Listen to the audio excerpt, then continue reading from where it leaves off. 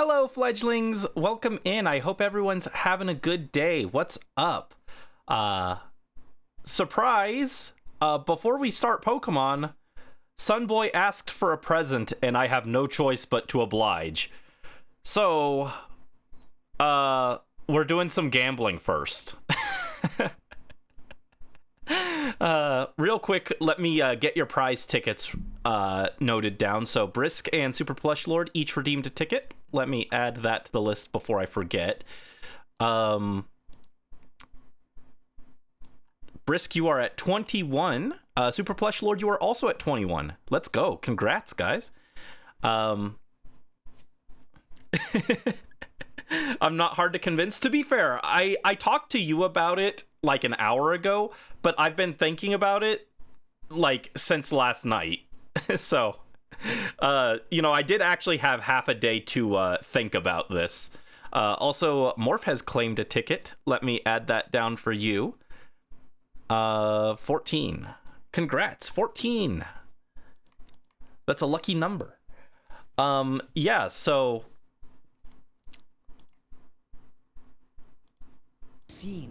So yeah,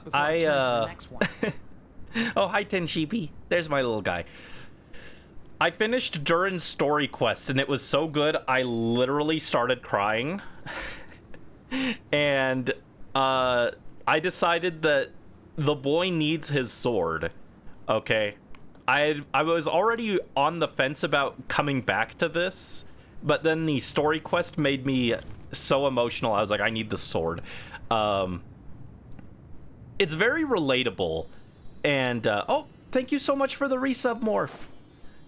You have almost as many tickets as you have epic subs. Aw, thank you, Morph. Thank you so much. I appreciate it.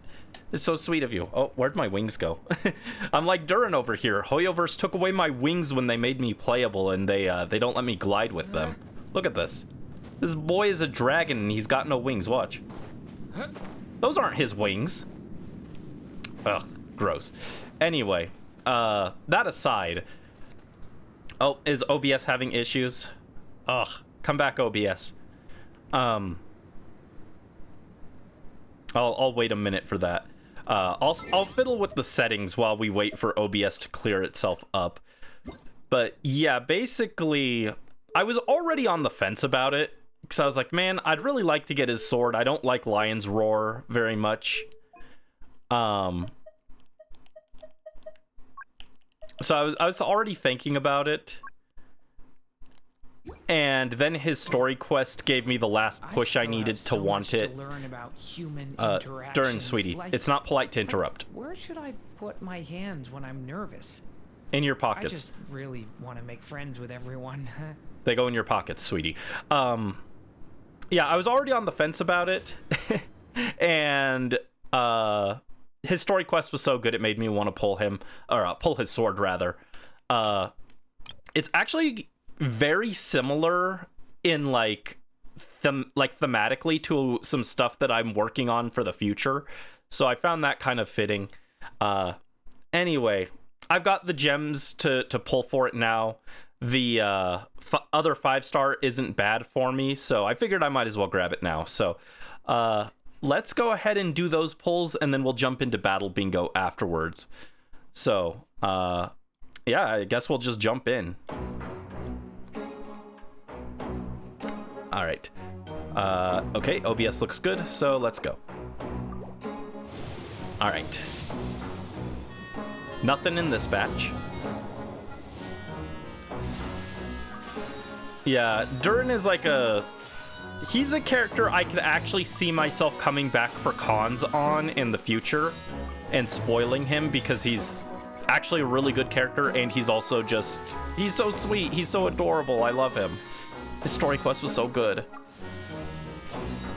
I'm very glad, because I was kind of underwhelmed with his appearance in the previous patch's Archon quest.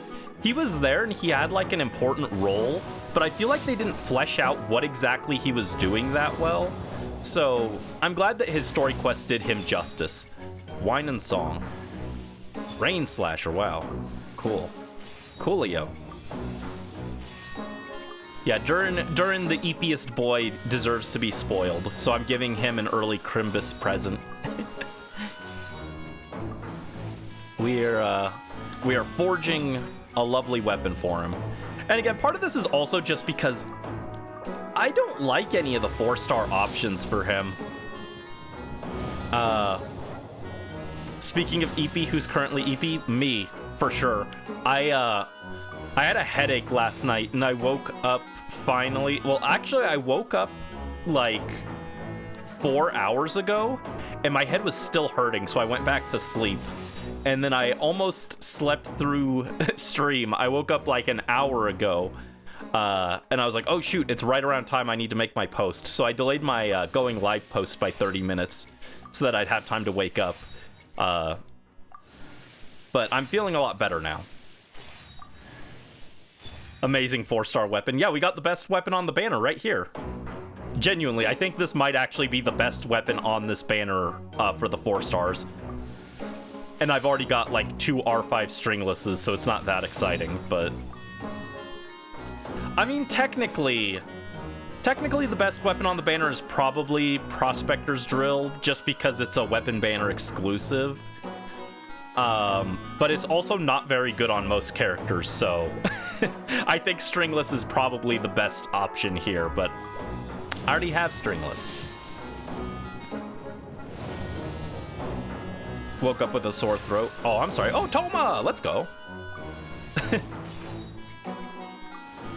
I don't particularly need Toma, but I'm happy to see him. I love Toma. That's my boy. My boy.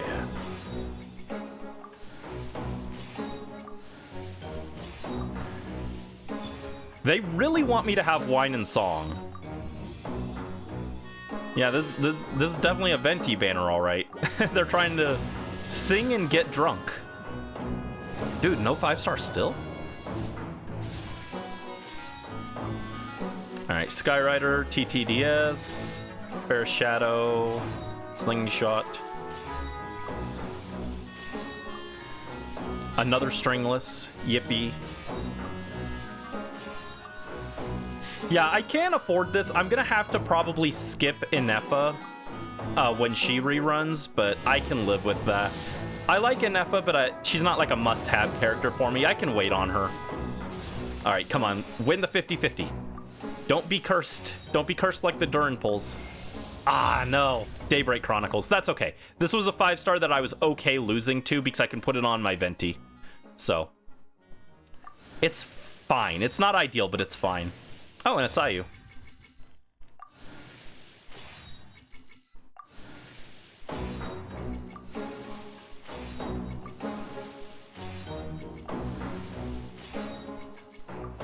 Dang.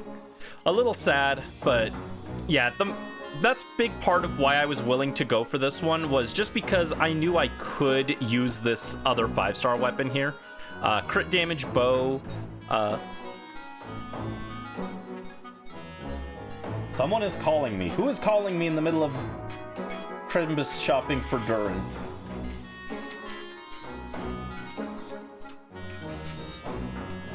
Stop.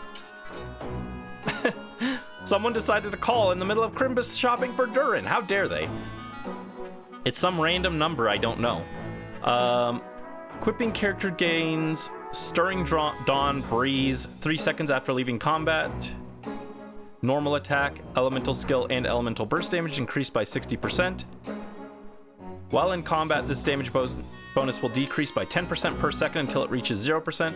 When the equipping character's normal attacks, elemental skills, or elemental burst hits an opponent, damage bonus for current damage type is increased by 10% until it reaches 60%. That's a lot of words.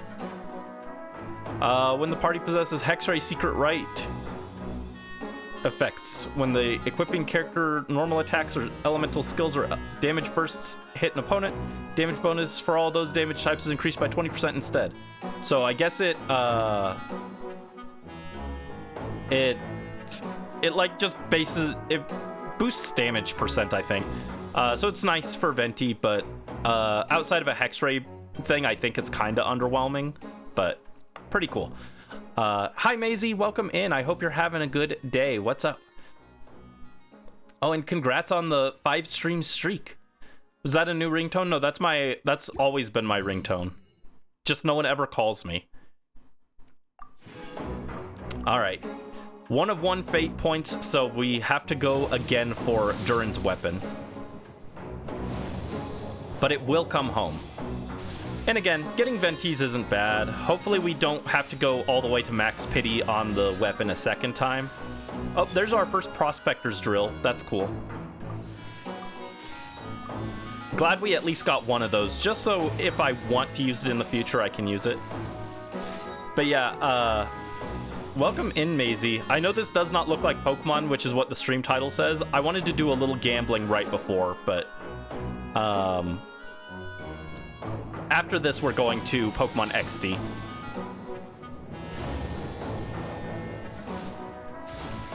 Custom ringtones to know who's calling. No one ever calls me, though, so I have one ringtone because I don't have anyone else who ever calls me. Anyone who actually knows me would not call me. Anyone who knows me would text me. The ringtone is just for people who don't know me.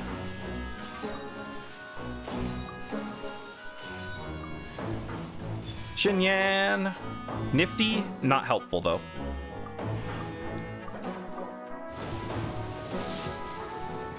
All my primos for Durin. It's okay, he deserves it. He's good boy. He's good boy and he deserves it.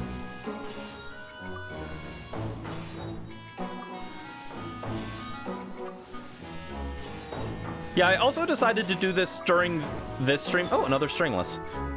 I decided to do it during this stream in particular because I was like, I don't know if I have enough battle bingo to last an entire stream left, so I was like, I can throw in the Durin wishes. My Primo's gone. It's okay, I'll get him back. I've still got the Nodcry Archon quest. I've got all the events for this patch and next patch. I'm not that worried.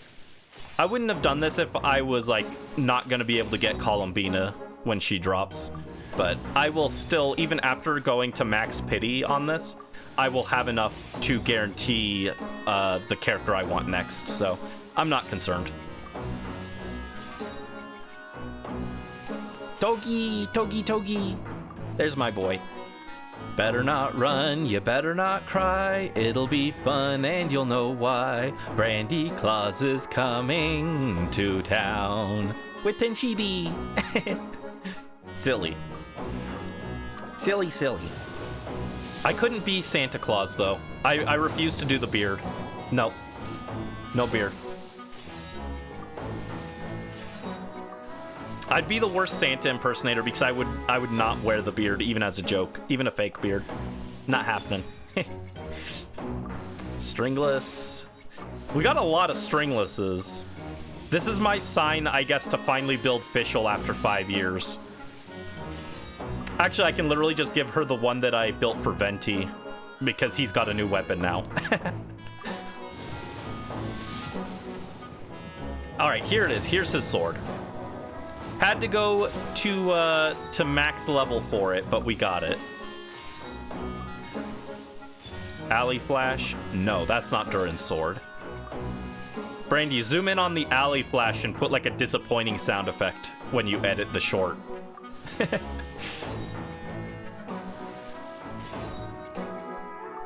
There it is. Athame Arts. Artis. I don't know how to pronounce this. Athame Artis.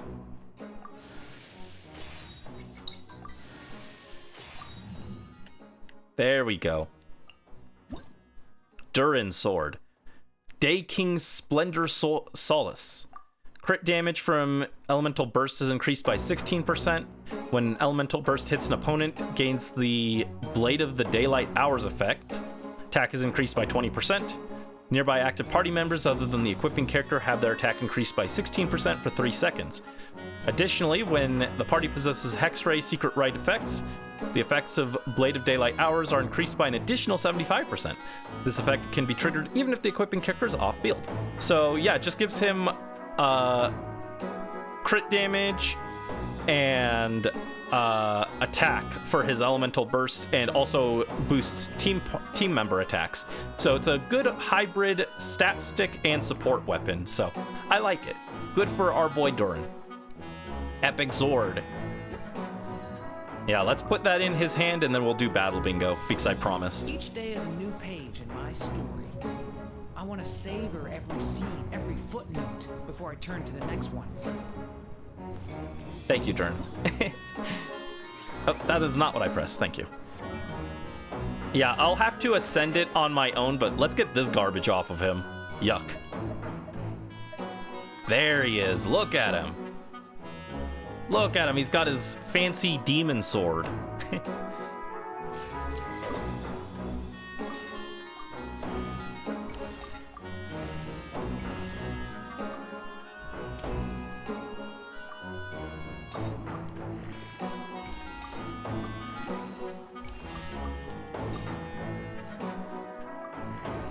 Yeah, it was a little more painful to get than I was hoping, but at least the other 5-star option was really good for me as well, so I'm not too upset.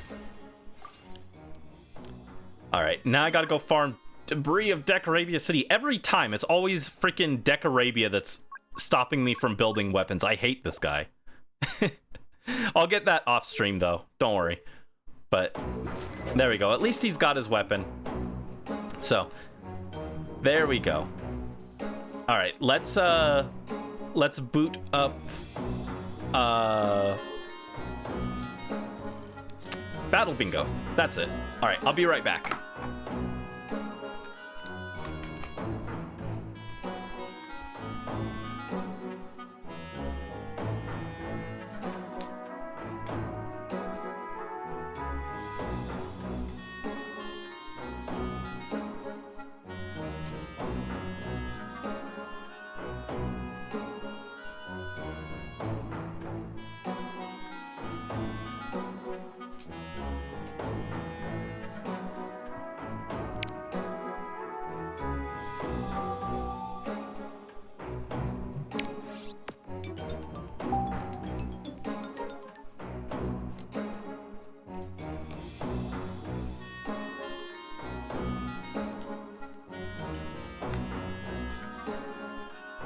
All right, there we go.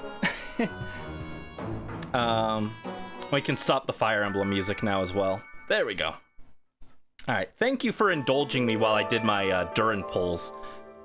I didn't count how many that was. Was anyone keeping like a rough estimate?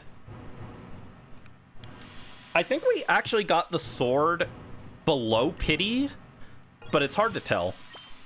I feel like we went to max pity on the bow, and then the sword took us like halfway to pity, but I wasn't keeping track. I'm so bad at keeping count in the middle of a pulling session that I've given up.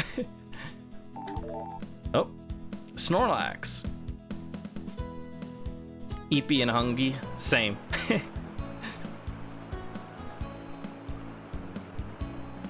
You gotta get Borger. 90 hours. Oh yeah, but bear in mind I did a lot of this off stream. I did a lot of this on my own, grinding our Pokemon's levels up so that they would be ready for the final fight with Cypher. And then we were under level for Greevil. We were still like horribly under level for Greevil, but that's okay.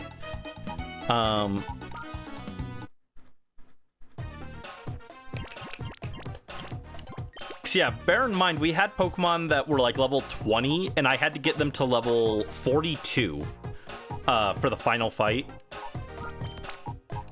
So it took a while.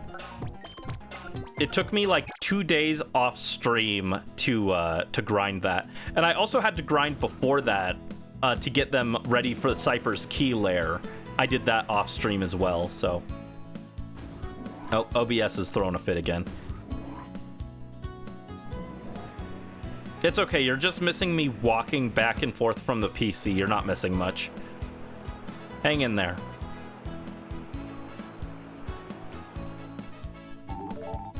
What? Now Raticate is ready to be purified? Come on. I literally just left the PC. Yeah, you're not missing anything.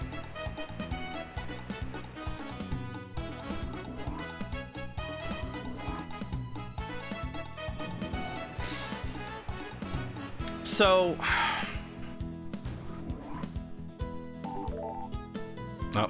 It's giving me another notification. Alright, this Raticate is ready to be purified, so we'll swap him. Let's get Dug Trio in here. Alright, Starmie is ready. No one picked Starmie, right? I'm surprised. Starmie is one that I expected people to pick. Dragonite is also almost ready to be purified. I guess that's the thing that I was about to say. I have to decide, when should we pull the winner for the Dragonite prize? And if you weren't here earlier, I added extra bonus prizes to the drawing. So you can we'll also draw like second and third place, and they will be able to pick a Johto starter. Dragonite can also, whoever wins Dragonite can also choose to trade the Dragonite for a Johto starter and give the Dragonite to someone else if they would like. And then I was thinking maybe for the rest of them, you guys could choose either a wild Pokemon, or if you haven't hit the 6 shadow Pokemon, you could choose another one of those for free, just like as a small prize. Legs or Mpreg? Where does Mpreg come from? What? I'm scared. Morph, what do you mean? Why?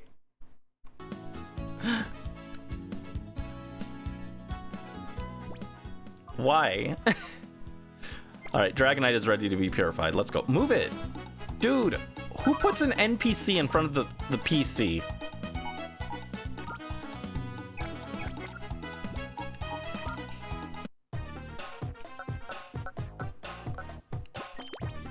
Alright. We'll get Hypno in.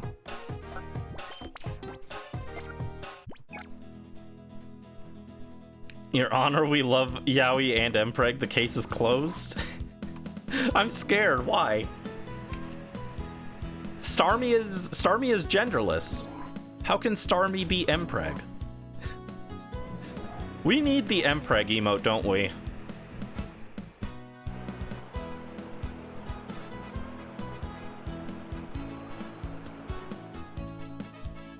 NB Preg? Alright, now we can finally do Battle Bingo. Alright, last time we were doing this one, we got Sudowoodo. Look at this, Sudowoodo versus the world. It's all flying types for Sudowoodo to punch in the face. Skarmory. Yeah, I want the Skarmory, for sure. And I have learned my lesson from last time. Do not get the Aerodactyl, he sucks. I assumed the Aerodactyl would be better than it actually was.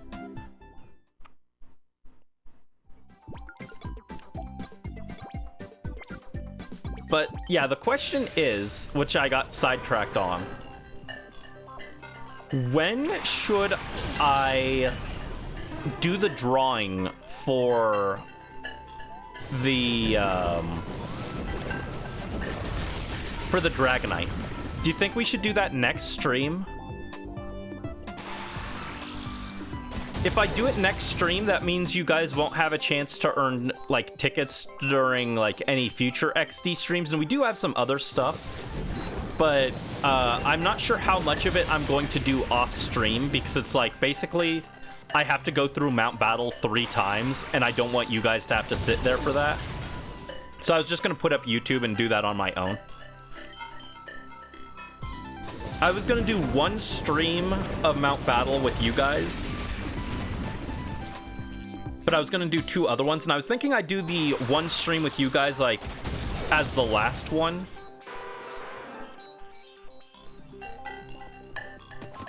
Pulling your everything to not redeem Starmie and name it NB Preg. If you want to, you can, but I'm not sure why. Toward the end of the stream.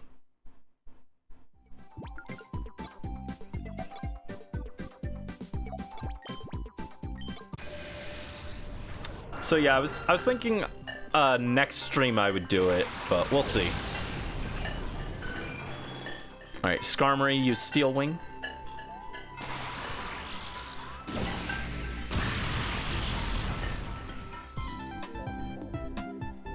Funny thing that happened at work last night.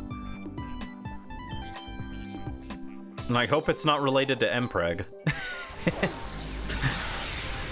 Oh, take him out. Good job, Skarmory.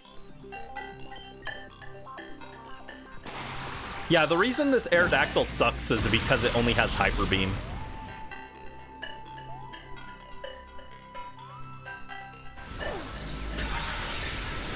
You almost put DUI on someone's sprinkles? Oh no. That'd be scary. All right, 2 more EP.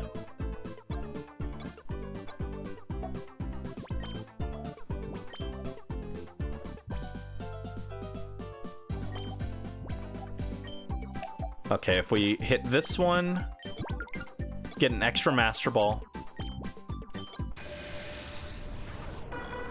All right, Mantine we want.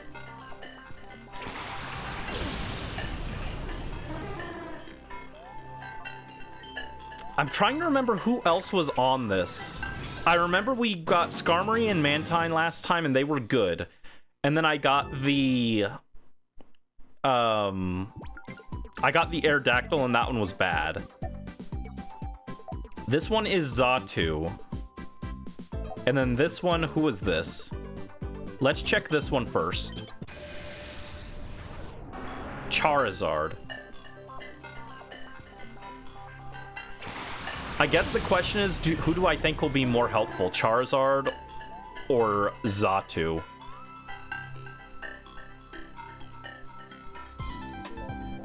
I think I kill Charizard. I think Charizard is probably better than Xatu, but I've got a better matchup into Charizard here.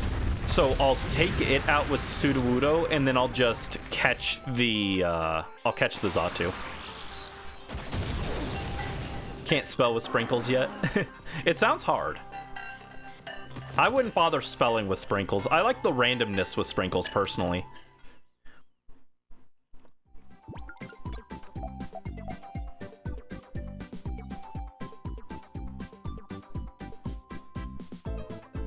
All right, let's enter this one. Fearow, okay. That's okay. It's not a great matchup for us, but I think we can get it. Ooh, that's a lot of damage, actually.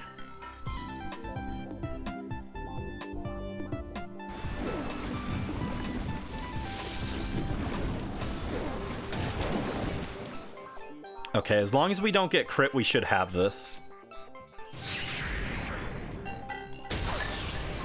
Ooh, close. Close, but we got it.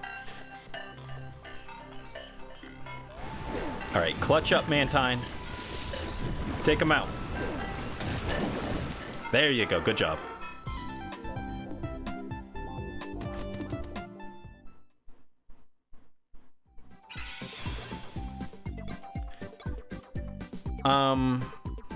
Alright, put that on Sudowoodo again. There we go.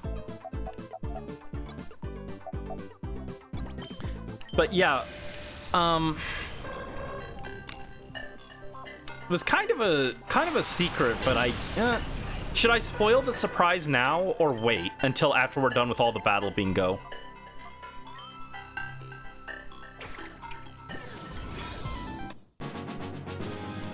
I don't know which one you would prefer. Which one you guys would prefer. Alright, there we go. And let's head in here. Scyther! Not a great matchup for us, unfortunately. Ooh, Silverwind. It's only hitting us for neutral, but that could be a problem. Ooh, that's still a lot of damage, actually. Alright, we need to two-shot here. Which we will not be able to do, unfortunately. That's really bad.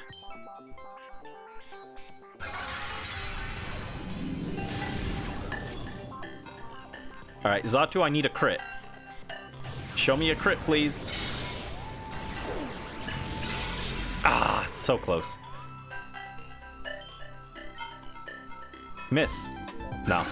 I don't think Silverwind can miss. Oh, and it got an Omni Boost. So cooked. It's never been more Jover.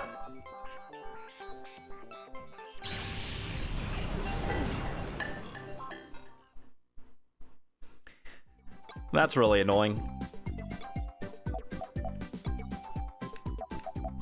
I think I can still technically win with one loss, but it's a lot more tight.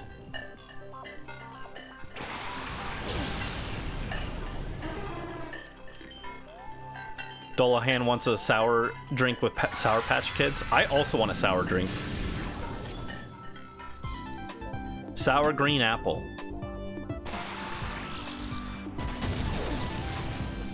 Alright, there we go. Goodbye, Scyther.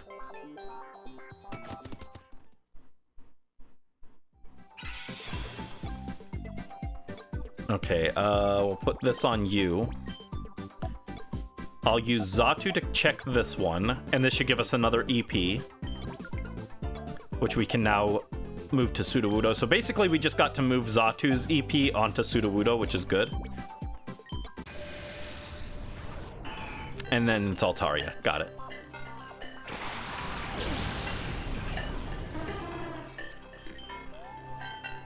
Manager got some green apple syrup. Ooh. I want green apple syrup. It sounds good.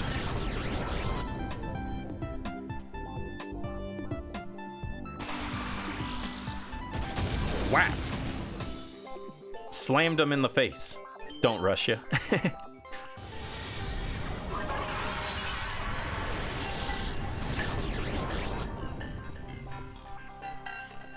I'm a Genshin player. I know all about patience.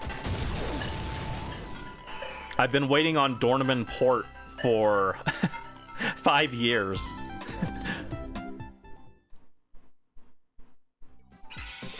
There we go. That gives us 2 more EP. I probably shouldn't put it all on Sudowoodo. I should put 1 on Mantine just in case.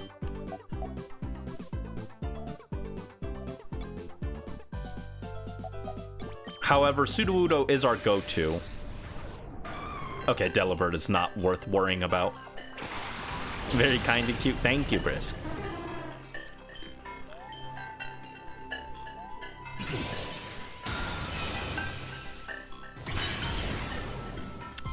So what do you guys think of Battle Bingo? I think it's cool, and I'm kind of surprised they never brought it into a mainline game.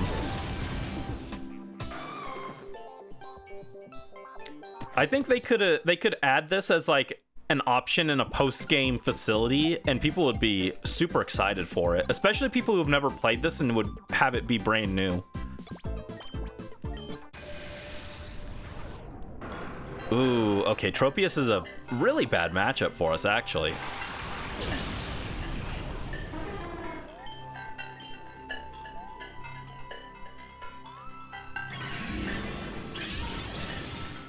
Oh, that does so much damage. I need a crit, Sudowoodo. Ugh, nope. That's not happening. Okay, against Tropius, I think I need to get Skarmory back online. I think I can still win with this, but now I have no more chances to mess up. I think you get 2 chances to mess up before you completely lose. So now I need to come through, and unfortunately I have to win with Mantine. Okay, Gligar's not bad, actually. Gligar's good for us to see here. Mantine is a much better matchup against Gligar than Sudowoodo did. Oh, come on, OBS. Figure it out, dude.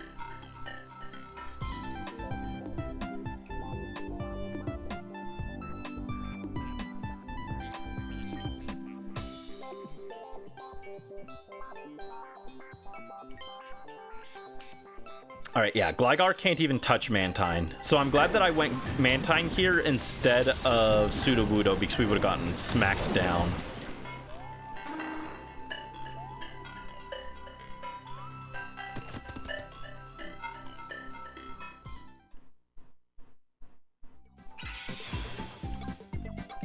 All right, I'm gonna put the extra EP on Skarmory this time.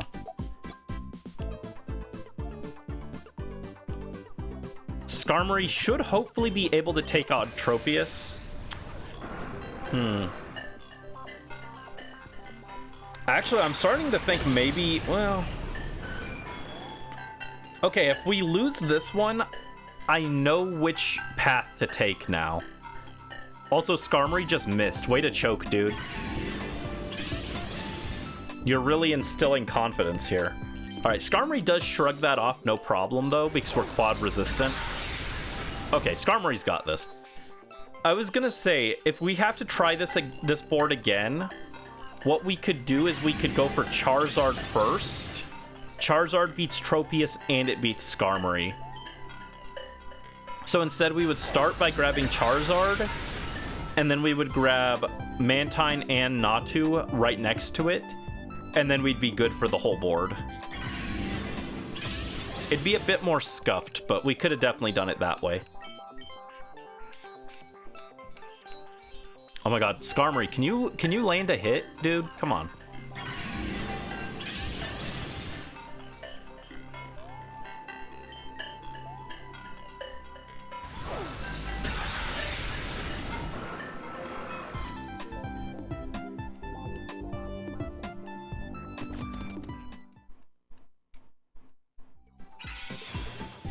Okay, cool. That gives us 2 more EP. I'm going to put 1 on Sudowoodo and 1 on Mantine because I don't know who this Pokemon up here is. That gives us the best coverage for our bases because that gives us 1 Pokemon with Sudowoodo who can hit a flying type super effective. But if it's something that checks Sudowoodo, then we've got Mantine to potentially take up the slack because Mantine is specially bulky and Sudowoodo is physically bulky, so I think Mantine is the best general counter since we don't know what this is. Otherwise, Skarmory or Xatu might have been better, but I think Mantine is safest as a backup. Okay, just Murkrow. Cool.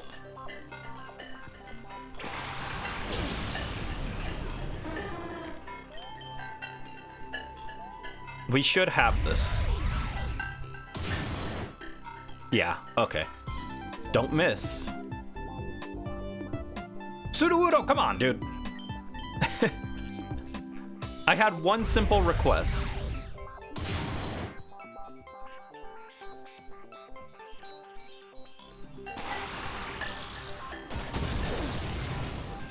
Okay, we still one shot, so we're fine. But still, that was closer than it needed to be. There we go.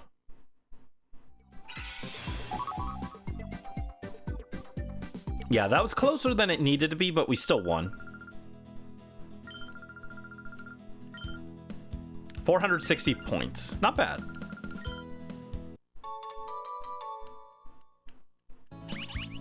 Oh, spot monitor goes off. Okay. Let's bounce and grab that Pokemon.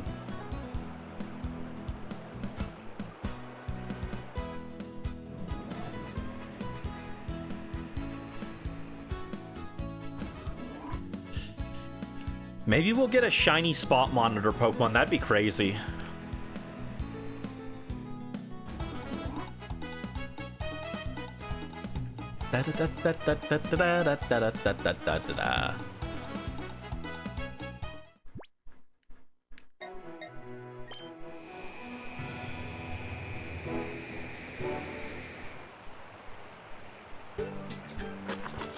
Nope, just a regular Surskit. Surskit is the rare Pokemon here, though.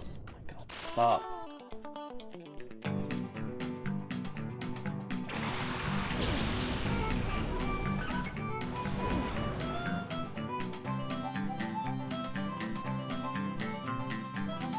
Alright, do I have any more net balls? I do. Cool. Get him, Tenchibi.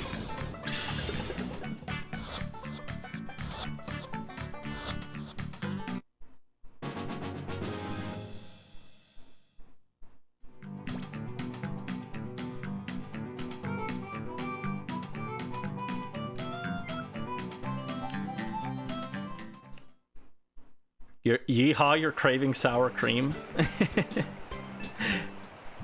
interesting thing to crave, but go off. I do like sour cream. Good for potatoes. You don't eat sour cream? I don't believe you.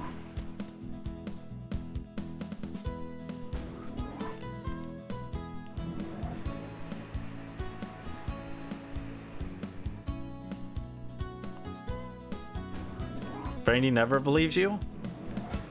I just know your secret. I know you like to eat sour cream with your dad. You fry him up and then you dip him in sour cream.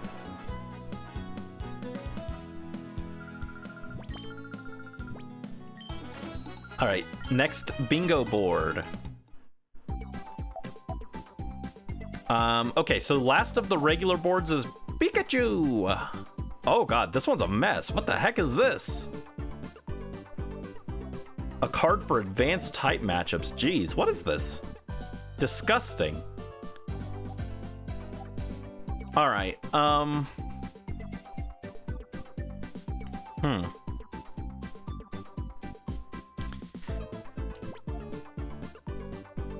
Let's start with Ice. Ice is a great neutral type.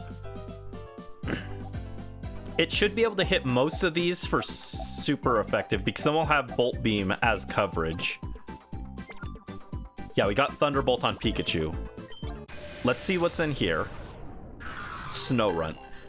I wish it was a better Ice type.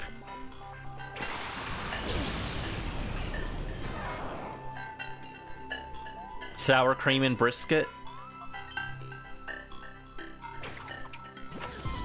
Brisket sounds so good. Brandy's hungry. It's okay. I'll get something after stream. All right. So yeah, we've got Bolt Beam for coverage now. That means we hit most things neutral at least.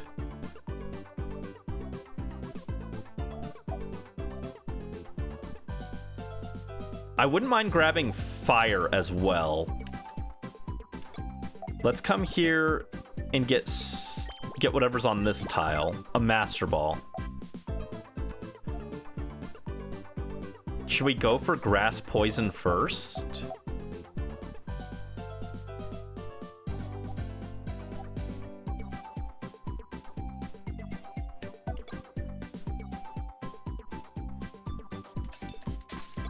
Hit this one. Oh, thank you for the snack time redeem, Super Plush Lord. Oh, it's Vulpix. Let me see. What have I got? We'll do a granola bar. Thank you for the snack redeem, Super Plush Lord. I appreciate it. And I'm just gonna Master Ball the Vulpix. So we actually do get to use a Vulpix this playthrough, I guess, technically. First animated emote to be a deer running.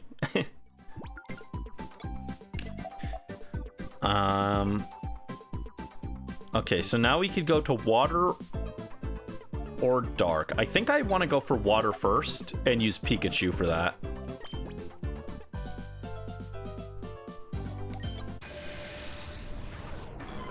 Okay, Poliwag. Yeah, thank you, Super Plush Lord. Let me actually get this. I pulled it out of the box, but I didn't open it yet. Snowy. Yeah, Snowy joins us.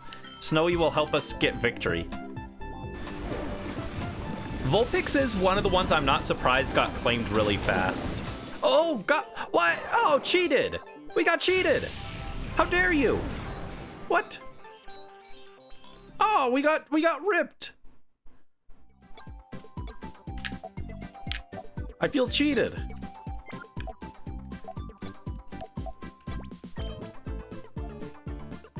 Guys, Pikachu sucks.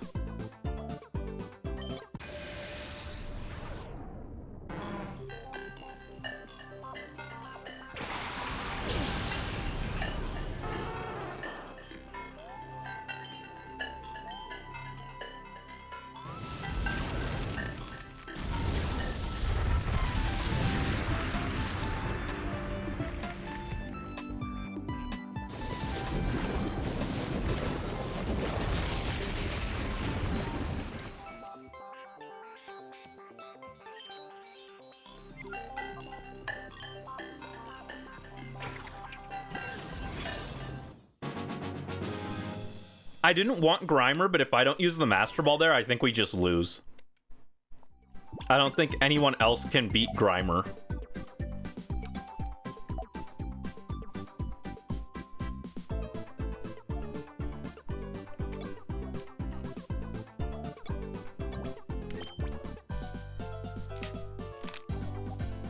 Oh, hi Joe, welcome to the stream. I hope you're having a good day. What's up? Yeah, OBS has been giving us some issues. I don't know why.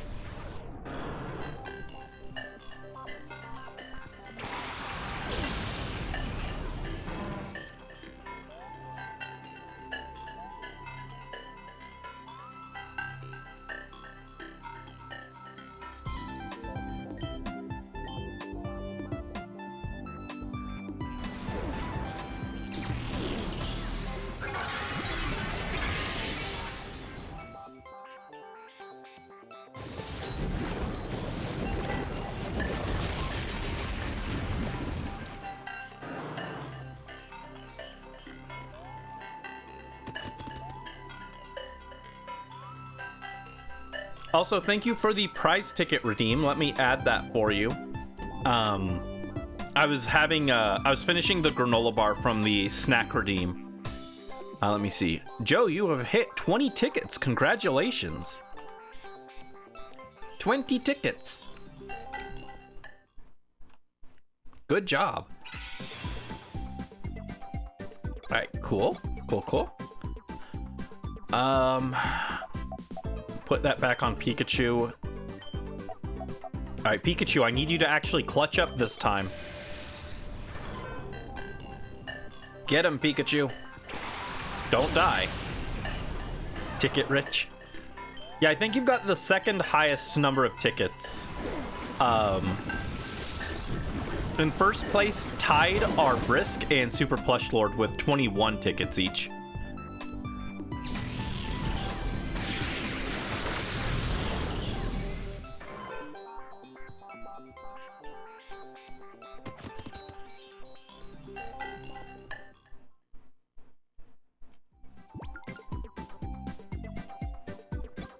All right, and now...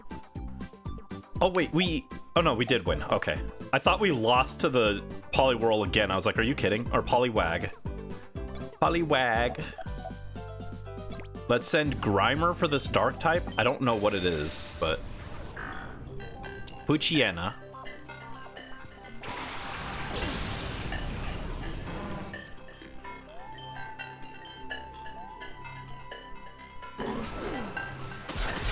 Ooh, that's a lot of damage. Jeez. Ouch.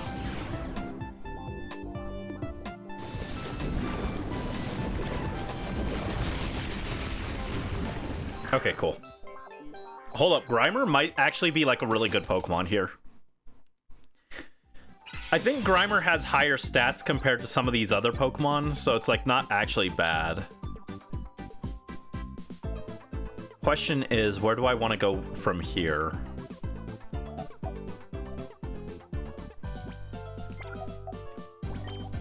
Put it on Grimer. Let's check this one. +1 EP.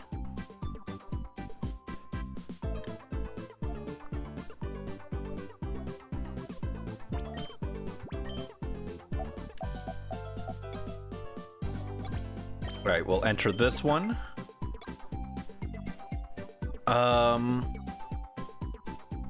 I don't have a great answer for rock types is the big issue.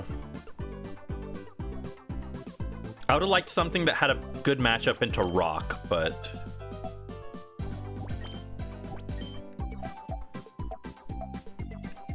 Alright, let's hit Bug next. Snowy will take care of the Butterfree.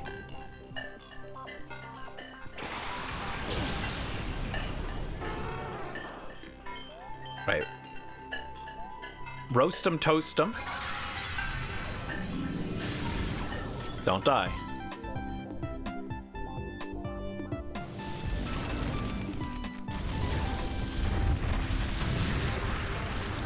Oh, really? Butterfree tanks that?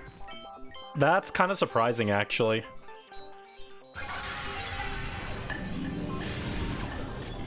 Don't Omni Boost. Okay, good.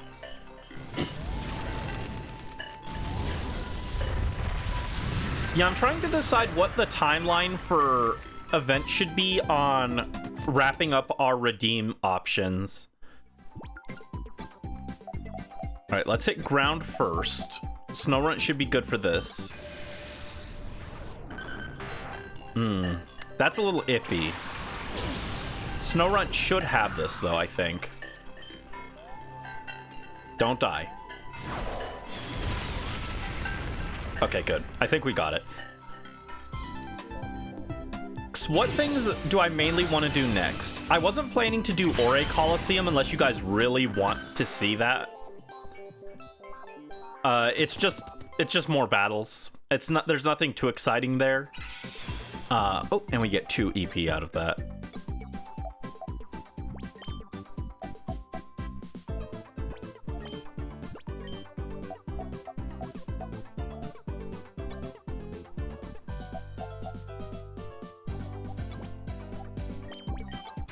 Don't be ghastly. Shove it. Okay. Oh, thank you for the hydrate, Brisk. Yeah, we've got Mount Battle, 100 Battle Challenge. We've got the Ore Coliseum. And then we've got Surprise. I'm trying to decide on the order for this. And also we've got to purify all the Shadow Pokemon. That's the other thing we're kind of waiting on, is purification.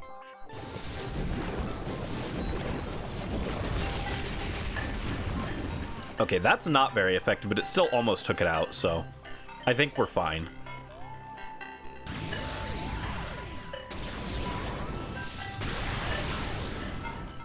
Alright, clutch up, Grimer. Take him out.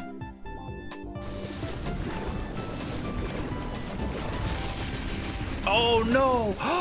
Oh, it lived on 4. I think it got a low roll. Oh, the poison will win. Yes, we win off poison. Clutch. Good job, Grimer.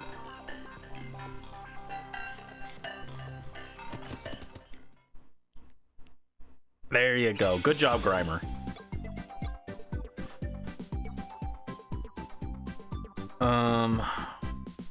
Rock is a problem. I don't have a good answer for rock, honestly.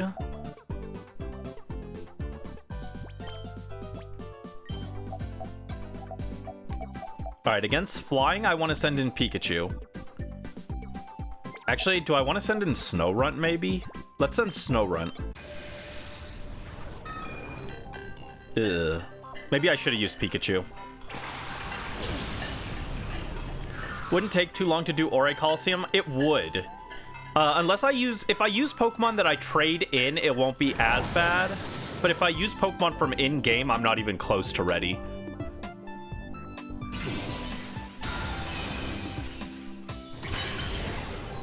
Let me pull it up and see.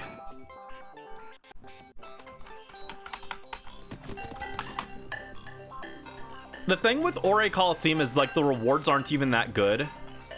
The rewards for the Ore Coliseum are TM06 Toxic, TM27 Return, TM48 Skill Swap, TM36 Sludge Bomb, TM44 Rest, TM47 Steel Wing, and TM02 Dragon Claw.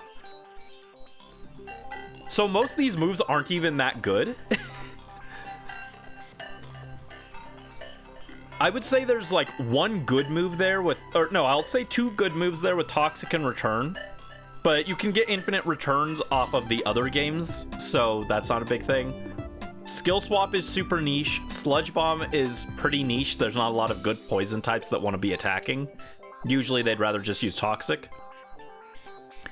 Rest is okay. It's like situationally good. Steel Wing is bad.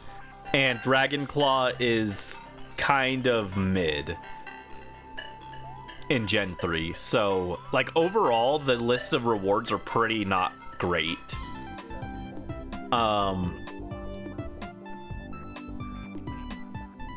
And then the enemies are level 60 to 100.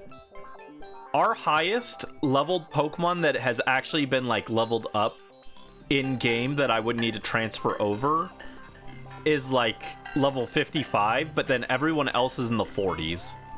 So they're not even close to being ready for it.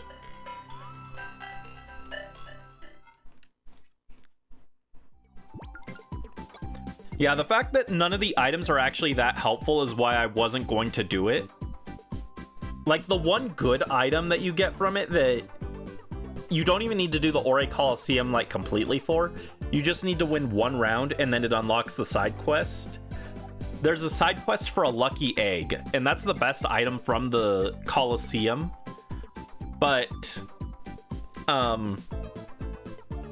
that lucky egg is not, like, actually a full part of it. It's just, like, a side quest that you unlock after doing one round.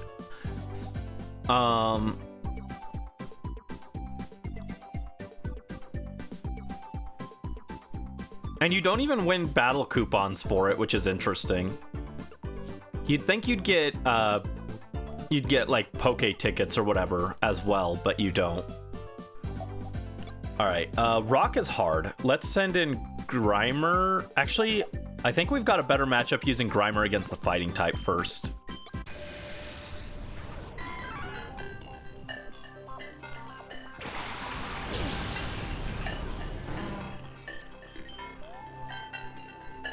Yeah, Brick Break isn't gonna hurt us.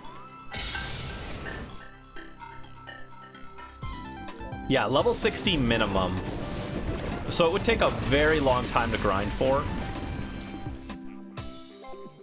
If there was like a good item in there, I would say it would be worthwhile. But you don't get anything, like there's no prize Pokemon, there's no like really exciting item. Like if the last of the rare berries was in there, then I would say yeah, sure. But like every item that's actually in there, I think I can get easier from just playing through like Fire Red Leaf Green. Bingo! Okay, who do we bring for this? I think I just put it on Grimer again. Alright, we need Pikachu to clutch up against this Psychic type. It's Spoink. Not the best matchup, but it's not the worst. Pikachu is probably our best of the Pokemon that I collected for this.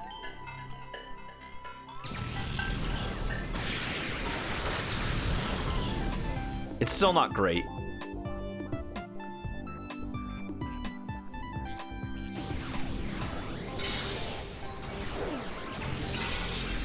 Oh my god, Pikachu gets eviscerated.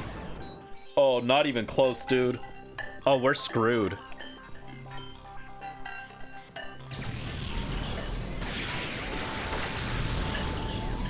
Unless we get a para here. Nope.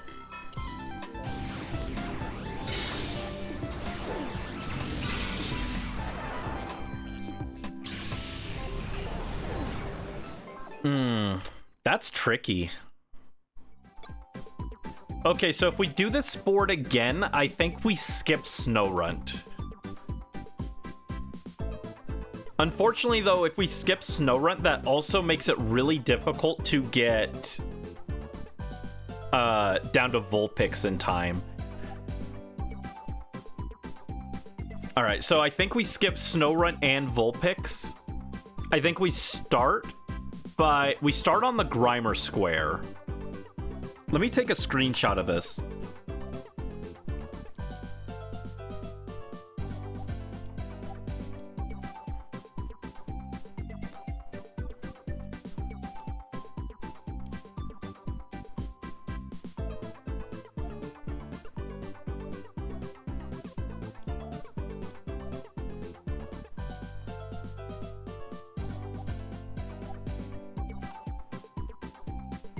All right.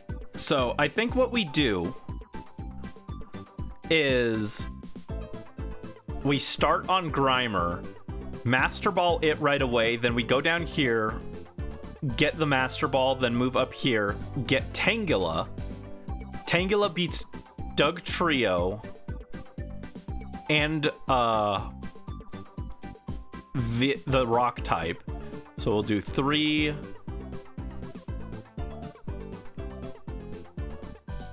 4. Actually, hold on. 4. Oh, actually, I guess that would let us get Vulpix. But I think we still skip Vulpix. We fight this 5. And then we grab the Spoink.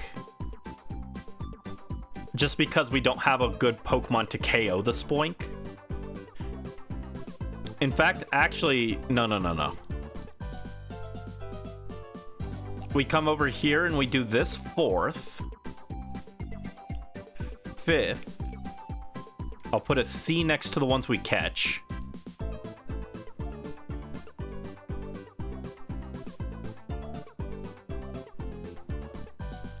And then we come back down here. We do 6 using Spoink's point to get into here. And then we use it to fight Vulpix.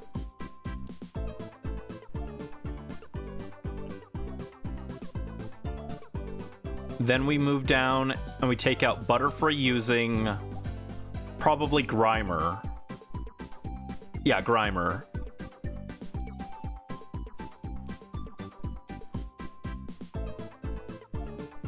Then we can move over, beat Snorunt, and we probably use Grimer again for that.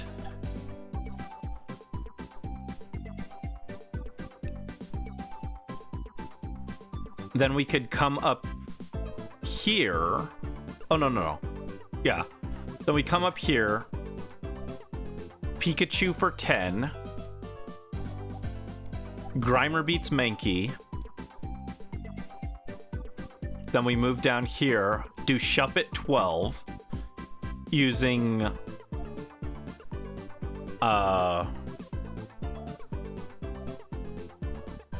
Shuppet is the hard thing, because we kind of lucked out last time, and we can't count on that again. Maybe we save Shuppet for last. Poliwhirl, or Poliwag, 13. Poochyena 14. It'll be a little iffy, but we should be able to get it with just Grimer. Move down here, 15. And then lastly, we end with Shuppet. And yeah, Shuppet is iffy. It might be Tangela. Tangela might have to clutch up against Shuppet. All right, there we go. There's our game plan, I guess.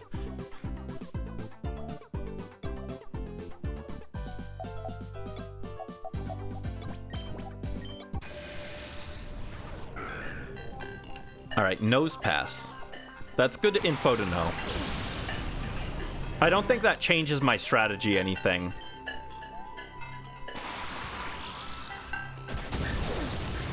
Yeah, I think we don't use the Master Ball on Nose Pass for sure. Oh my god, this is gonna be painful. Oh, but we got the poison. Let's go. That helps. We might actually be able to clutch this.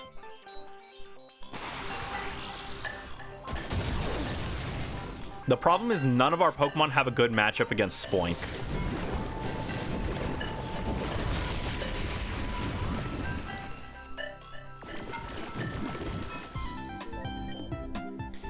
I think against Spoink, I probably go for Vulpix and hope that that's enough that we get like a burn or something to help us.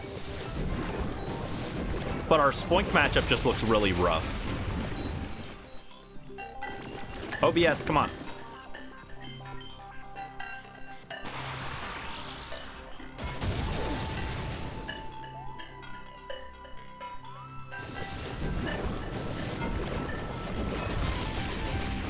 Alright, we did win against Nose Pass thanks to that clutch poison.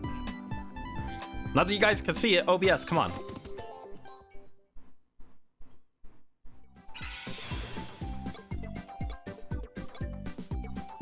Alright.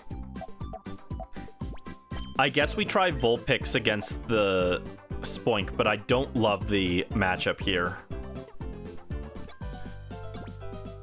I think we probably have to redo this board, which sucks, but Spoink is just like a really bad matchup for all 4 of the Pokemon we got. It's not even that good, but it's a bad matchup.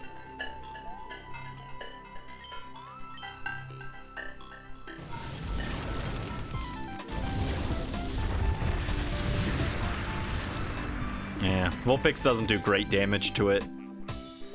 How well do we take a Psychic? Not well at all. Okay. Alright, get a crit. Get a crit, Vulpix. Come on. Sad. Well, we tried. We tried. Oh, we got the burn. It doesn't actually help us, but we did get the burn.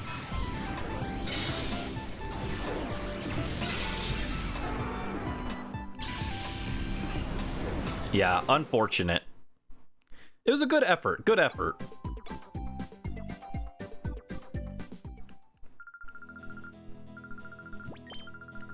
Alright, we'll try it again. This time I have a game plan going in, though. I'm shocked that Grimer is the actual strongest Pokemon on this card. It's like Grimer and Spoink. Comfort the Vulpix. Vulpix is just a baby. It's not its fault it choked. It couldn't win that matchup, unfortunately. Alright, we got Grimer. That's good.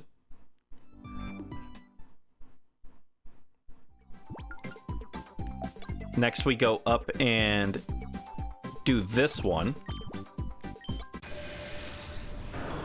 Vulpix so baby. So baby.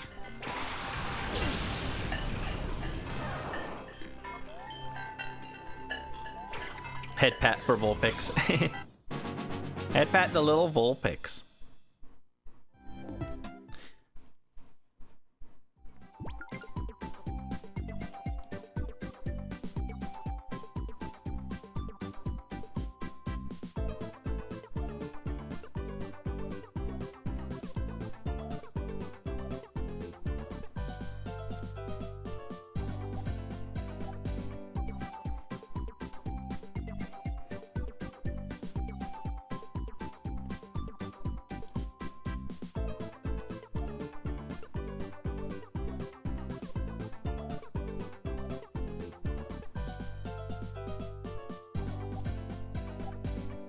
Head pat for Vulpix.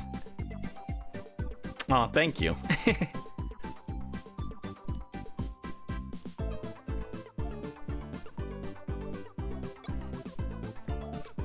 Alright, now we'll go to ground and we'll use Tangela to take it out.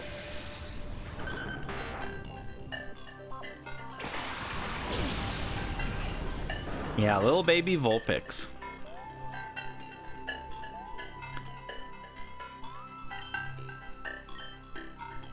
Alright, it goes for an Earthquake. We can shrug that off. Yeah, that's no issue.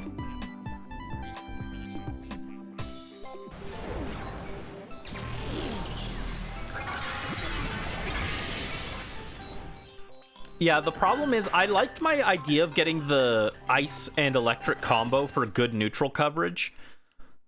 The problem is it's on a Snorunt, and Snorunt is like just so bad. It has such low stats. All right, we want to go 4, 5, 4, and 5. Okay, so against Rock, we use Tangela.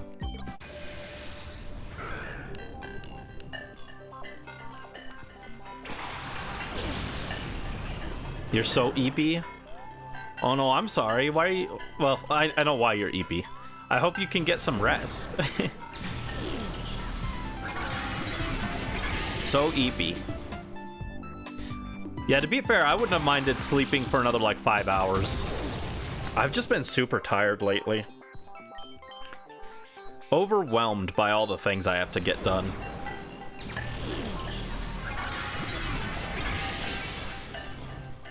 Oh, for those of you guys who didn't see, last night after stream, my head was hurting too much to do any actual work, but I was like not able to sleep. So I tried speedrunning Pikmin on the Switch, and I actually got it in like 2.5 hours or so. It was a really scuffed run, but I've never tried to speedrun it before like that. So I had to just try and do the route as I went, based off what I've seen from other speedrunners. And then I also haven't played it in 2 years. The last time I played it was on stream, like 2 years ago. And then Also, this was my first time playing with the Switch controls, which are really janky. But I still managed to get it in like 2.5 hours. Best time I've ever done on Pikmin. So it was really cool. I wouldn't mind doing some Pikmin speedruns in the future. All right, let's send Grimer in here. Go, my Grimer.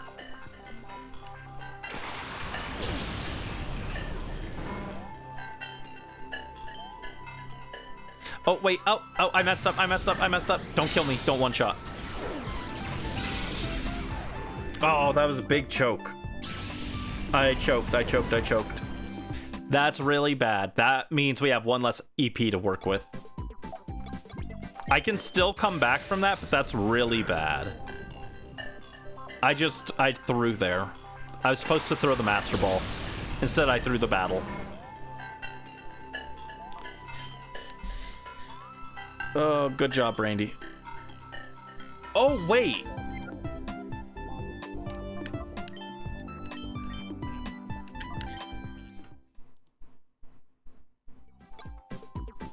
I forgot to go down and grab the Master Ball. Oops. I messed up anyway. I forgot to go grab the Master Ball.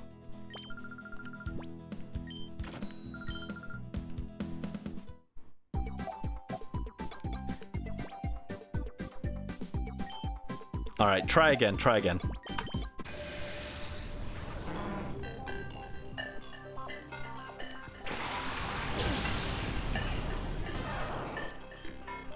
All right, Master Ball Grimer. Here, I will... Oh my god, shrink. All right, I've got the panel up on the side now, so I can actually see what I'm doing. All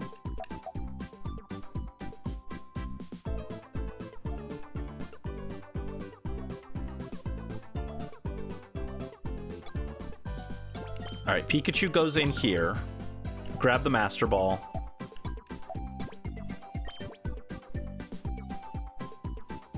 And then Grimer comes in here. And we'll Master Ball Tangela.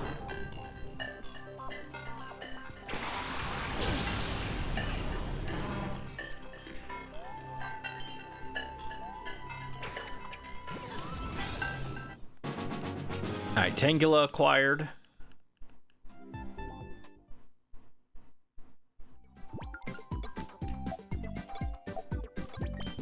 I can't believe I just forgot to grab the Master Ball and I didn't even try to use it. I choked twice that attempt. Double mistakes. Gotta lock in. I'm too busy thinking about how we should do Mount Battle.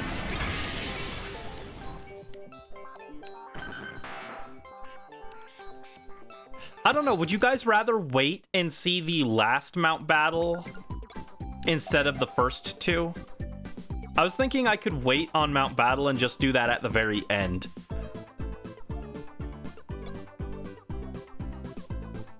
So basically, what would happen is the final Mount Battle stream would basically be its own thing. And it would be after a bit of a break because I'm going to have to grind it like off stream and stuff. But we could do it. We could do it.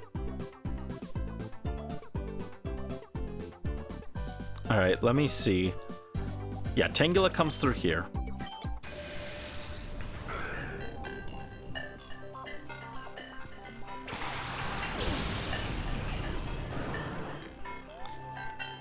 In that case, we might do the wheel spin this time. We'll see.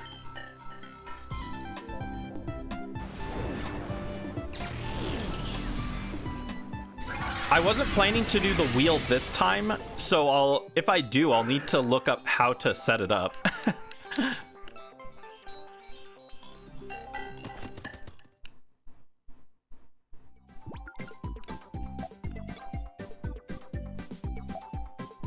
I'll think about it. All right, we're gonna send Grimer in, and we're gonna just Master Ball it. Remember to use the Master Ball, Brandy.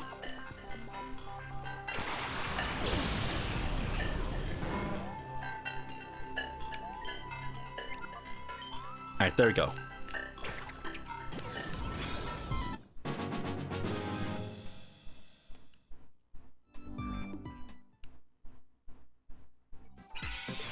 Alright, good. That gives us 1 extra EP.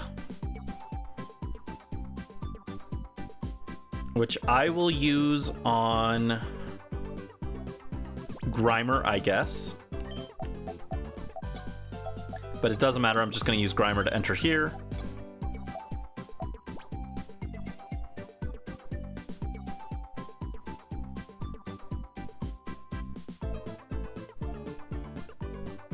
Alright, who is my answer for the ice? Well, I already know Spoink can do it, so I guess I'll just put it on Spoink. Oh no, I should have put it on Grimer. Ooh. Alright, hold on. We'll do this. Yeah, I need Grimer for the Butterfree. That's right.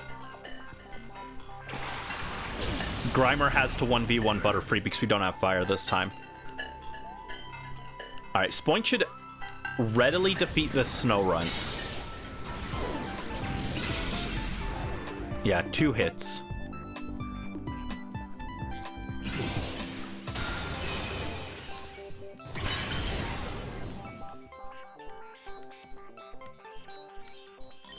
Don't get frozen.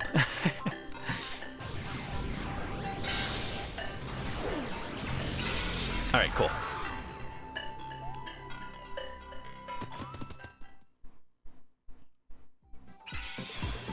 There we go. Alright, put that on Grimer. Spoink can beat Vulpix, technically. We shouldn't struggle.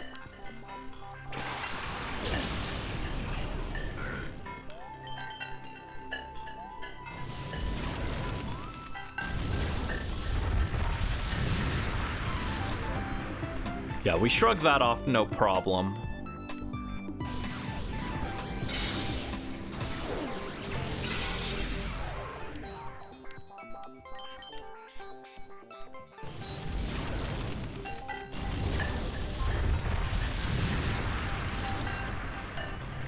It's a little closer than I was expecting. But there we go, Spoink got it. Spoink is a little guy. I like Spoink. We need Mega Grumpig, and it should draw inspiration from Spoink because no one really likes Grumpig. Grumpig is okay. I don't hate it, but it's not the most exciting. All right, let me think. What's our plan after this? Yeah. After this, we're gonna do flying and fighting, so I need to put a point on Pikachu next.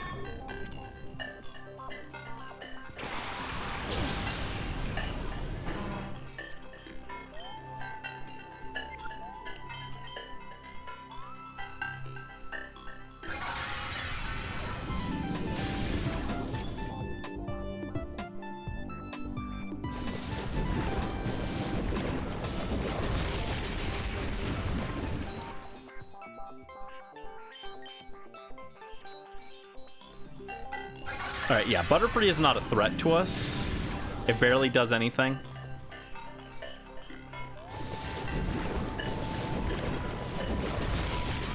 There we go.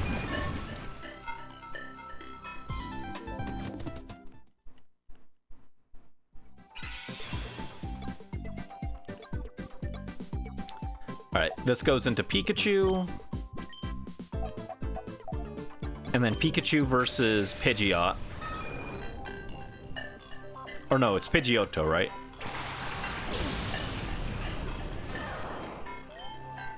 Yeah, Pidgeotto.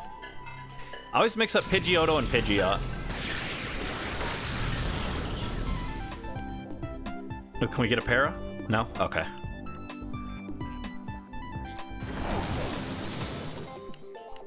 Pidgeotto.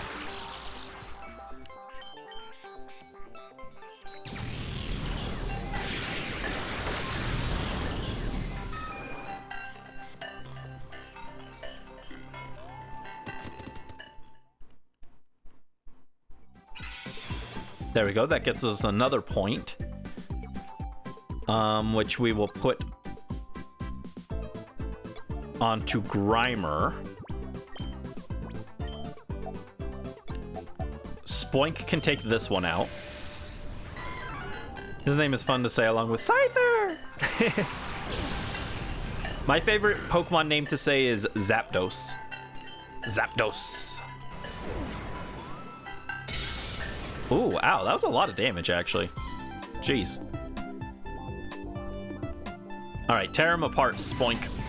Pop his brain like a balloon. Goodbye, Mankey.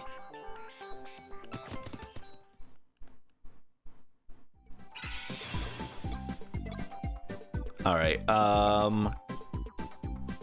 put another one on Grimer. All right, don't lose here, Grimer. You gotta clutch up against the Poochyena. Brandy poppin'.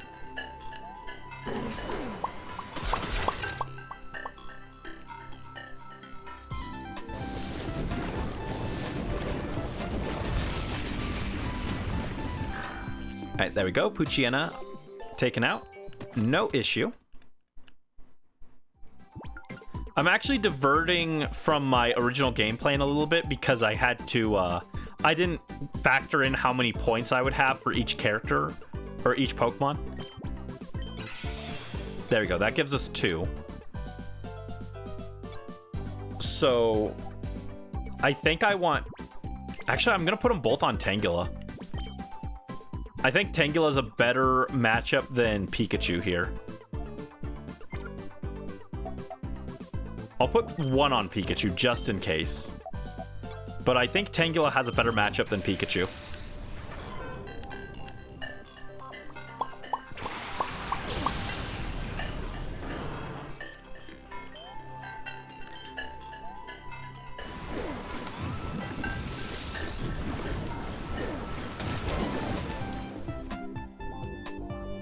All right, I think we've got this.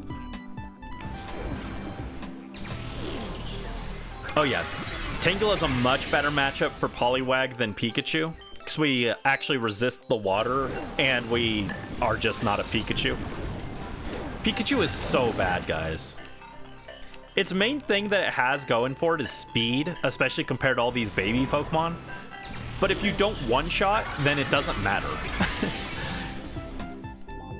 Going first doesn't matter if they tank the hit and then kill you in one shot on the counterattack. There we go. Toss 1 there. Toss 1 on Grimer, I guess. Sure. But I think Tangela's gonna go in and try and get this.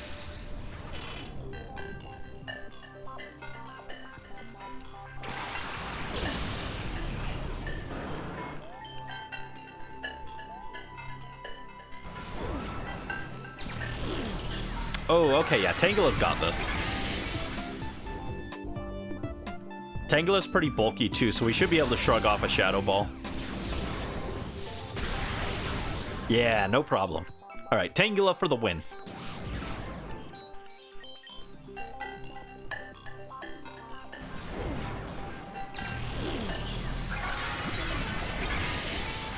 Got him. You listen to me at work. Don't get in trouble.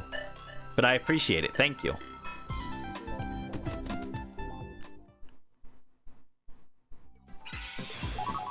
There we go.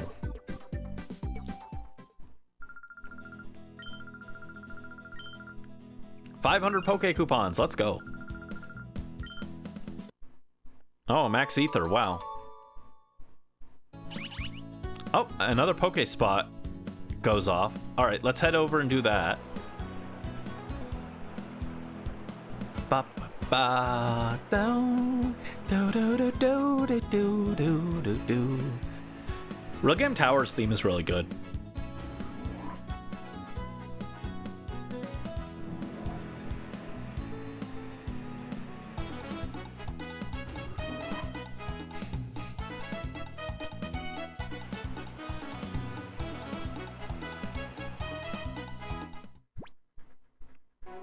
Okay, up to the Poke Spot.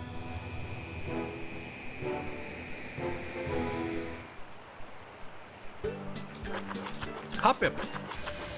Hoppip. Everyone likes Hoppip, right? Hey, Neko.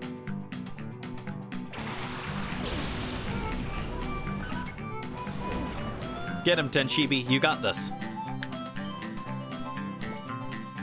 Ba-da-ba-da-ba-ba-ba-ba. Best background noise for any shift. Slow, long, stressful, confusing, frustrating. Listen to Hoodie Angel Brandy, and you'll be in a great mood. Not move. Great move. Thank you, Brisk. Oh no, it broke out. How dare you? Don't you hit Tenshibi, you jerk. That was a crit. We tank those.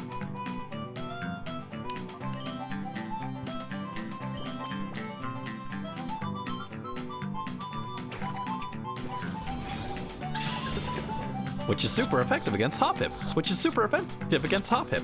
Which is super effective against Hoppip. Which is super effective against Hoppip. It's true. Hoppip is really good in the Purification Chamber. Oh, look at Tenshibi. He's flapping his little arms. Little guy. Little guy.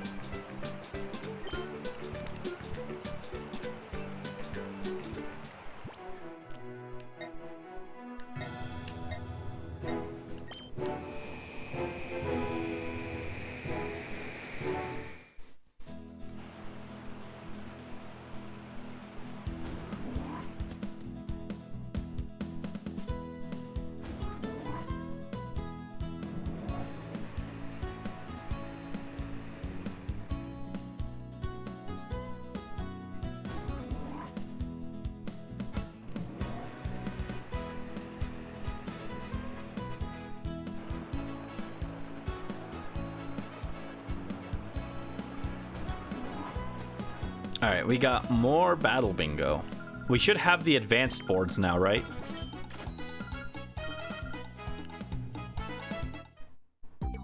Yeah, the expert boards. Oh my god, Magikarp, no!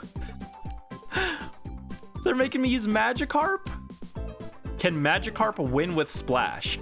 SOS Magikarp card. Oh god. They hate me, dude. Golduck waterproof card. What lurks beneath the water? And Scyther! Counter card. Battle Bingo's toughest card. Oh god, guys. Alright. Carp, Magikarp.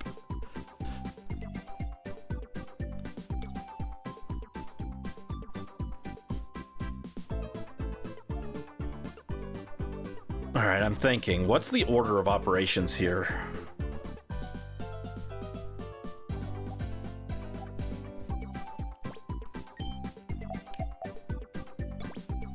Alright, we start with grass up here. Alright, Cacturn, we're gonna grab this guy. The Magikarp card is scary. It's scary stuff.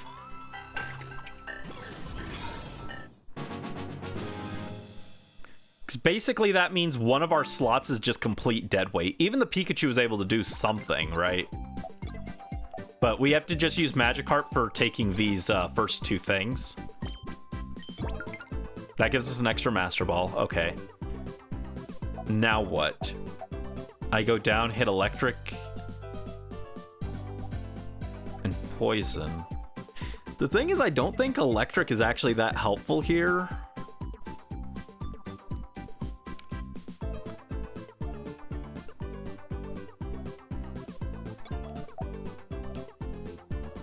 Alright, let's send Cacturn to do it. Ooh, Magneton. Okay. I think I have to use a Master Ball on Magneton, actually. 'Cause there's no way we kill Magneton otherwise with Cacturn. So we take Magneton. And that one's actually not bad because it's also a Steel type. So now we can send Magneton in to deal with the poison. I was going to Master Ball the poison, but we'll just swap it. We'll KO the poison and catch the electric instead. Even though your shift starts at 5 your time, get ready to leave the house around 4:15. Ah, hang in there. All right, we zap. Yeah, Magneton is great. I was like, I don't really need an electric type, but if it's Magneton, that's a really good electric type, so it's worth grabbing. Wheezing is also pretty good, though. I could honestly see taking Wheezing as well.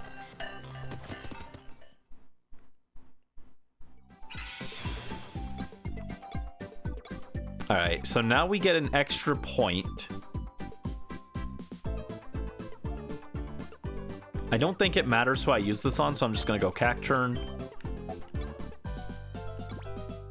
We'll enter Cacturn in here, get an extra EP.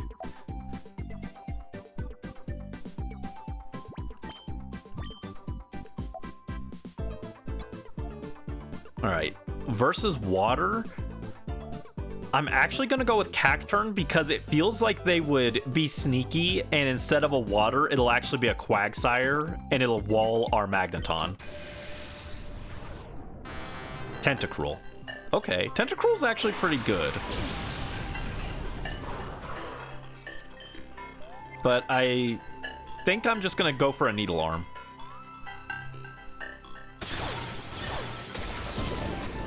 I'm going to try and preserve the Master Ball.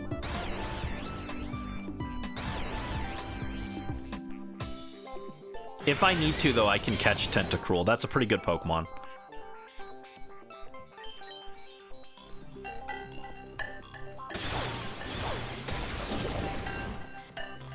Yeah, I might need to catch this.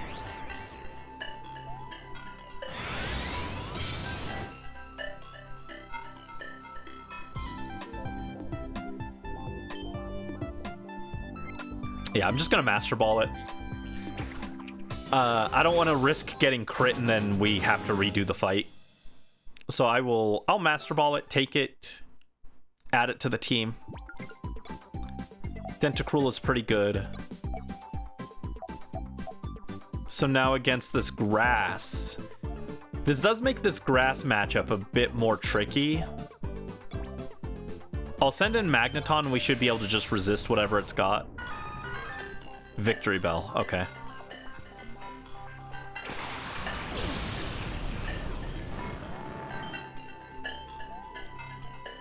Yeah.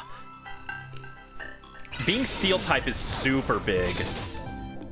Ooh, that's still a decent chunk of damage, though.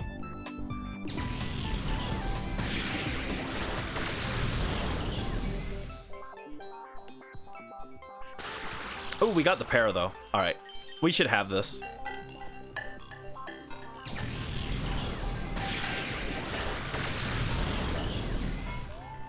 Cool, cool. Double para. Yeah, the Magneton is definitely worth using the Master Ball on.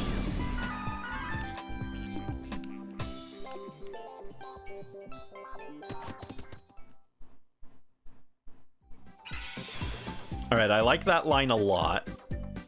Now we can put it on...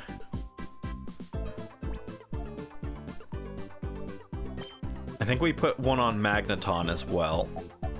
We come up here and we just use Magneton to fight this poison. Is there a poison ground type in this game? There is. Nidorino, or Nidoking and Nidoqueen. If we run into one of those, we're kind of cooked. But we're fine.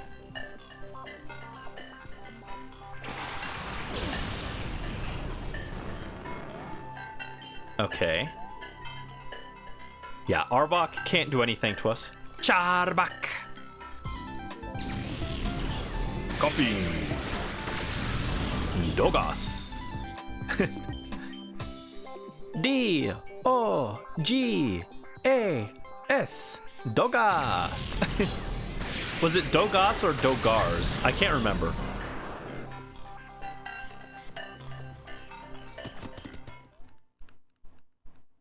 Alright, cool. That takes care of that. And then we'll come up and use Cacturn to deal with the water.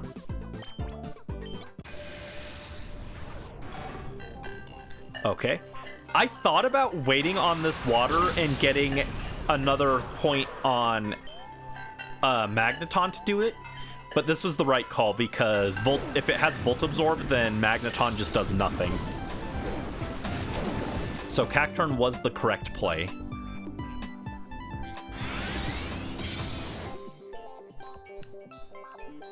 All right, good job, Cacturn. One more Needle Arm, please.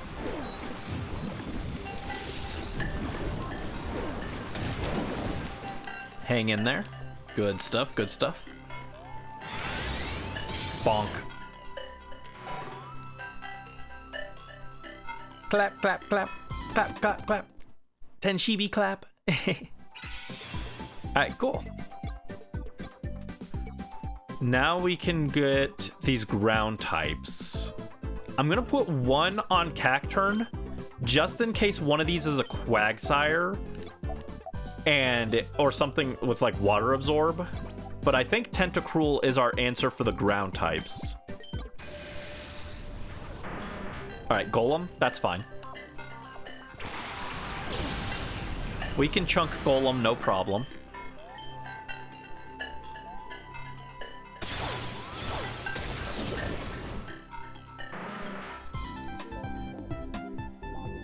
I love little puzzles like this. This is fun. Alright, one more ground up here. It was Quagsire. Okay, if this has Water Absorb, we're cooked. Don't have Water Absorb. It does, it does. Okay. That's okay. I kind of expected that. It's fine. It's fine. That's why I put a extra point onto Cacturn, specifically for this matchup.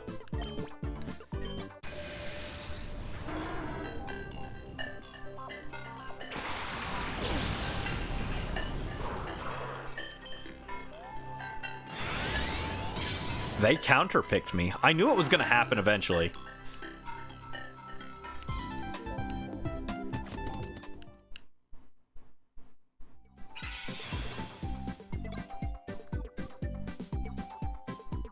All right, so against the electric type, we want to go Cacturn again. It can't be Magneton, so it won't be a steel electric that we struggle with.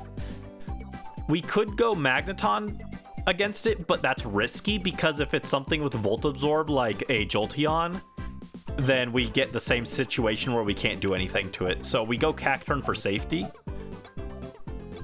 We send in Cacturn to take care of it. Don't know how much more time you have with the sub. Yeah, I don't think I can... Yeah, it doesn't tell me how much time you have on it. I can see that you have put 999 messages, though, in chat, which is the max that it keeps track of, it looks like. So that's fun. Congrats on being a big yapper. I'm also a big yapper. Alright, they're gonna hit a Thunderbolt. Hit him with the Thunderbolt.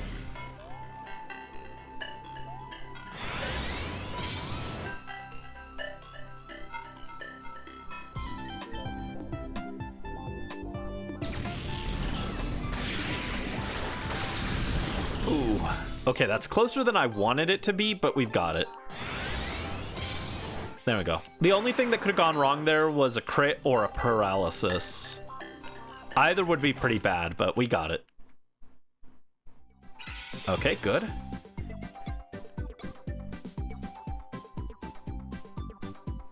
All right, so we definitely want one on Cacturn.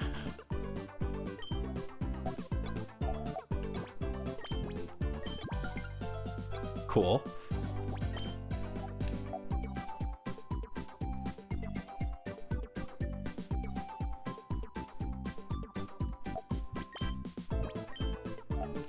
All right, let's hit this ground one.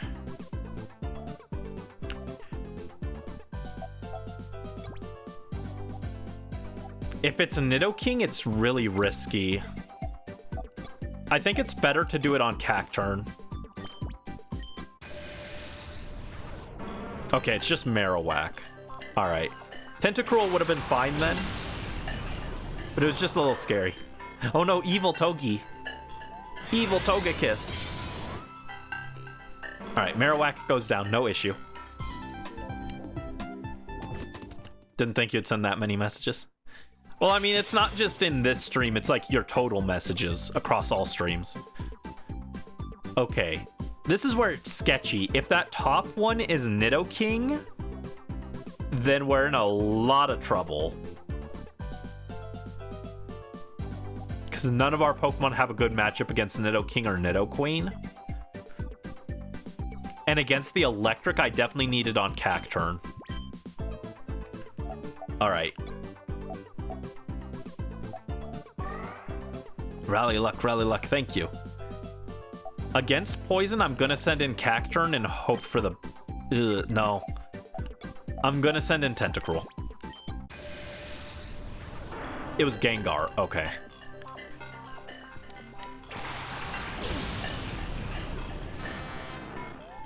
Well, it was the right call not to send in Tentacruel, or not to send in Cacturn. But Tentacruel was also not a good choice.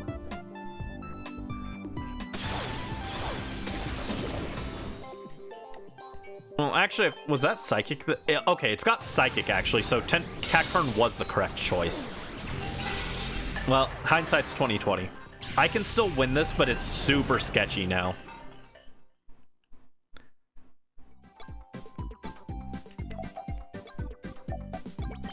Information is king, though, so now we know that it literally can't touch Cacturn. Because it's poison, I was expecting it to hit us with a poison type move, and that's why I didn't send in Cacturn.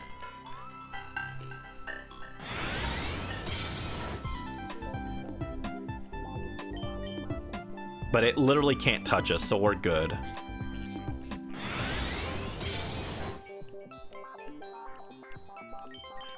We don't do a lot of damage to it, so it's going to take a few turns to take it out, but... Cacturn was the correct call. Cacturn MVP, honestly. Cacturn has clutched up. There you go, good job.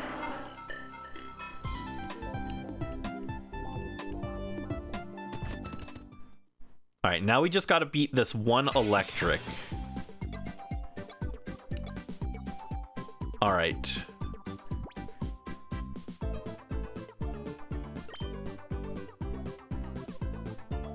Who could it be? It could be a Manectric. It could be a Jolteon. Both of those Magneton doesn't do anything to. It could be a Raichu. Also, Magneton doesn't do anything. It could be Plusle or Minun, but it's probably not because they're so low base power.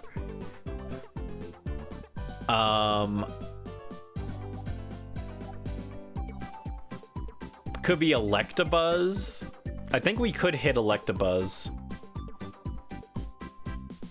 Yeah, I think overall the best choice is just go in with Cacturn. I think it has the best matchup here. It was Manectric. Okay, so not using a point on Magneton was the correct call. If we used it on Magneton, we get crit here, then we lose. Oh, that does a lot of damage. Okay, as long as we don't get crit or paralyzed, we win.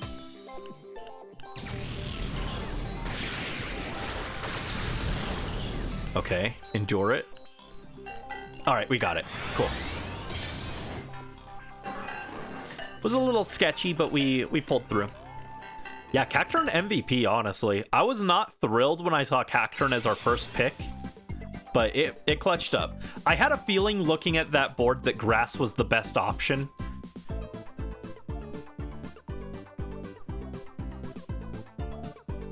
So yeah, well done.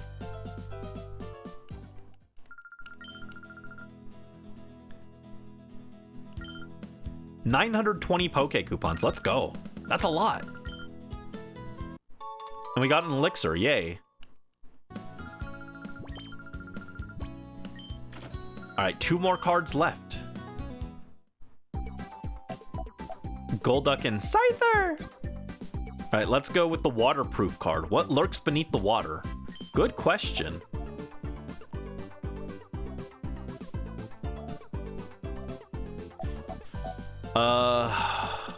This one's tough.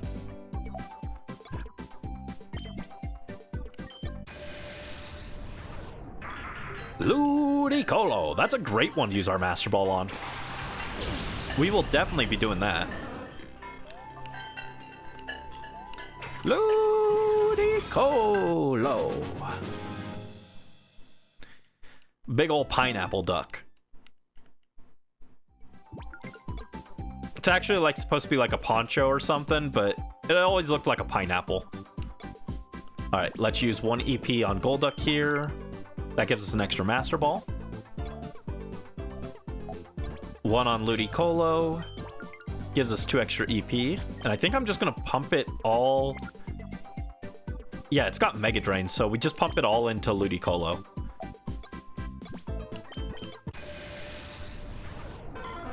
Alright, versus Poliwrath. Yeah, I don't think there's any reason I want Poliwrath, so I'm not going to use a Master Ball here. We're just going to take it on. Oh, that's a lot of damage, actually. Jeez. That's scary stuff. Don't punch me.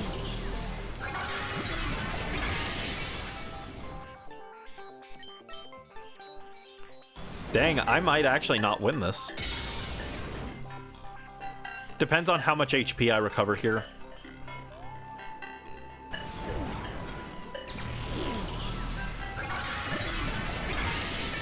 Yeah. That's not enough. Alright, Master Ball it. I didn't want to get Poliwrath. That's not super exciting, but we'll take it.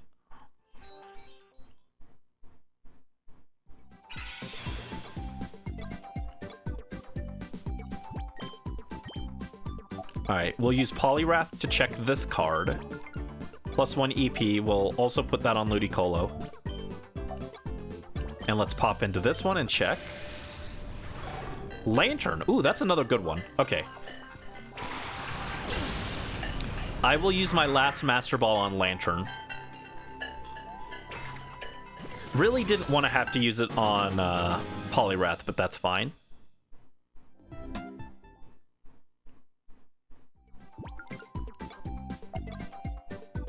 Alright, let's check this one. Send Ludicolo in. Versus Surskit. Okay. So Lantern is the better matchup here, unfortunately. But it's also a Surskit, so we should be fine.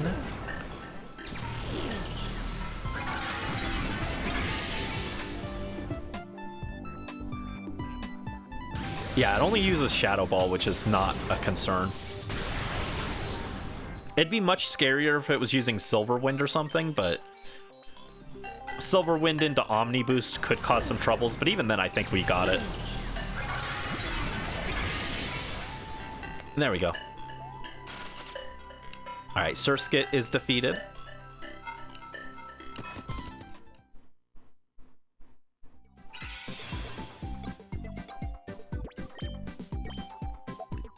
Alright, let's use Lantern on this one.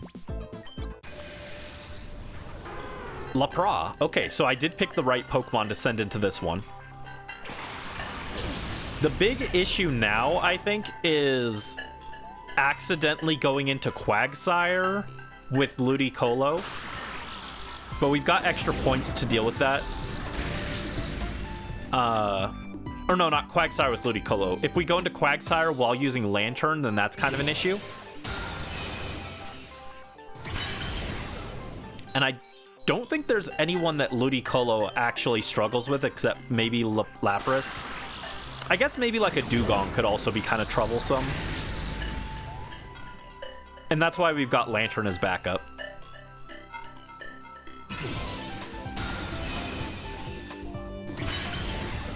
Lantern is definitely our counter pick for ones that Ludicolo can't beat, but Ludicolo should be able to cover most things.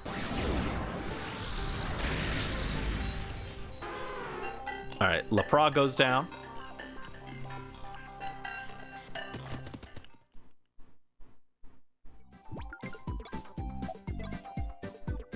All right, let's swap back to Ludicolo. Octillery, okay.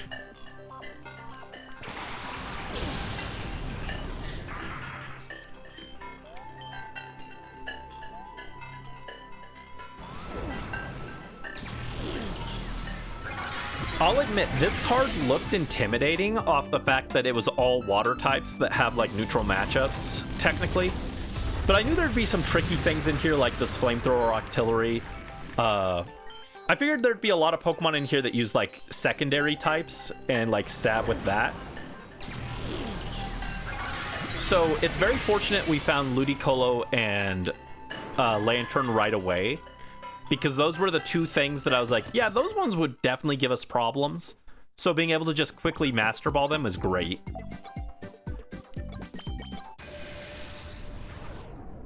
Pelipper. Okay, Pelipper could be troublesome for Ludicolo. So this might be where we break out Lantern to deal with it. But we'll try and take it down. We are still hitting neutral, so it's not too bad.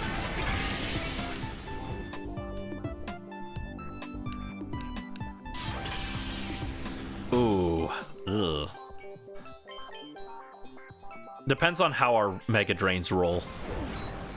If we get some high rolls... no, I don't think that's enough. I think we're going to miss the KO on the third hit unless we get a crit. Yeah. It's okay, we got Lantern for it. Yep, just barely not enough. If our other damage rolls had been high rolls, we might have gotten it, but I think we needed 2 high rolls to get it. Alright, that's fine. It's not a huge deal. We can afford a loss.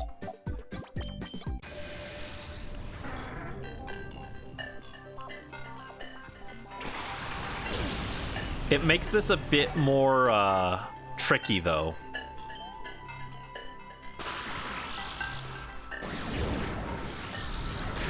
Oh, thank you for the head pet, Brisk. Alright, Poliwrath, or Poliwrath. Pelipper goes down.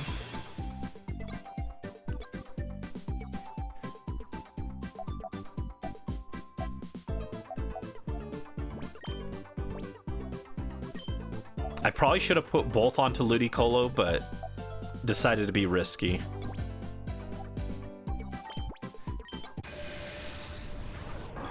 Oh, Swampert. Okay, I picked well. Because if I had gone Lantern, we would have been walled here and we lost. We would have literally lost if I had gone Lantern here. But Ludicolo counters this handily.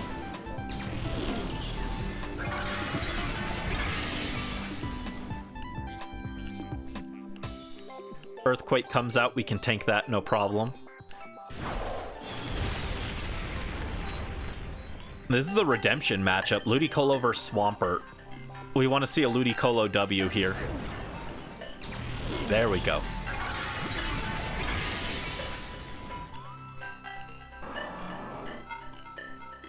Alright, cool.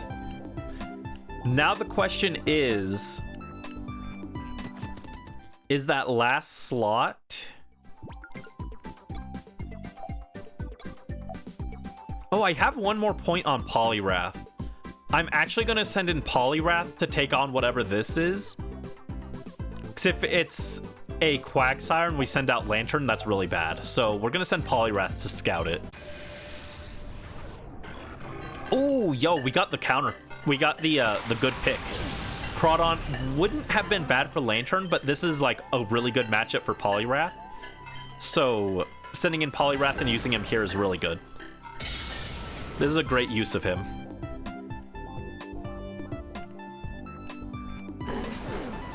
Yeah, I was a little confused. I was like, I feel like I should have one more EP than I actually do. And I do, so it all works out. Good. Good, good.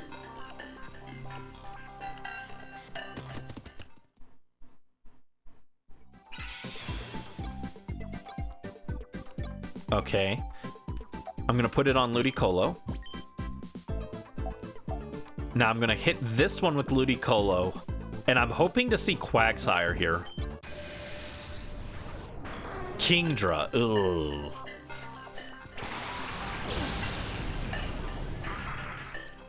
Kingdra's pretty bad. Do we lose off of Kingdra? Maybe. Don't get paralyzed.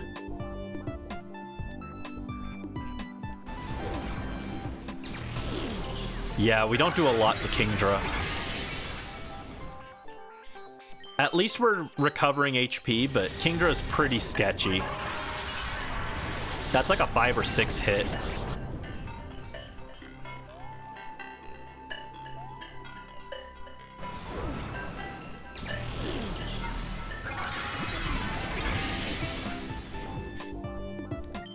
Kingdra's one that I probably wanted to use Poliwrath on, but I didn't know that, so it's one of those hindsight things.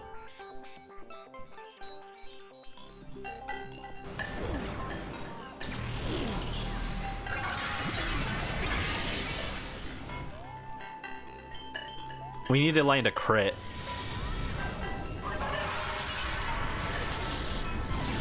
Oh, yeah. Come on, Ludi.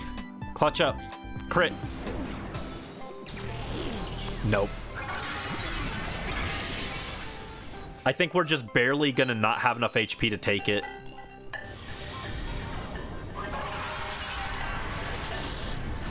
Ah, so close. Oh, that's bad.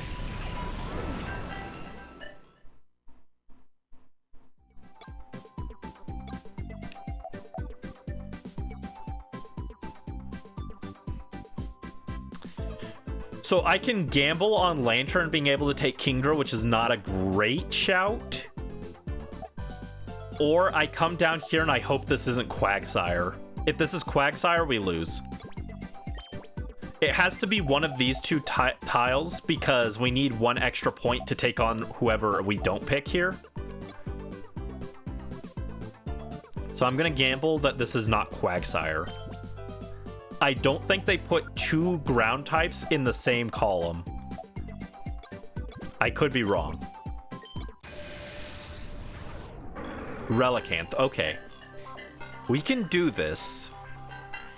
It's not ideal, but we can do it. And OBS is having a fit again. OBS, figure it out, come on.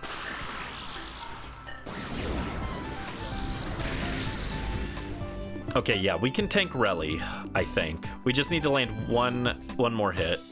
Okay, and it missed.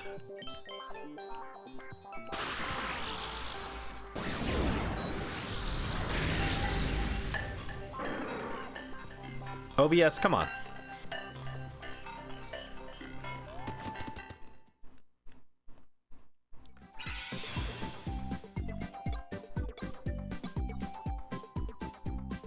Golduck also has Brick Break, but I think I trust Poliwrath more.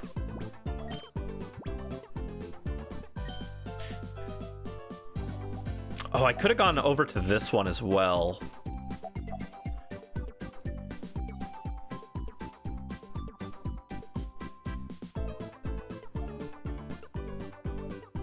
I'm gambling on being able to beat Kingdra. OBS and Jamie. Yeah. Causing issues for Brandy. Alright, I need Poliwrath to clutch up against Kingdra here. Don't get crit. Okay, Poliwrath tanks that better than I was expecting. That's like a 3 hit on us. Maybe a 4 hit. And we've got like a 3 or 4 hit. Alright, I like our odds better with Poliwrath here. Don't get parried.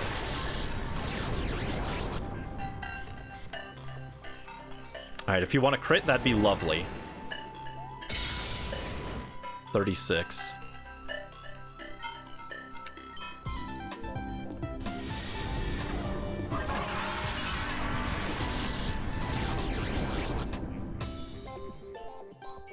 Alright. High roll, please. There we go. Okay, we got it. That was a little closer than I was hoping, but we did it. Good job, Polyrath. The unlikely savior. Alright, I'm gonna put one on Ludi and one on Lantern. Ludi, you're up. Be Quagsire.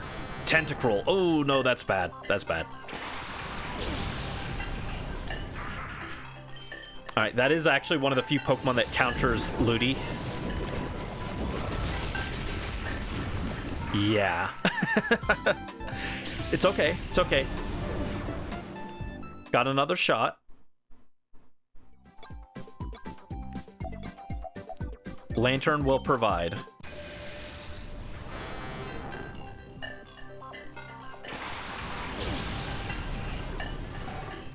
It was like a 50-50.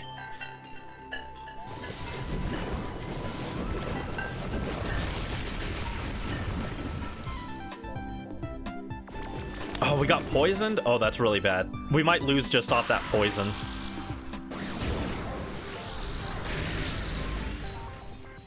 Yeah, I think we lose because of the poison.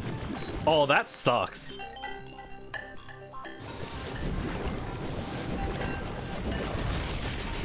And we got crit. Okay, it just wasn't meant to be. Alright. That was a really good effort, though. I wish I could have seen what that last panel was. I'm pretty sure it's Quagsire.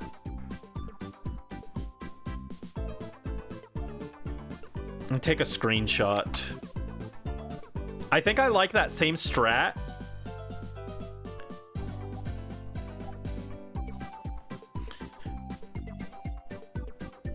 But I think I like the idea of...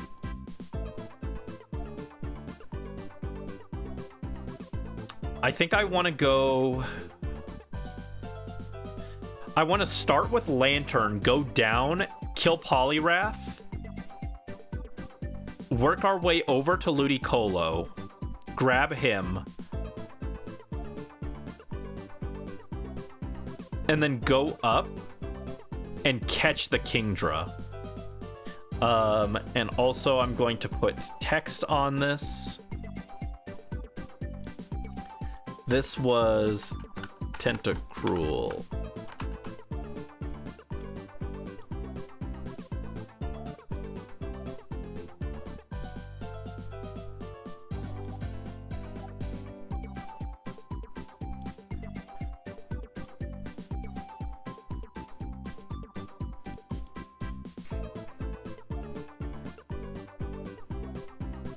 All right.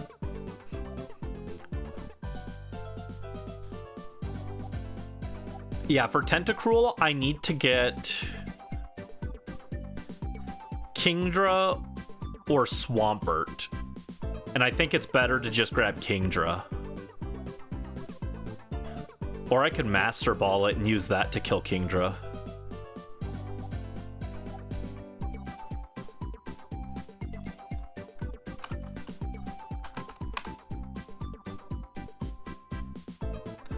Alright, I think I got my game plan.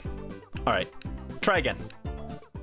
That wasn't bad for how much of a mystery that one is, because you have like little info on what is where for that one. So being able to just kind of like figure out what to do on that the first attempt was really good. So we're gonna start with this one. There's Lantern. And now with the power of being able to cheat and know exactly what's where, we're gonna have no problem.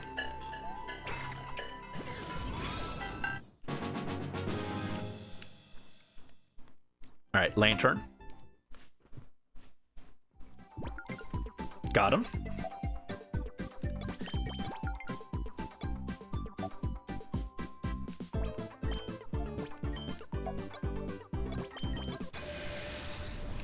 Alright, versus Polyrath.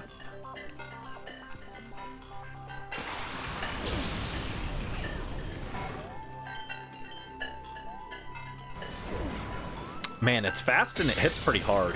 Ugh. The fact we get outsped here is not great. Alright, one more hit like that should be good. Don't get crit. Cool. Have to get up for work. I'm sorry.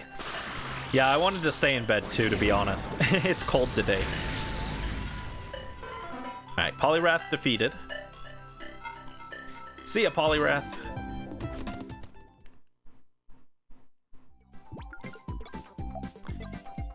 Alright, we enter this one. That gives us an extra EP.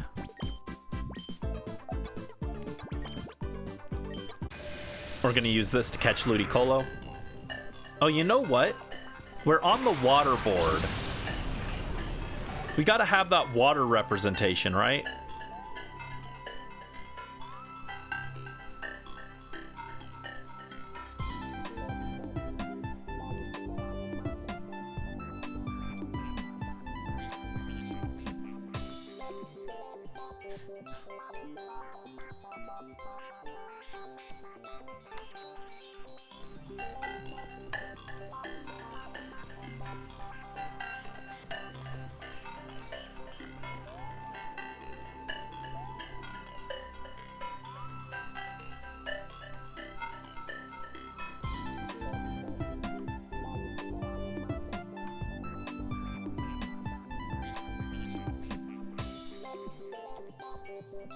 There we go. Water power.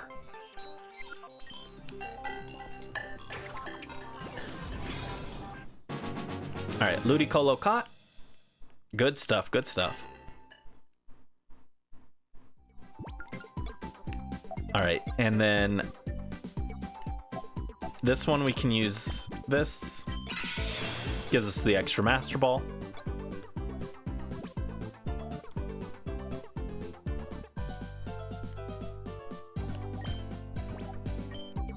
All right, up here is, I think, Quagsire.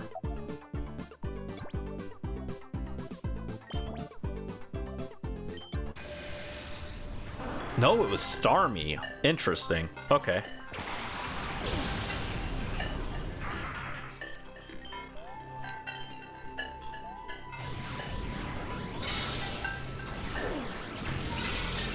It does a lot of damage to us.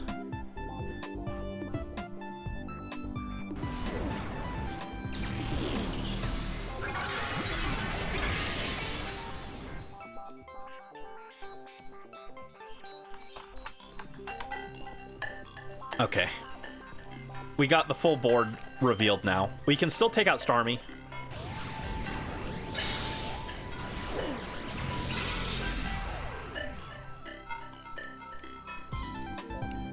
And then I think I'm going to use the Master Ball to grab the Tentacruel, and I'll use the Tentacruel to fight the Kingdra.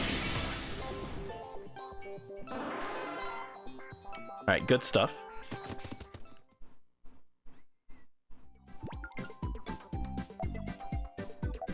Alright, let's come back up here. Let's finish this row with Lantern. Well, I've got the points to spare.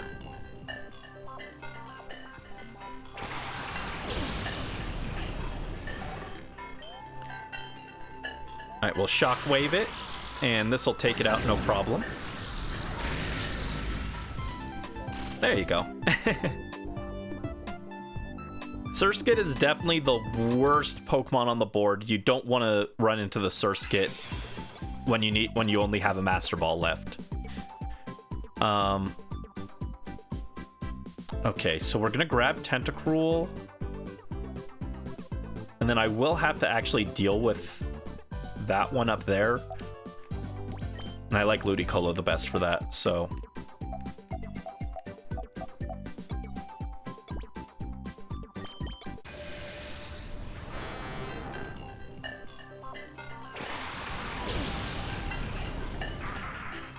Alright, we're gonna just Master Ball this guy.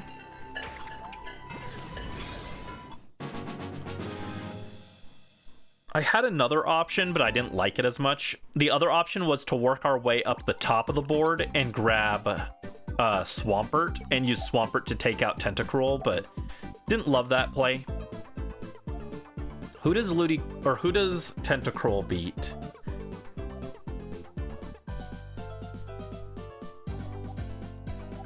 Tentacruel mostly beats Kingdra, I guess. Which I'm not even sure on. I guess we should try that first.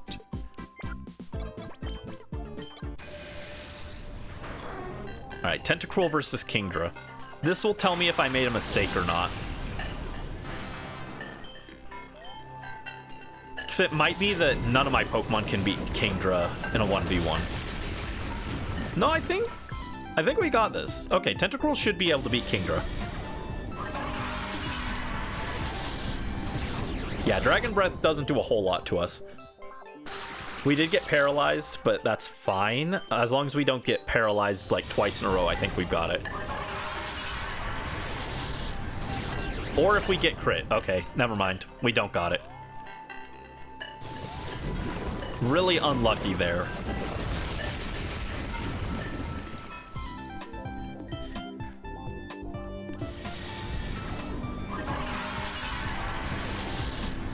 Yeah, we would have definitely had that if we hadn't gotten paralyzed.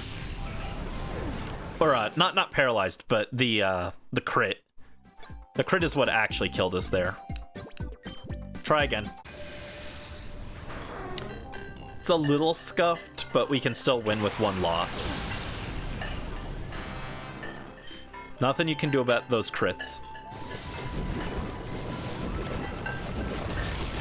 Oh, we got a crit back. There you go. Take that, nerd. Take that, nerd. Yeah, the game felt bad for what it did last time. It was like, oh, we paralyzed and crit you. That was a little unfair. Here, you can have a crit and a poison. We'll make up for it. All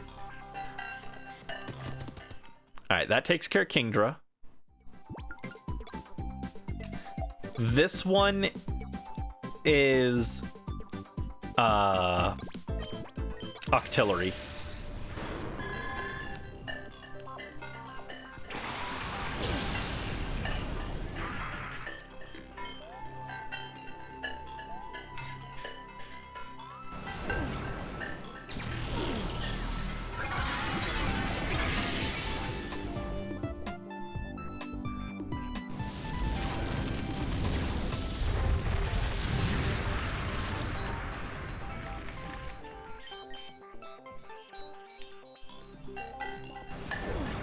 Yeah, the last one that's a little sketchy is Crawdaunt, but I'm not that worried about Crawdaunt.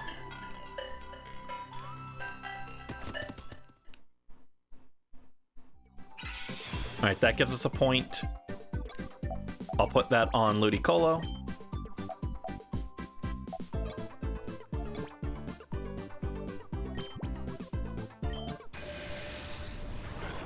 Alright, yeah, Crawdaunt is the last one that I'm a little worried about, but it shouldn't be that bad.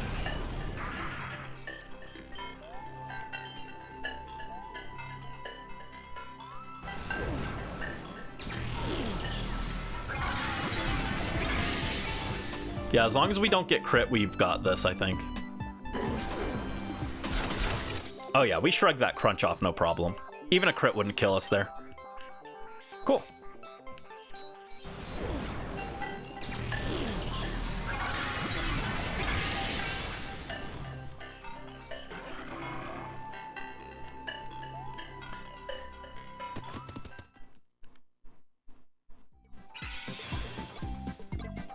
All right, so from here, Tentacruel's best, yeah.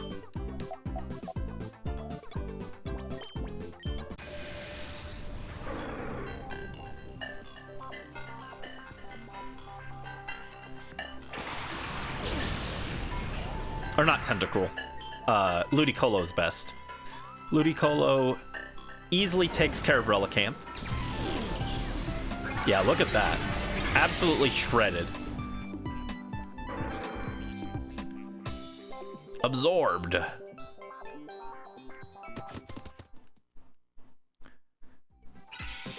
that gives us a point so that we can put that back into Ludicolo. And now Ludicolo can come up here and deal with Swampert. And then the last two are Lantern to deal with. Plan to do at work tonight, make over 10 drinks. Take malic acid, make a strawberry cocoa. Strawberry cocoa with malic acid sounds interesting. And then and you're doing another free movie next Friday. Scary.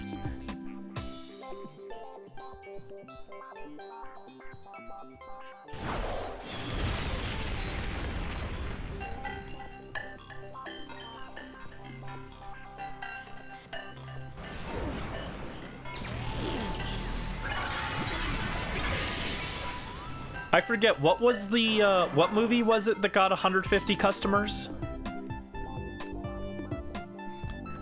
Alright, Swampert goes down. Good stuff, good stuff. And we'll put that into Lantern. Lantern is an easy matchup for Pelipper here. Oh, right, right.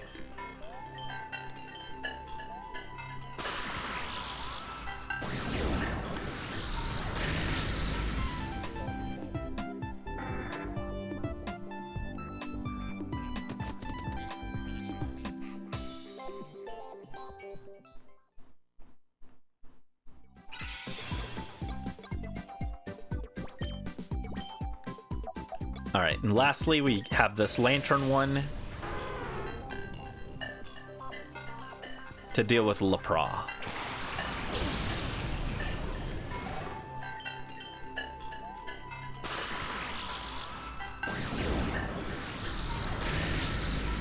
All right, as long as we don't get frozen, we're good. If we get frozen, then that's not good. We might be screwed.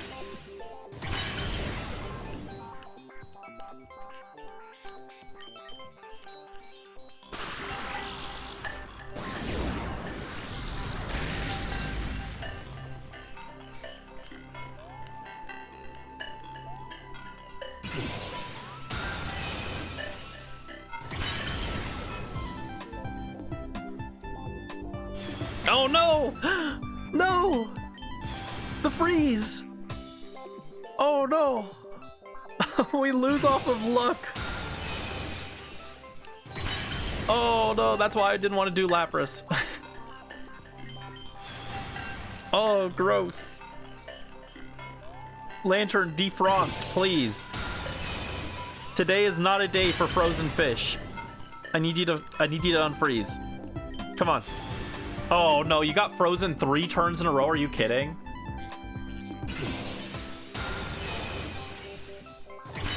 Ugh.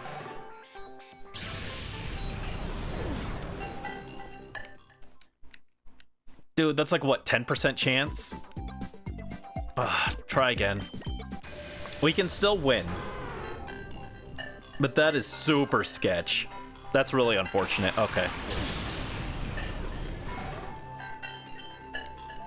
I don't like that at all.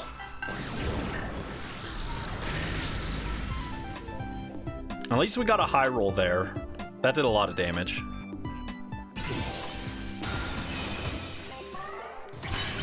Rally luck, rally luck. Thank you, Super Plush Lord.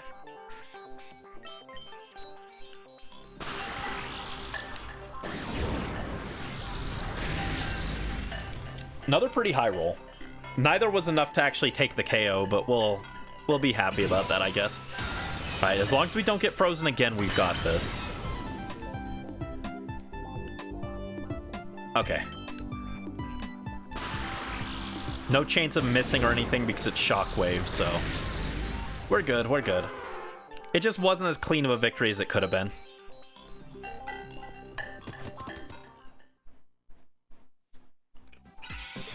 And there we go.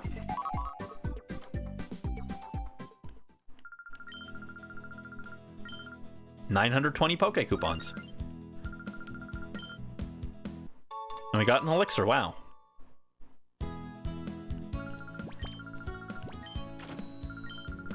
All right, the Scyther card.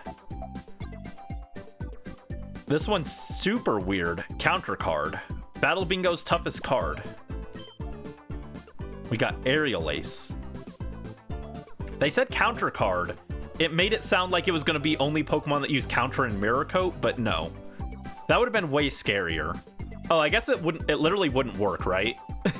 I guess that wouldn't work because no one would be able to attack each other. All right, so what are we fighting here? What's the best course of action?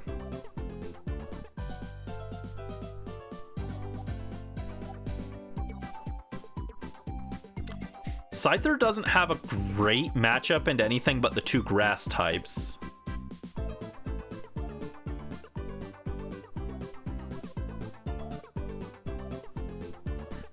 So I'm kind of thinking I start on water here. Water has a decent matchup against... It beats the fire and the grounds. So grabbing a water is a good thing.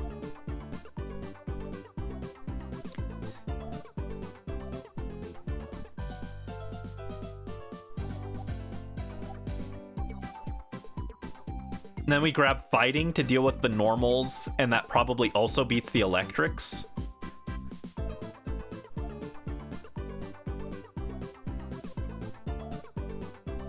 And it also beats the ice. Actually, yeah, let's start with fighting. Hariyama! Hariyama's a cool Pokemon. Underrated, I think. Alright, so we're gonna Master Ball Hariyama. I guess we also have Aerial Ace to deal with Hariyama if we need to. But I like grabbing Hariyama. That deals with the normals and the ice type. Next, we'll move over and we'll use Scyther's EP to check this one. That gives us 2 more. I'll put them both into Scyther. Check this one. That gives us the extra Master Ball.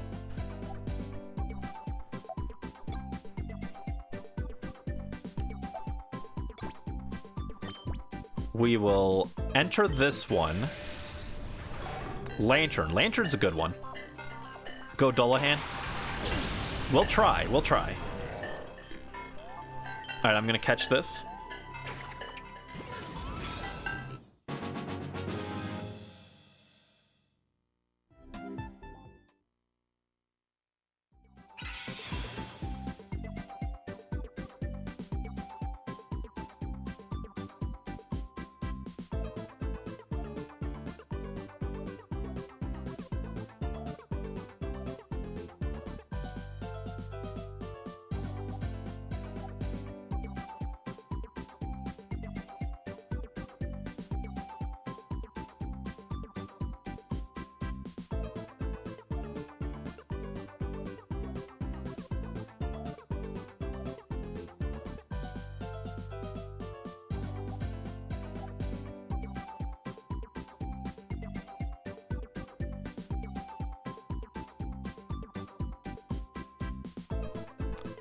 Sorry, my mom was asking what she should pick up for dinner. She's going to the grocery store. And I'm like, I'm not picky. I don't care.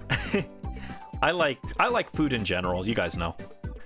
Let's see. We got a bingo there, and we got Lantern. This Lantern has Surf.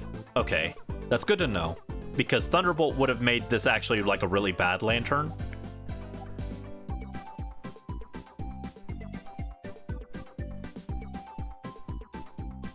I'm gonna... Ooh, no, don't put it in. Well, actually, yeah, we'll put it into Scyther. We'll come up and use Scyther to take on the grass type here. Vileplume. Kibby. I need to pick up some Kirby games so that we can play more Kirby. We only did, on stream, we've only done, Epic Yarn, and that's a good game, but it's, like, very different from a normal Kirby game, so... And that was a year ago, wow. Jeez, this year went really fast and really slow at the same time. It was slow because there was a lot of nonsense happening, but, like... It still went pretty fast. I don't know.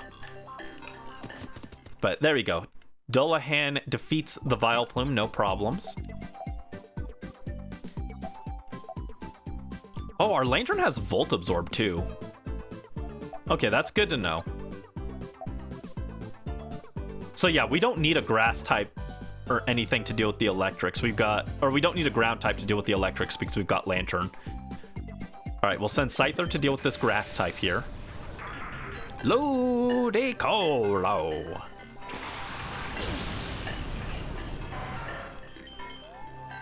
All right, Aerial Ace deals with this. Oh, hello Raiders, welcome in. Hello Rai, how's your stream? Hello Croton, hello Cupid, hello Z-Sand, welcome, welcome. Hope you guys are having a good evening. What's up? You were playing Echoes of Wisdom, right? How was that? Had to raid and run because family. Ah, gotcha, gotcha. Well, I appreciate the raid. Thank you so much, Rai. Yeah, how's stream for you guys? I hope you guys had a good time. Oh, hi Tenshibi. There's my little guy. He had fun in Echoes of Wisdom. That's good to hear. My mom actually just picked up Echoes of Wisdom for herself, and she said I can borrow her copy, so we might play Echoes of Wisdom at some point in the future as well. Just finished clearing Hyrule Castle. Is that a late game dungeon, I'm guessing? Oh, got a cat outfit. Oh, Catboy Brandy. Looks like OBS is having some issues. Sorry, guys. My apologies. It's been having issues today. OBS is a good program. Actually, it usually is. I don't know why it's been having so many issues lately, but... Alright.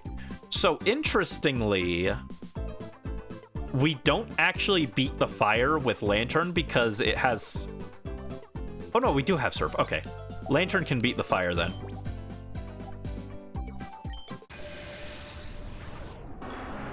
Yeah, I don't think Charizard is worth catching here. It doesn't really do anything for us. Oh, it's exactly in the middle? Okay, cool.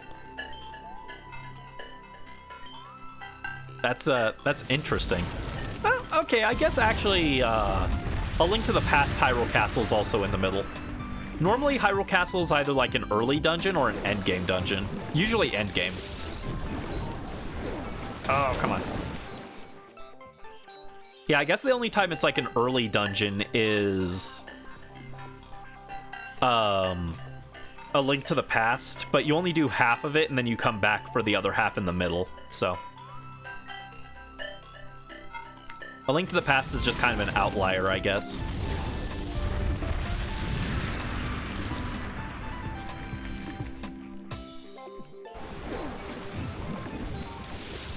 But yeah, I'm looking forward to trying Echoes of Wisdom eventually.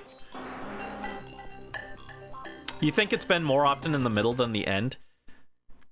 Because it's in the middle in A Link to the Past, and I guess kind of in Wind Waker, but I don't know if you even count Wind Waker, because Hyrule Castle and Wind Waker is just one room. I don't know if that really counts as a full dungeon, but it is there. It is worth noting. But then for the end game, Hyrule Castle is A Link Between Worlds, Twilight Princess, Breath of the Wild. Well, I mean, if you're going in like the intended order, it'd be end game for Breath of the Wild and Tears of the Kingdom. Technically, you could do Tears of the Kingdom, Hyrule Castle, like as your first dungeon, but I don't know why you would. It's endgame in Minish Cap. Yeah, I feel like it's usually endgame when it's a dungeon.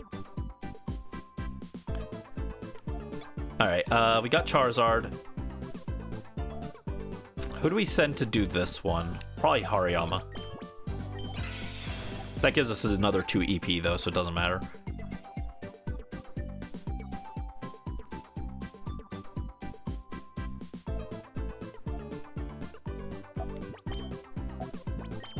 There we go.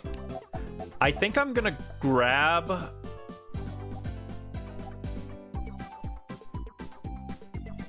Ooh, actually, do I want to grab an electric? Yeah, let's grab the electric type. Oh, you know what? You're right, actually. Link Between Worlds is in the middle. I was thinking Lorule Castle. I mixed them up. You're right. You are right. Hyrule Castle and Link Between Worlds is in the middle.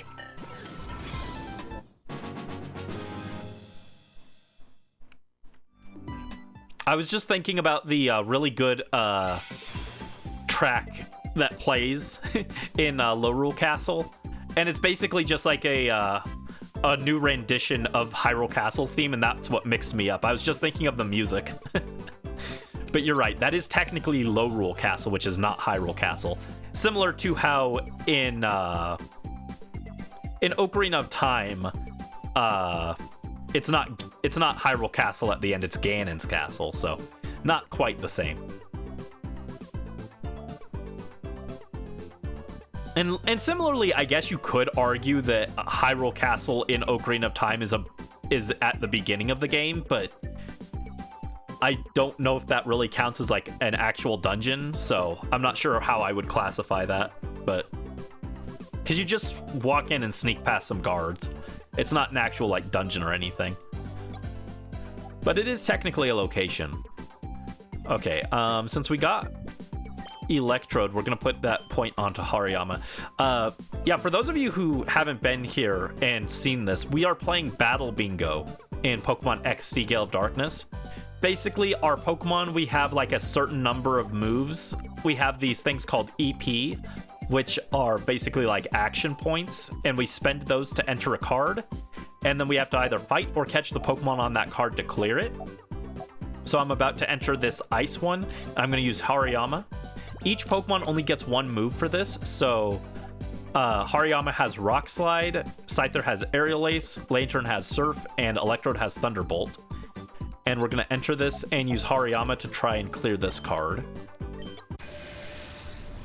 And it's versus Glalie, so we've got a good matchup here. So basically, the game tells you the type of the Pokemon you're fighting, and you have to just guess if you can beat it or not. And we've got Hariyama, so we use Rock Slide, and we should be able to take out Glalie. Yeah, we tank that hit. No problem. We've got Thick Fat, I'm pretty sure. So Hariyama's like a hard counter for Glalie. Tank it, and then we just hit it back with Rock Slide. Takes 2 hits, but we got it. What even qualifies as a dungeon officially? Yeah, that's the big question, right? It would vary based off of like each person.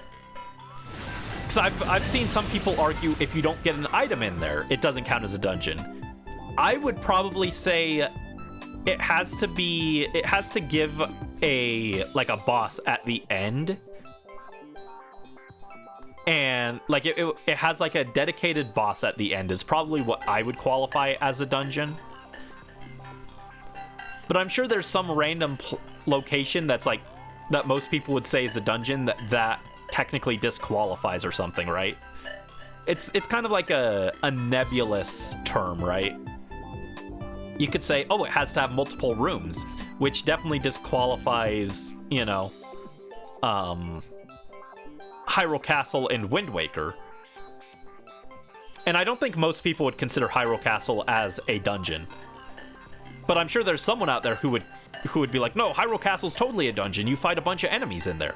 There's so many enemies in there, it has to count as a dungeon.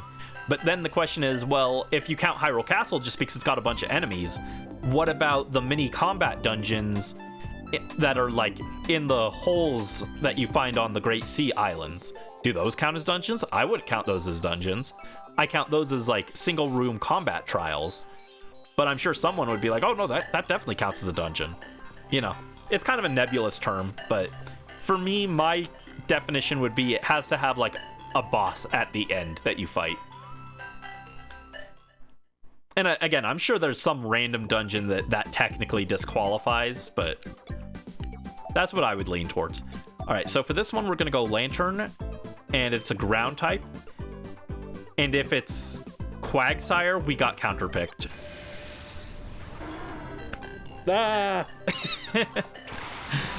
Oh no. All right, so Quagsire has Water Absorb, so my Surf is going to do nothing to it. Yep.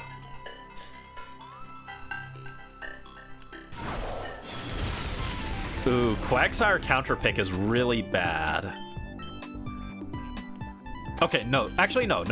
It's bad, but it's not like a run killer. We have a way to beat it.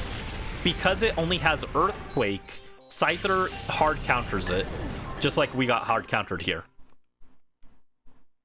A boss with a heart container? I wouldn't count a heart container. I wouldn't say a heart container is a mandatory thing, because if you say that bosses have to drop heart containers, then that eliminates every end game dungeon.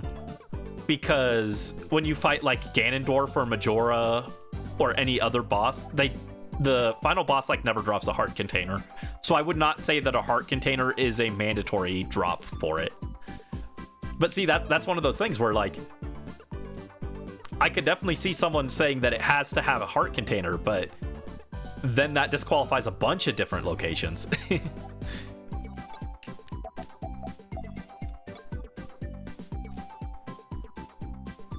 All right, so yeah, we can't do the Quagsire one, but we can do this one and use Lantern for this.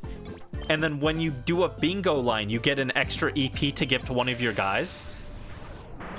So what I'll do is I'll put that extra EP on Scyther, and then Scyther can fight Quagsire for us. All right, so we'll surf and take out the Golem.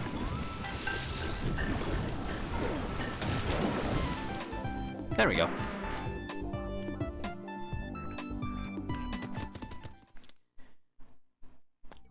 Dungeon is a location with a map and compass. That could maybe work.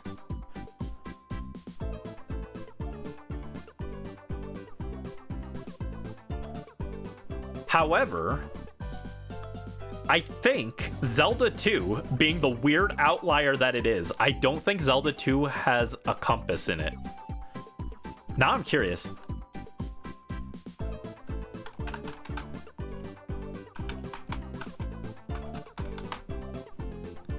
Also, there's no compass in Breath of the Wild or Tears of the Kingdom, technically. Yeah, there's no compass in Zelda 2.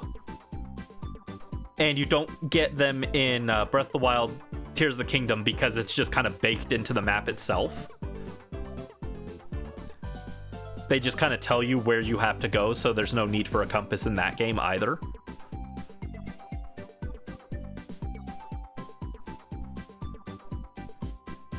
Oh, apparently there's no compass in Phantom Hourglass either. Yeah, the compass is like just missing in several games. That's weird. I didn't know that. Huh.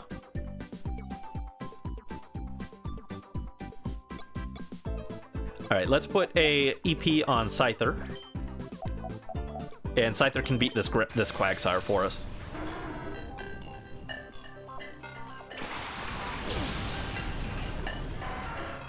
So yeah, I think my personal qualification would be that it has to have like a boss at the end.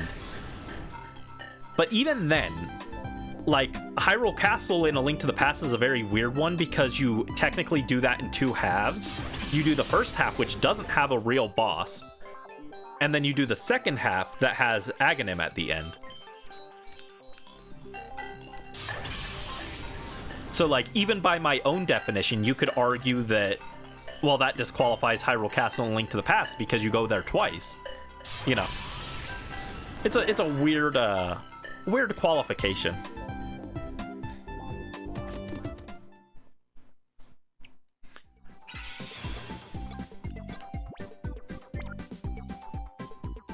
Okay, so we got a water type down there, which we can take with Electrode, unless it's Swampert. If it's Swampert, then we're screwed again. For normal, Hariyama doesn't actually have a fighting move, so normal is actually harder for Hariyama than originally expected, but I think we will still put an EP on Hariyama.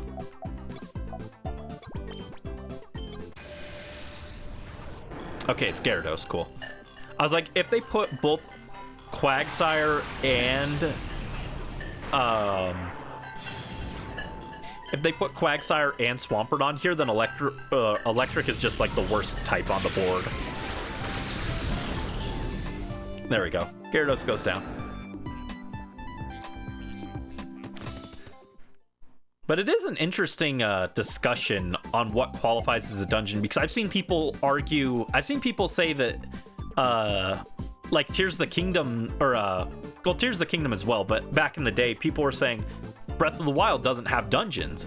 because you don't get any items in there.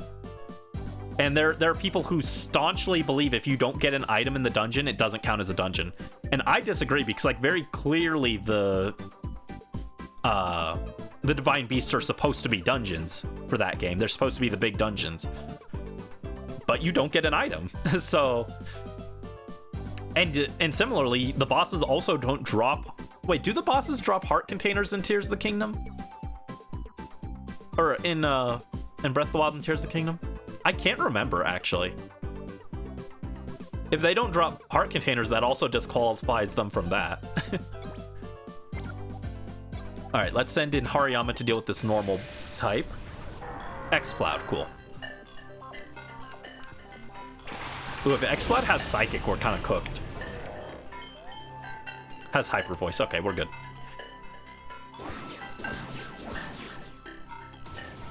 In Breath of the Wild, they do drop hearts. Okay. I was like, I don't remember.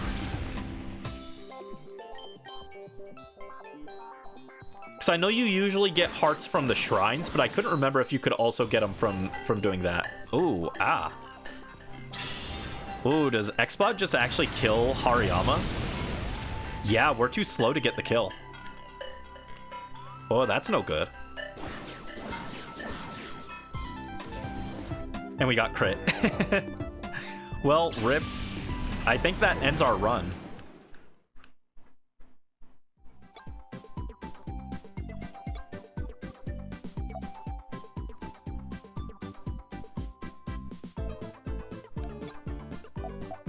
I guess we can try Electrode.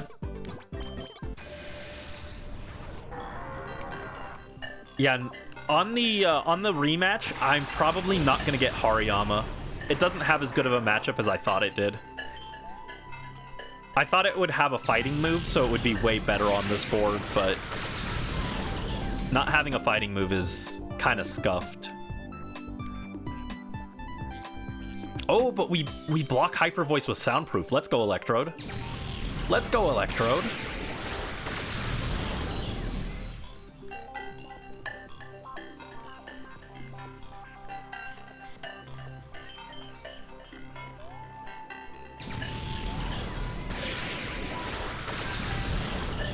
All right, good.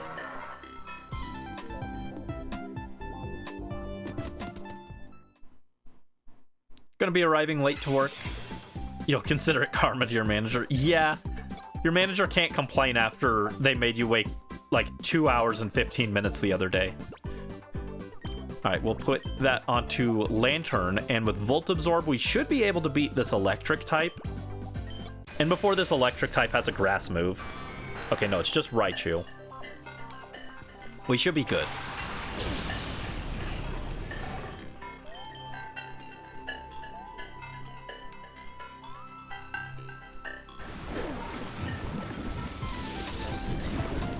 Okay, so this board is called the counter board, or the counter card. I think that what they meant with this, and it's kind of a scuffed translation, I'm guessing, is part of this board is like less direct type counters and more trying to find a counter that just like hard walls a Pokemon, like how we've got Volt Absorb, which just completely counters Raichu, and how Soundproof on Electrode completely counters X-Cloud. I think that's what they're going for with it. But the name of this card was a little confusing. But alright, that takes care of Raichu.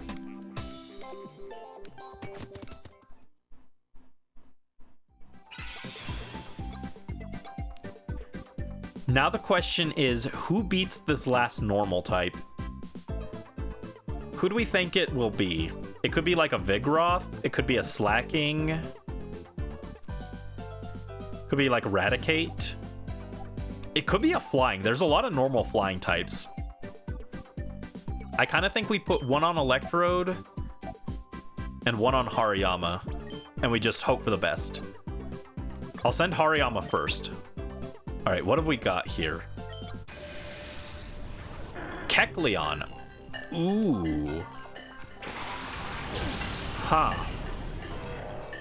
Kecleon's a weird one. Okay. None of my Pokemon have an outstanding matchup against Kecleon. I don't think any of the Pokemon did, to be honest. I don't think there was any Pokemon on the board that was like a true Kecleon counter. Alright, Kecleon flinched. But now it's a rock type, so our rock slide is not going to do as much. Oh wait, what? Why didn't it change to rock type? That's weird. Did they disable its ability for some reason? What? I'm confused. Whatever, we got it. Alright, Kecleon's defeated. Alright, we cleared the hardest board on the first attempt. That's wild. You have arrived. Good job, Brisk. Have a good time at work.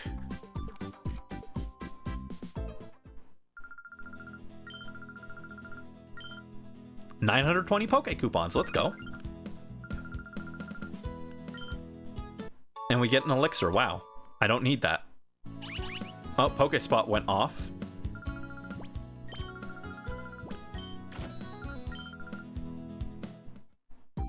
Oh, there is an extra board. Okay. I was curious.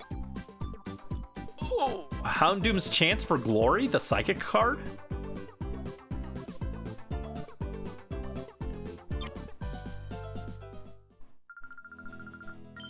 Oh, okay, they do refund your 500. I was curious. That's why I backed out. I was curious if they would refund that.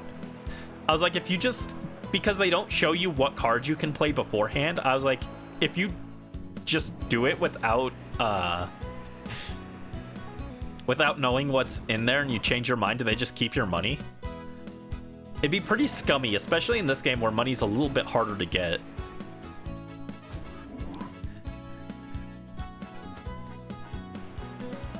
Alright, remember guys, if you want to claim a Pokemon, now would be a good time. I think I'm probably going to close claims either this stream or next stream. I might wait till next stream. We'll see. Oh, another Surskit. Two 15% chances this stream.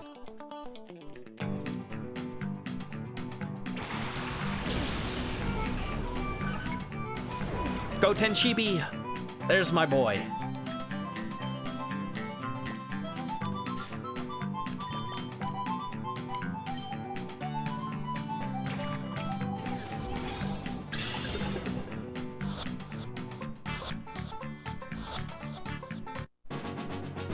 Ba-ba-da-ba-ba-da.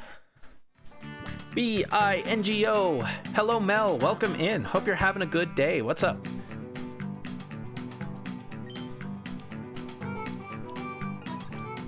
Ah. Ah. Yeah, Surskit's famous quote.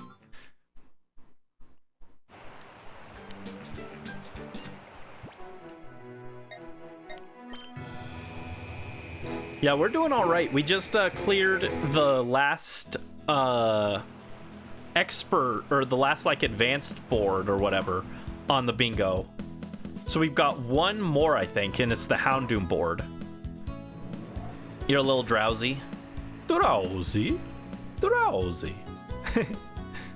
Gonna be getting stuff ready for work tomorrow.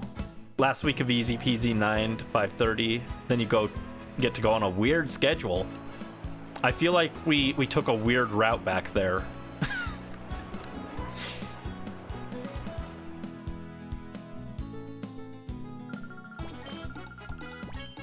Yeah, hang in there with the weird schedule, though.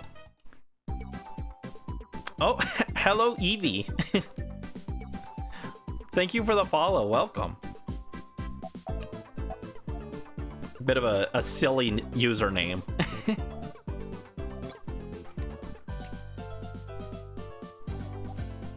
All right, we got Houndoom's Chance for Glory. Yeah, this is the extra board.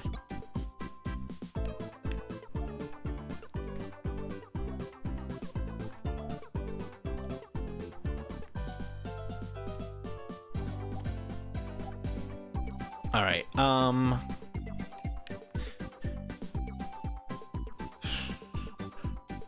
Yeah, the problem with this one is similar to the one on Golduck, where I don't even know where to start. This one I was like, I don't know where to start on this. At least Houndoom technically has like a good matchup on this one, but we got Crunch.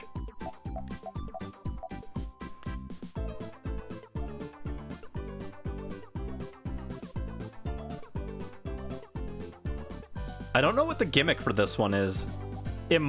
Is this one random? This one might be randomized. I think there's like one card that's random, so this one might be it. I think we start on this one, because this gives us 2 that we can check right away. Jinx.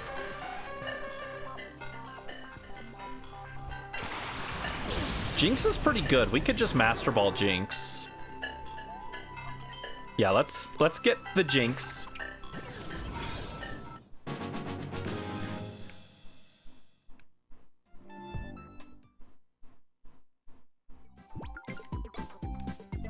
And it does have Ice Beam. Alright, that gives us 1 extra EP. We'll put that onto Houndoom.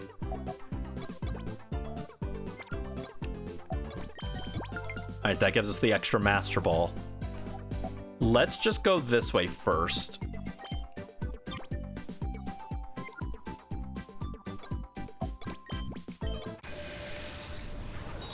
Alright, Chimico.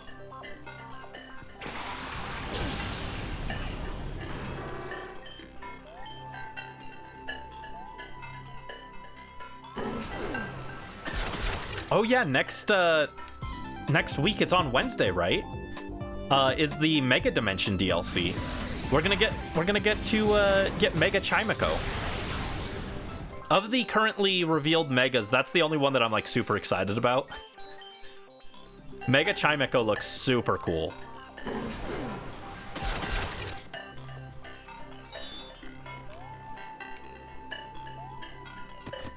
I don't know, are you guys excited for any of the ones that have been shown so far?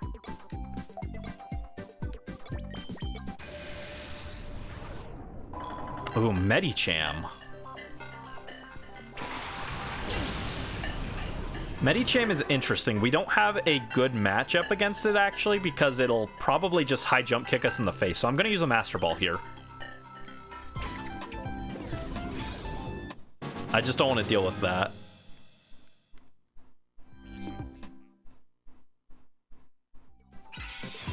It does have a fighting move.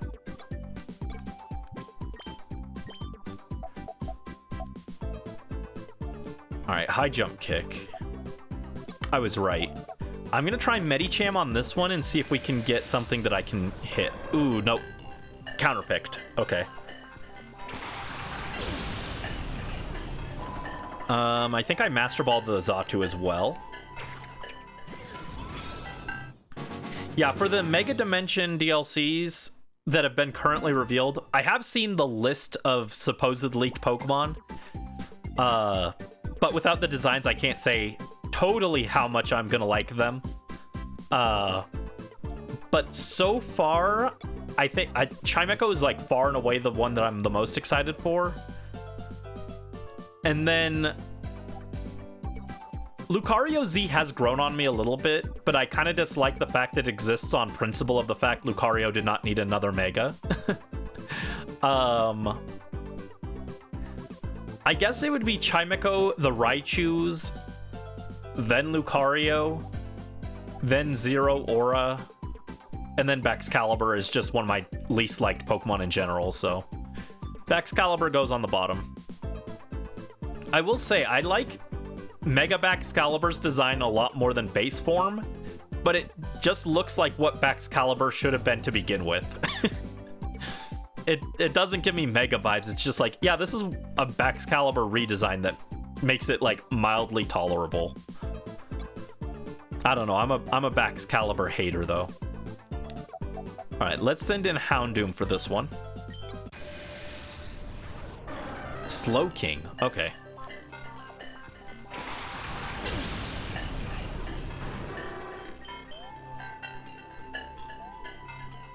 All right, crunch him, Houndoom. Ooh, but if it's got water pulse, brick break is sketchy. Okay, we still live that though.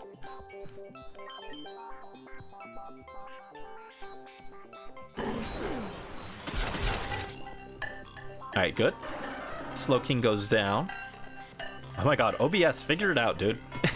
OBS has been struggling tonight.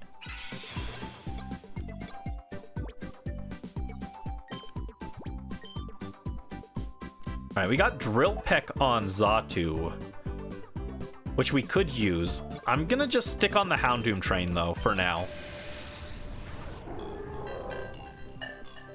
Okay. This one's kind of bad. I think that Lunatone has Rock Slide, and I think that does technically beat Houndoom. Oh, if we get a good hit like that, we might win. All right, bye, Brisk. Thanks for chatting and chilling. Hope you have a good shift. Oh yeah, Houndoom got one shot. Ugh, that's bad.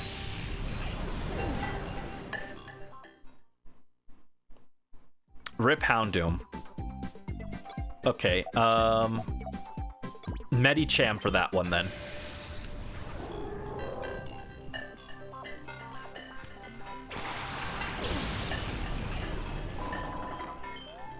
All right, don't miss, Medicham. All right, good high jump kick.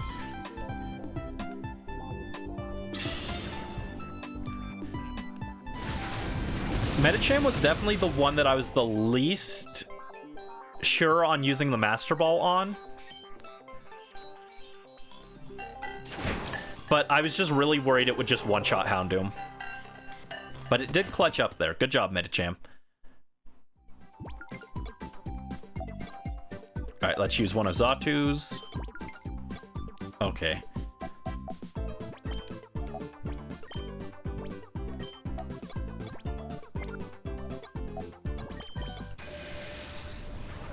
Ooh, Metagross.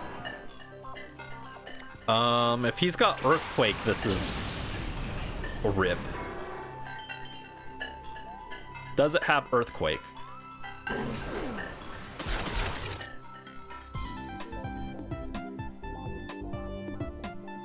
It's got Psychic. Okay, cool. All right, free. Literally free.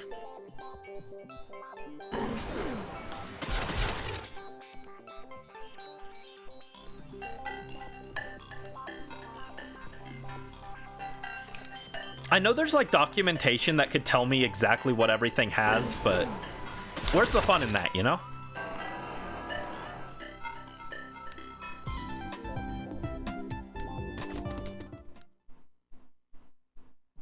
Okay, cool.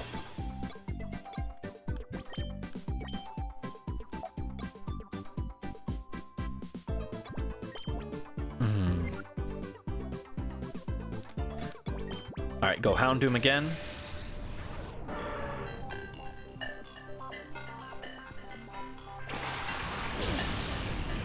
If this guy's got Water Pulse, that could be bad.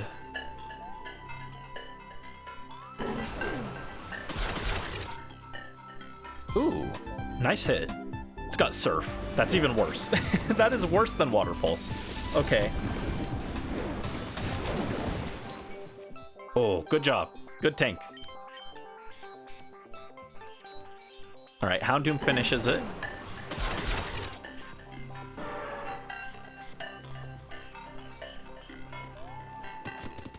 But now it's a bit sketchy because we have to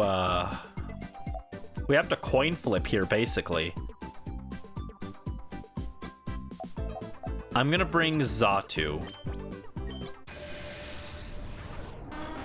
Okay. Either of our picks would have been good here.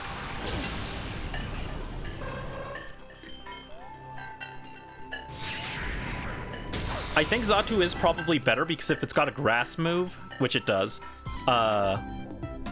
we actually resist it, whereas Jinx doesn't resist.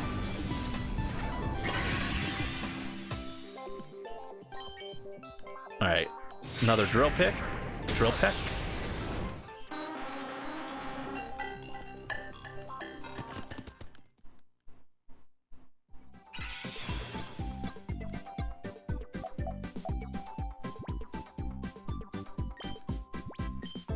Okay.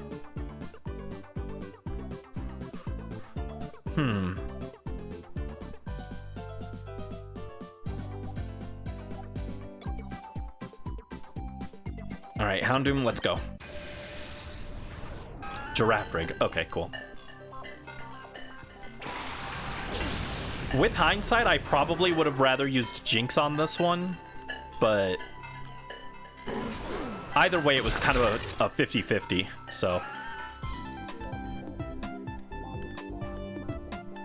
Houndoom drops the Giraffe rig. I'm gonna go Jinx on this.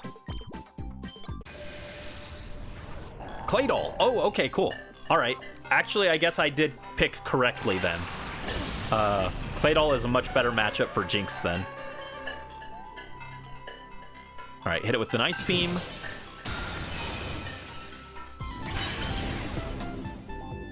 Can we get a freeze?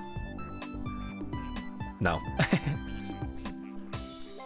Yeah, Houndoom would have been worse against Claydol because Earthquake is super effective. But never mind, Claydol kills us anyways. Rip. Well, that's that. Rip. Good effort. Good effort. I feel like I didn't do my... I didn't do great on that run, though. Because... I was running on empty for my points there. I should have taken a screenshot of who had what there, but oops.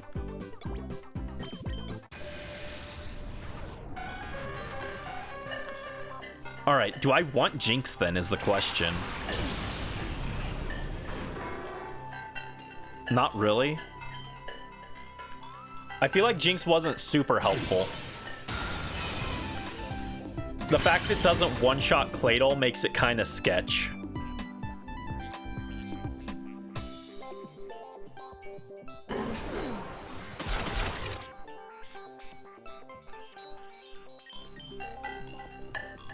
Oh, are we speed tied? Interesting.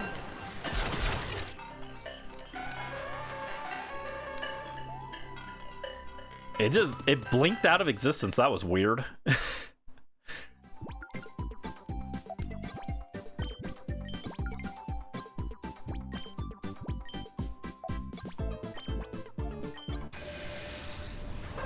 All right, Xatu.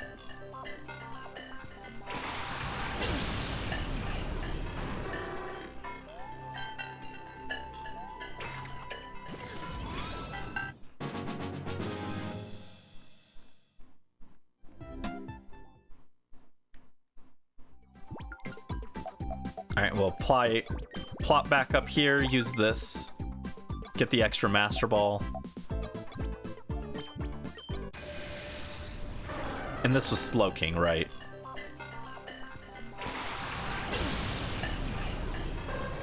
This might not be a good location to start, honestly, because I don't want Slowking. I don't particularly want Xatu either.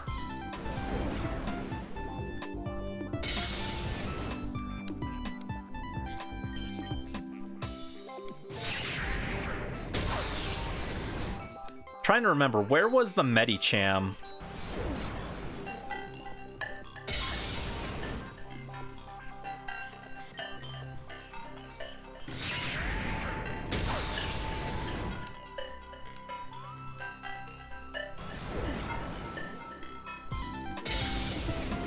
Yeah, at least Xatu's a really good matchup on Slowking, but I don't want to catch Slowking, so...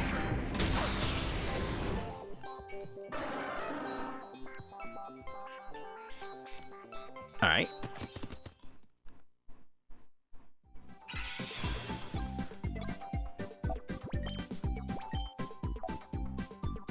Oh, but I have to catch whatever's here.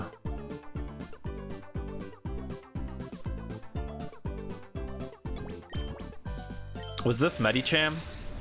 No, this was Lunatone. Okay. Lunatone isn't great.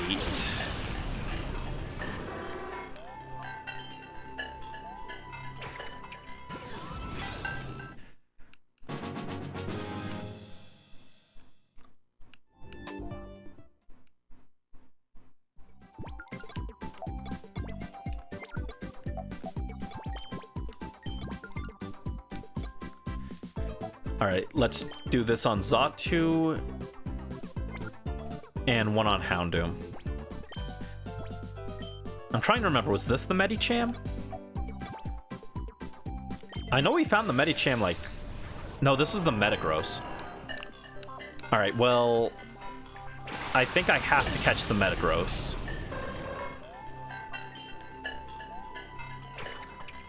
It's not ideal, but we'll take that. I sent Xatu because I thought that was Medicham, and I was gonna just, knock it out with Xatu. So then was Medicham up here?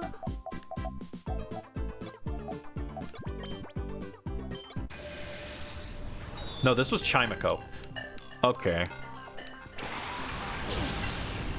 Medicham must have been in the top right then. It's fine, Xatu should be able to take care of this.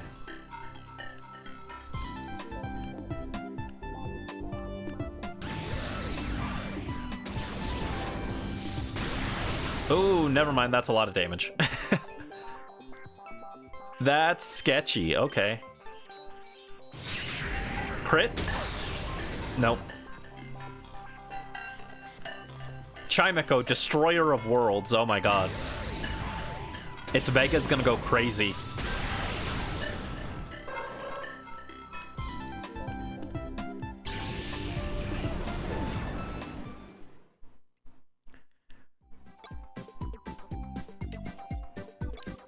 Alright, well, we'll use Lunatone to deal with this one. This one's the Claydol.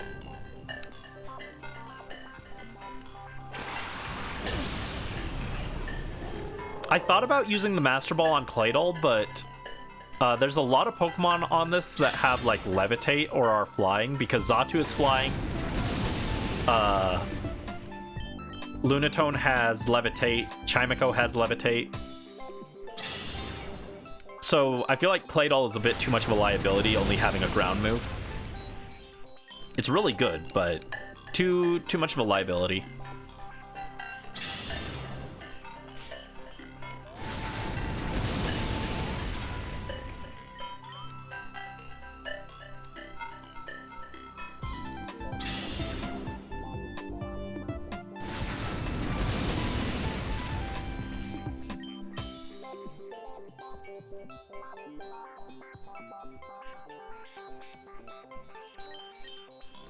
Also, did our Rock Slide miss?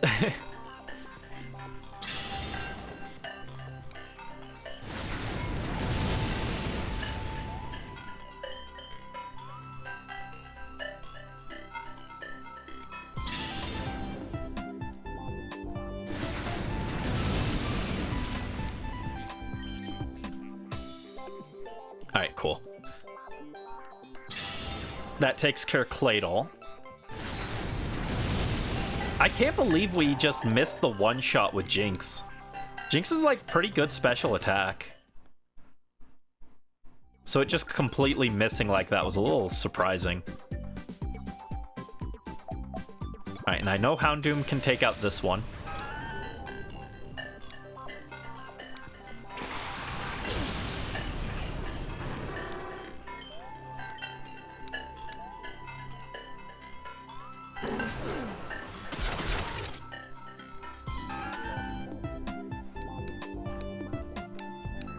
Alright, Giraffe Rig goes down.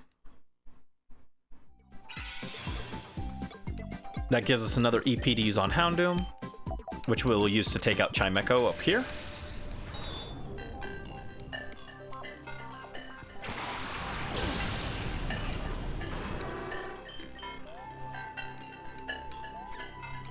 I don't actually know what the Giraffe Rig has because we one-shot it both times.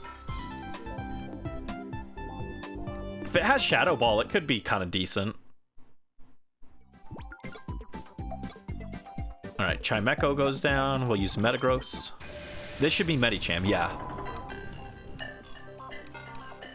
Alright, not a great matchup here. I wanted to use Xatu for this, but... even if High Jump Kick lands, it'll only be neutral. And our Psychic should do good damage back to it. Yeah, we can take two of those. It's like hardly ideal, but yeah, 2 psychic should do it. Don't get crit. All right, good.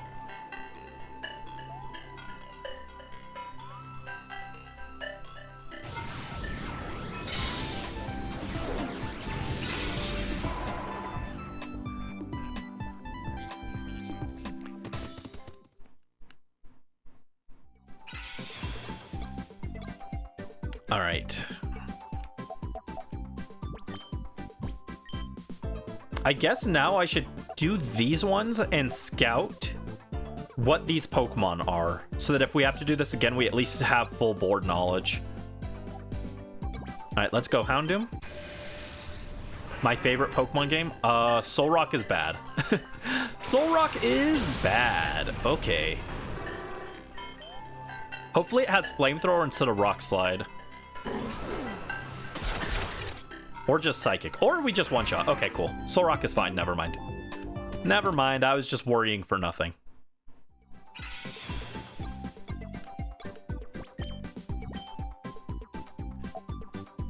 Okay, if we go over here, we should be guaranteed to get a KO. Right, the Executor. I think we got this now.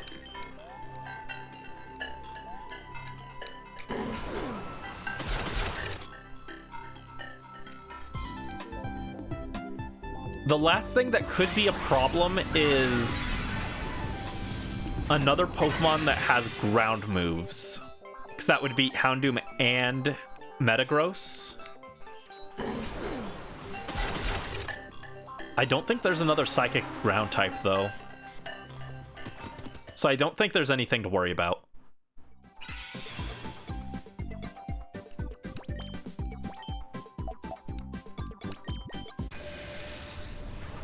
Grumpig. Okay. Yeah, I think we're good. I think we're good now.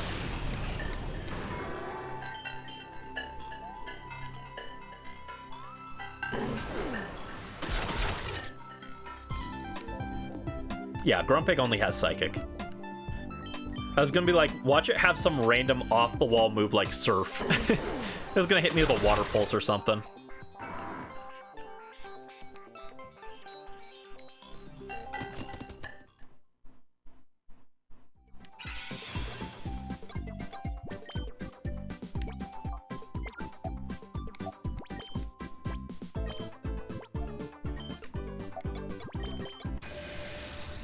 And lastly is Slowbro.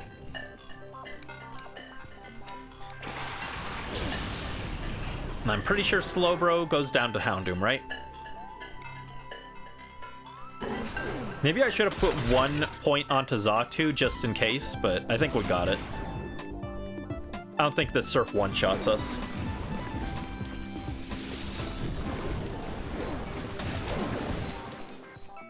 Barely, but yes, we do tank it.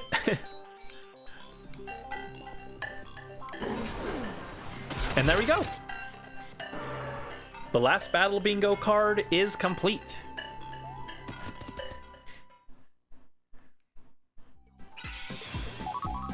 Clear. Congratulations, you have completed the Psychic card. 2,400 Poke Coupons. Whoa, that one's worth a lot. Jeez. That was not the hardest card by any means, and it was still worth a lot.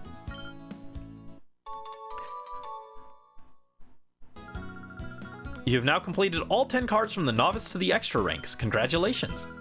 At your next visit, we will offer a new game mode to add to the fun of Battle Bingo. Named the One Panel Mode, this game mode makes it much more difficult to choose panels for flipping. What is One Panel Mode?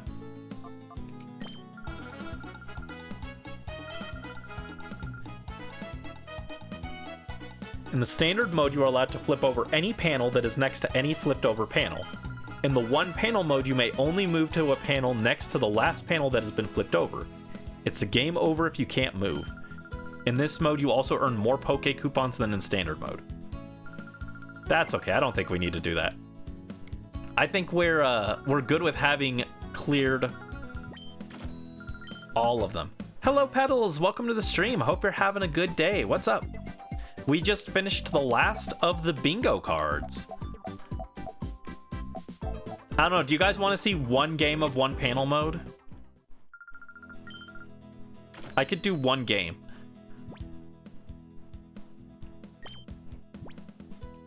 But yeah. Just making some dinner. Ooh, what's for dinner? What are you making for dinner? Yeah, we could do one game of one panel mode, but I don't think I'll sit here and grind it, you know. I'm gonna have to do Mount Battle 3 times, so I'm not really hurting for coupons.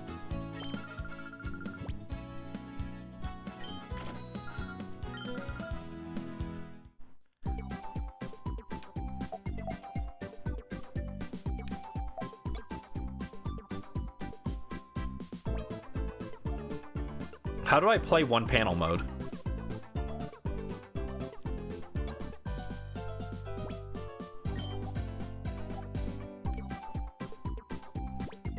Oh, okay, one panel like this. Okay. And it did shuffle the cards, so I don't know what's what anymore.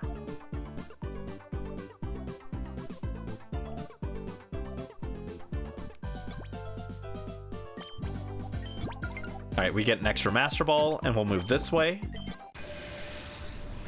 Executor. Breakfast. Ooh, breakfast for dinner is great. Chorizo egg sandwich with cotija cheese. I've never heard of that. What is cotija cheese?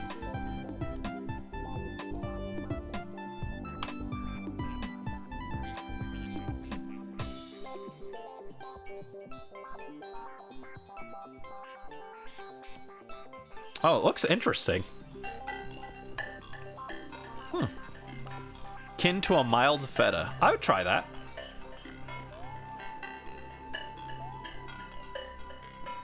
That looks good. Sounds like a very good good dinner. Basically Spanish style Parmesan. Gotcha. Permission cheese. I love permission cheese. I thought at first that maybe it was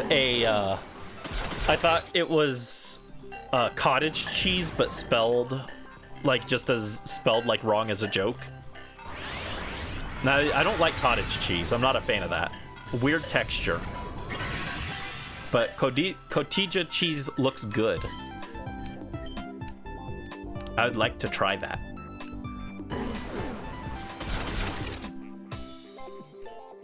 Alright, so Executor goes down. I have seen people actually use one panel mode of this card. Oh, wait, what?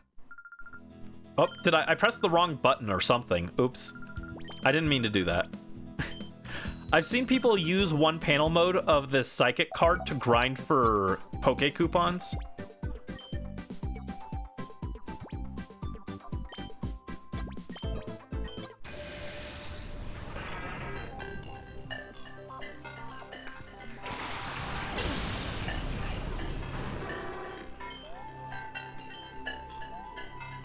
But like I said, we need a lot of Poke coupons, but we don't really need to go out of our way to grind them because I'm gonna do Mount Battle 3 times.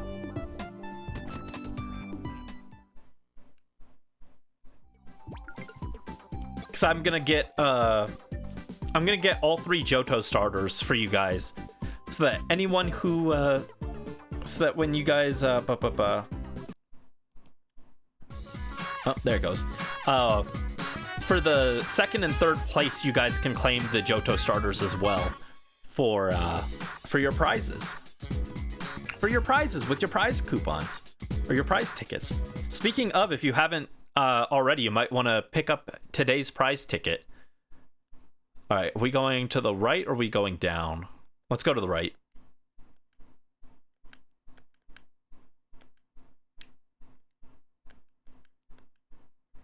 And there you go. I will add tickets for Mel and Petals. Let me add that for you guys. Petals is at 6 tickets. Whoa. Yeah, you shot up on the tickets. And Mel is at 9 tickets. There you go. Congratulations.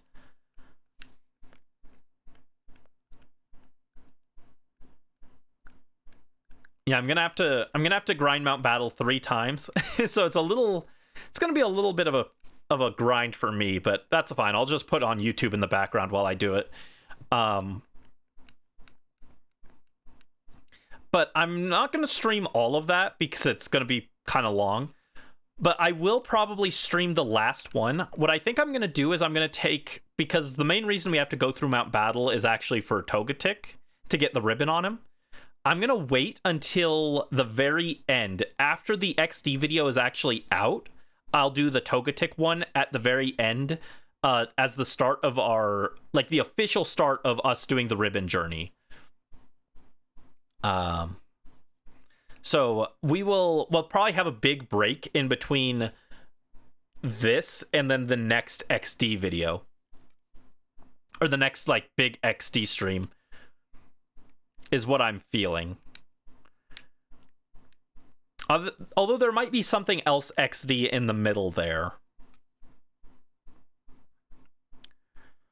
Oh, okay, because I didn't catch the Grumpig, we lose. Okay. Because I can't move on to the next tile. Yeah, unfortunately that time, because the cards are shuffled, we just didn't end up with a good Pokemon to catch with our Master Balls.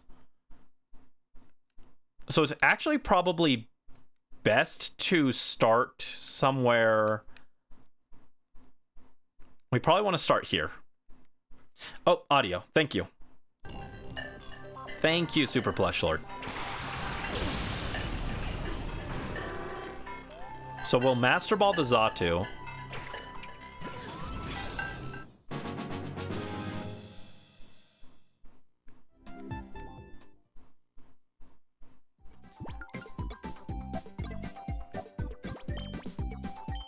And then we'll come up here. Medicham. Okay, that's a good Xatu one.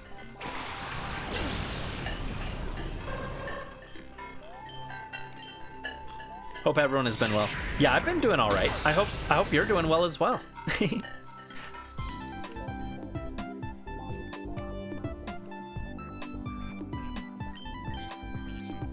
Let me check. Do I have everything set up for this? I'm not sure.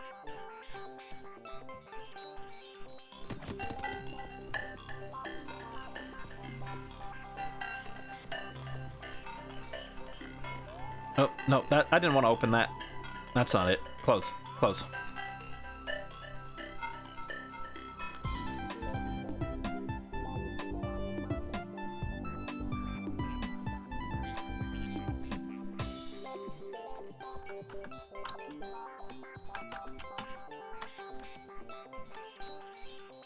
Let me check something.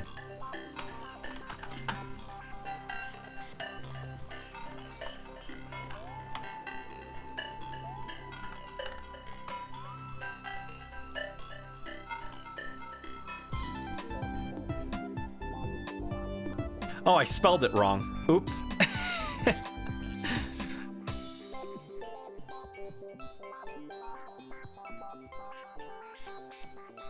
I made a mistake on the spelling of that. If I have that file saved, I could, I don't. Okay.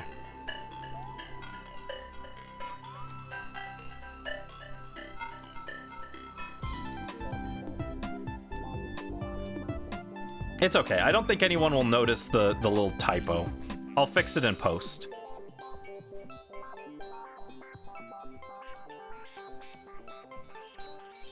Here, I'll fix it real quick so that we can potentially do this next.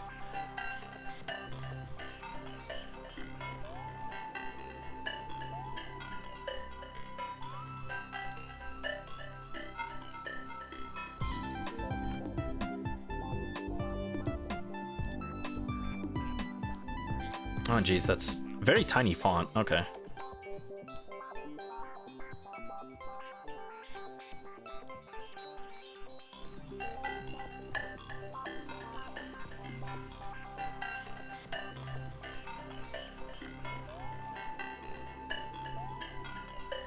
There we go.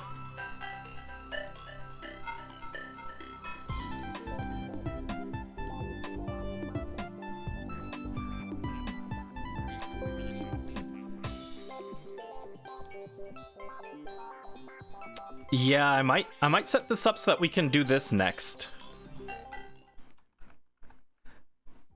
Music here always weirded you out as a kid. It's kind of a weird track. I like it, but it is like kind of a weird track. Let's go over this way next. Okay, that's one extra EP. We'll put that on Houndoom.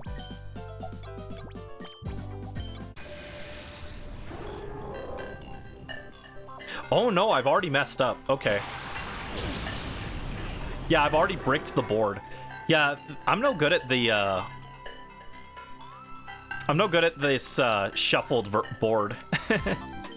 I'm gonna give up. I guess now might be a good time to announce it. So, oh no, I don't want to play it again. All right, quit.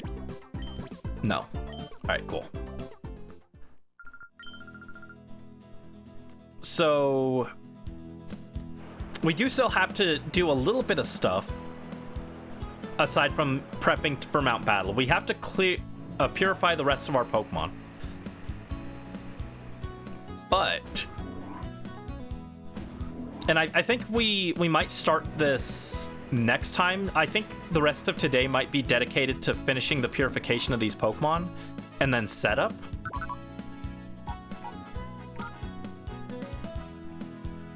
Let me just check some stuff here. If it wants to load our Pokemon. There you go. It's like very much not wanting to load the Pokemon.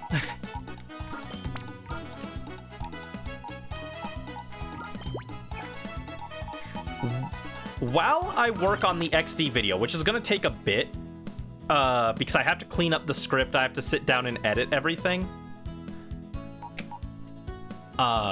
It's going to take a little bit to set up the XD video. And I've also got, coming up, we've got our winter celebration, which will probably start either next week or the week after. Probably the week after, actually. We've got that. And then once January starts, I also have my anniversary, my stream anniversary that I need to prepare for. So it's gonna be a little bit before I can actually sit down and start working on the XD video to begin with. And once I do, it's gonna take a while. But I am gonna work on the XD video, and as I work on that, it's gonna take a while. So I thought of a little thing to do to fill the time. Yeah, it is exciting, but it is going to be busy. For context, I don't know if you've seen my main channel, Petals. I made a video on Pokemon Coliseum, and it's almost 4 hours long. It took forever, actually forever, to make that video. It took almost a year to make that video. The XD video is not going to be that long, but it is still going to be like pretty lengthy. It's probably going to be like 45 minutes to like an hour, 10 minutes, I'm guessing. And it also needs some like actual hand-drawn animation that I have to do for it. So it's going to be a bit before the XD video is ready to go. So to fill some time during that, I thought of a little thing for us to do. So I'm going to announce, I guess we'll do it here, the Ouray Region Ecological Survey. Wild Pokemon have been sighted at various locations around the Ouray region, dubbed Pokespots. To assess the population levels of these Pokemon and determine if they are adapting to these environments, a survey will be conducted. If the Pokespots are capable of supporting a large Pokemon population, this should be able to be determined by finding a shiny Pokemon at each of the locations listed. I'm going to shiny hunt the Pokespots. And this was planned since last year, and I've been kind of hinting at it here and there. I've mentioned, oh, you know, this Pokespot, the Pokemon here can be shiny. Oh, you know, you can catch shiny Pokemon in XD. You knew it. I'm nothing if not predictable. I was definitely considering it. So I haven't committed fully on if I'm going to shiny hunt all 3 locations, but I want to get at least 1 shiny for this. And this will be part of the video. You need to find your Aeron eventually. No idea what memory card it's on. You gotta save Aeron. But yeah, I'm not sure if I'm going to go for all 3 locations yet, because that is a very big ask. Because this is like a pretty slow hunt as well. It's not like Dracovish where I can just AFK it. But I thought it would be fun to go and get at least 1 of these, and it will be canon to the XD video, which is why I'm going to start working on the XD video before we actually get the shiny. Because, like I said, we're basically determining if the Pokemon are recovering, if the wildlife and the environment are recovering in Ore, and that fits in with the theme of the video, which is going to be like community and recovery and stuff. So we want to see if the local Pokemon community is recovering. And so we're going to shiny hunt a Pokemon at one of these, and I think we're going to go Rock Poke Spot first, because that one has the 2 that I'd be the most excited about are Gligar and Trapinch. If I decide to go for all 3, then we will also open up... I'll probably let you guys vote on what we do for the second one, and then we'll do the third one last. But I think we're going to do Rock Poke Spot first. Before we actually do that, though, because this hunt does take some setup, I want to get all of these Pokemon purified, which we're missing a few, because I'll need the footage of that for the video. Well, we'll purify everyone. I guess we could do Lugia as well. We technically could wait on Lugia.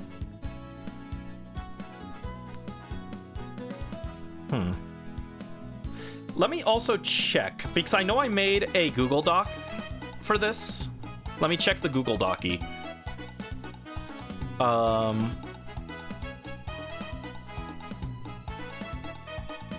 Okay, there.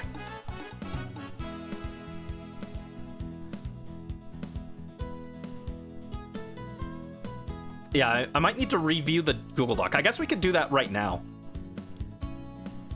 Let me pull up a window capture.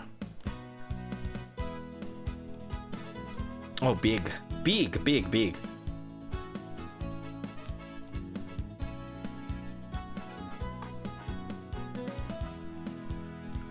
All right. So yeah, let's go over this, I guess. So we've got Pokespot Ore Region Ecological Survey Rock Pokespot, which has Sandshrew, Gligar, and Trapinch. I want to catalog the number that we encounter in each location, which will tell us exactly how, like, what percentage of the Pokemon that we found that was. And we're going to compare it against the actual odds in, like, the canon odds of this. So we have, like, technically a 50% chance of Sandshrew, 35 of Gligar, 15 of Trapinch. I just want to see how closely that lines up. And I thought it'd be fun for part of the video to actually analyze that.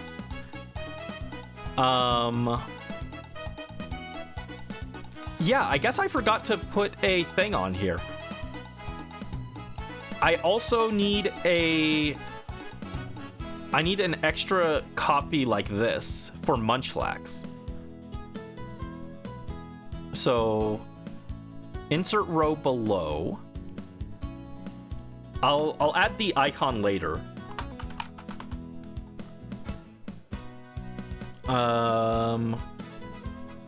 What is the Munchlax's data?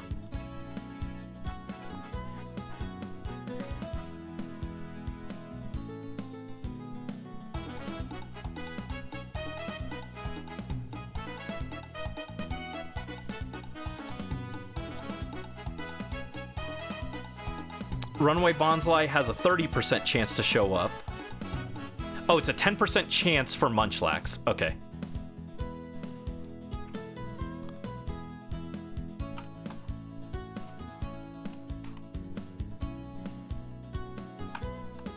%. Oh, wait, hold on. I have Munchlax data. Oh, okay, I put it down here. Oh, so I didn't need to do that, actually. Oops. Yeah, I was like, I thought I had data spot for Munchlax. So this is where the Munchlax data would go.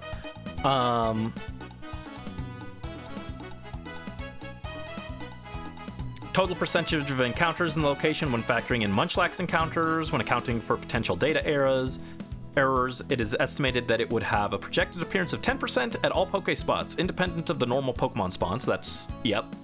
Total percentage of all encounters when factoring in Munchlax encounters. A Munchlax belonging to a local trainer was encountered multiple times, drawn to the Poké spot by bait that the surveyor left out for the wild Pokemon. The number of sightings were included, however, it should be noted that this Munchlax is not a wild Pokemon and might be best classified as an invasive species. While this Munchlax does not directly contribute to Oray's recovering ecosystem, it may have a detrimental impact based on the frequent appearances it made at each Poké spot, and may be causing strain on the ecosystem and its ability to support the re-emerging Pokemon species as it competes for resources. Further action may be required to alleviate this unexpected burden on the environment. Okie dokie, okie dokie. Okay, cool. So, yeah. Actually, there's not too much that I need to log. Basically, we're going to, I'll just make a thing here. Munchlax encounters. And I'll bold this. So, I'm not sure if we'll have time tonight to set all this up. But yeah, that basically gives you a rundown of what the plan is. We're gonna catalog how many of each of these Pokemon we get on the way to getting a shiny. Which means more work for me, but hopefully it'll be fun for you guys, right? To see me suffer like that. But before we actually do that, I think the order of events of what we should do is we should purify the rest of the Shadow Pokemon. And then, so I should get the Shadow Pokemon purified. And then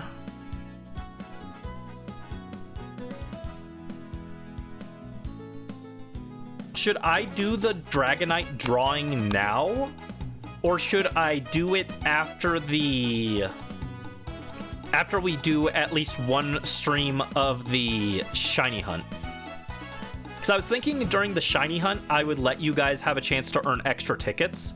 Like every hour, do a Lotto Frenzy, so that you guys can just rack up some extra tickets. And then in that case, if we do that, I would just take care of Dragonite off stream. I would change its nickname to whatever the person who wins it chooses. Also, would you guys want me to grind some of this off stream as well? Would you be okay with me not cataloging the entire experience on stream? I don't know, because it's going to be a very repetitive hunt, so I don't know how much you guys want to see on stream. I can do some of it off stream. I want to do at least one stream just to get some footage. But I don't know. What do you guys want? I guess the question is, how much shiny hunting are you guys willing to stomach?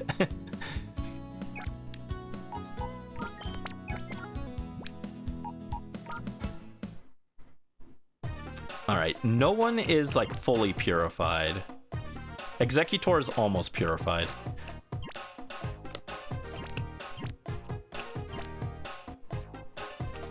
Lickitungue's almost good. All right. You vibe with the grind? Yeah, I mean, like, I think I could do like a mix. I think I could do like dedicated shiny hunt streams, but also do some off stream, just so that I'm making like progress with it. So it's not like you guys would be missing much unless I get the shiny, right? I'm kind of okay with doing a hybrid setup for this.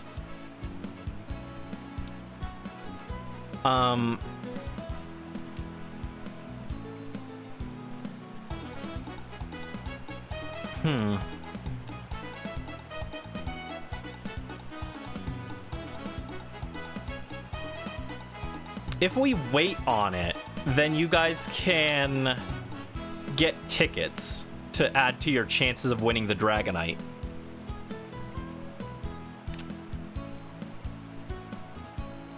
I am running around right now. It's I'm just trying to get more. I'm trying to get the Pokemon purified. That's why I'm just running randomly like this. Because there's not like a better way to do that, basically. Kind of expected our Pokemon to be purified by the time we finish Battle Bingo, but they were not. Yeah, I guess the question is, do you guys want me to just do the prize drawing and not be able to earn tickets during the shiny hunt streams, or would you rather have that little extra incentive to be here during the streams? It's kind of up to you guys, I think. If I do the drawing, I want to do that next stream so that I can like formally announce that we'll do it next stream, so that everyone has a chance to be here if they want. Extra incentive isn't bad. Oh, there we go. Executor. Oh no, that's Weepin' Bell. Okay. Yeah, that's like why I'm kind of chill with it. But I just don't want people to get like too bored of waiting for the Dragonite thing. That was my kind of thought process, but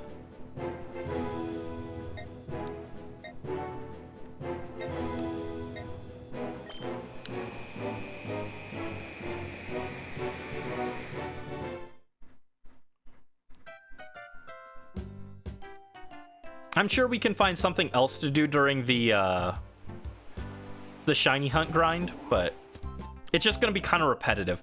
And also what I was thinking is maybe making if there's a lot of things in the shiny hunt that are worth like saving, I could make that a separate video and just link it in the XD video, but I'm not sure yet. I know not everyone vibes with the shiny hunt grind, so I was thinking I could just kind of shuffle that off to its own video, similar to what I did with the Coliseum video. Only instead of that, where I had like two versions of the shiny hunt, instead I would just completely separate it and just be like, we found a shiny. If you want to see it, it's over here. If not, then this video is like 40 minutes shorter. Togetic definitely took up a lot of that video. A fourth of that video is just Togetic shiny hunting. Alright, no one claimed Weepin' Bell, right? So I don't need to nickname that one. Oh, I didn't mean to purify this, actually. I was just going to swap it.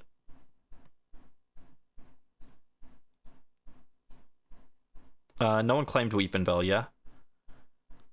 Yeah, no one claimed that one.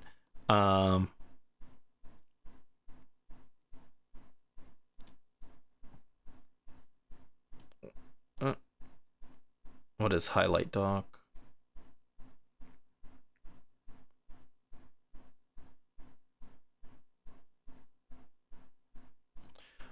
Oh, okay.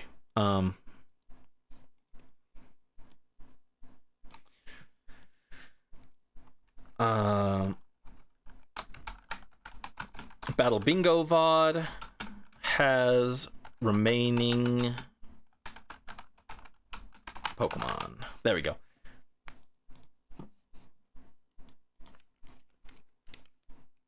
Yeah, I didn't mean to purify the Weepin' Bell. Oops. I was just gonna move it and then purify them all at once, but that's fine. No one's particularly clamoring for Weepin' Bell, so... Alright, we'll put in Electabuzz.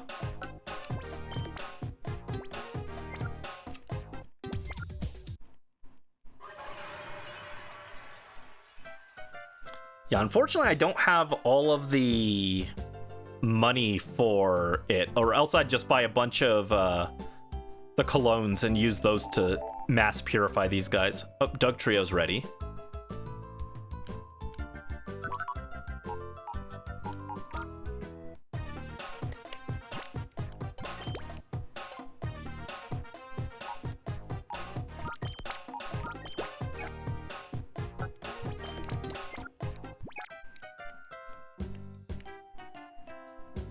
So yeah, I guess this is just the chill purification grind now.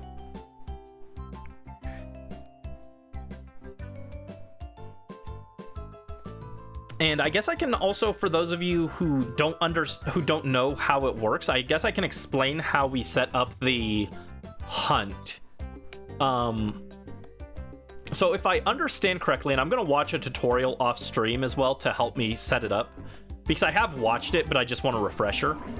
Basically, what we have to do is we have to get the number of steps to be right before the Pokespot monitor goes off, and then we need to save. And we want to save right next to the exit of the area that we're at. So in this case, if we were doing it here, we would be like right... No, not that. We would be like right here, and we would walk back and forth until the monitor goes off and says, oh, there's a wild Pokemon you can go get. Then with it, like, once we would save right before that, so that when we take a step, the monitor goes off, and then we can just instantly step into here and go down on the map to here. We would probably do it from, let's see, we were gonna do Rock Pokespot first, so we'd probably do it from the Snag'em hideout, right? And then we would just go up, or go down to the Rock Pokespot. And then you save and check, and then once it's not shiny, you reset, and you just do that over and over again. It's like about a minute each check if you set it up properly. But, oh, speaking of, setting it up does take a decent bit, actually. It's like kind of annoying to set up because, you know, there's, like, you have to get the steps, like, as close as possible. So you have to, like, take a step, save, take a step, save, take a step, save. So I'll probably set that up off stream so you guys don't have to do that. Or I'll try and get it, like, really close, and then as we do it, I can fine-tune it a little bit. But that's the basic premise of what we're gonna do. And then it's like a minute each hunt, or a minute for each check. And it's like it's a pretty chill hunt. You can't really fail it. I guess you technically could. You could lose, you could accidentally KO the Pokemon. Or you could just run out of Pokeballs. I bought a lot of Pokeballs, so we're good. And actually, someone asked, I don't remember who it was, the other week when I transferred my Pokemon up, someone asked about the dive balls. That's what that was for. The dive balls are in case we get a shiny Gligar. I want to try and catch the shiny Gligar in a dive ball, because it turns that light blue color and it looks really cool. So that's why I brought the dive balls. Like I said, I've been planning this for like a year.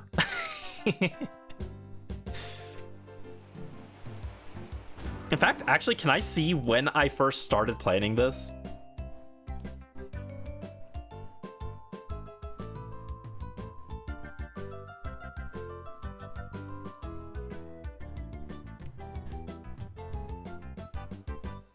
Okay, I started planning this hunt on February 18th of 2025, so not quite a year, but 3/4 of a year.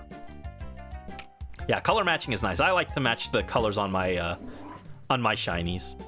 I know not everyone's into it, but I like to, if possible. Oh, which, if you guys haven't seen, I talked about it on Twitter. I spent several days grinding the ZA Royale to get a Love Ball so that we can catch Diancie in that. So we're gonna get a Diancie and a Love Ball on the 10th. That's gonna be the first thing we do that stream before we start Mega Dimension. I gotta get that silly little thing. All right, so the Pokemon that are not purified yet. Oh no, Snorlax is ready. Are these all that's left? Yeah, okay. So we're almost done purifying these. Starmie is also done. So it's just what's in the box currently. Pidgeotto, Mr. Mime, and then Lugia.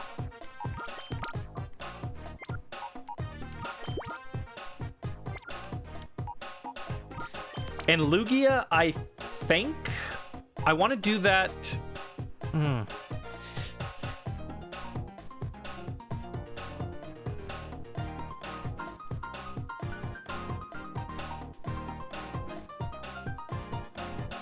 Lugia is so easy. I want it to be when everyone is here for it, but like obviously it's impossible to make sure everyone is here. In the video, Lugia will be the very last thing that gets purified. It'll be after the shiny hunt. Because the shiny hunt is basically like a side task. The Realgam Tower stuff and the shiny hunt are side tasks that I take on while in the story Professor Crane is like researching how to purify Lugia. So like he's like basically like, hey, you've already done all you can. Don't beat yourself up over the fact that we can't get Lugia right now.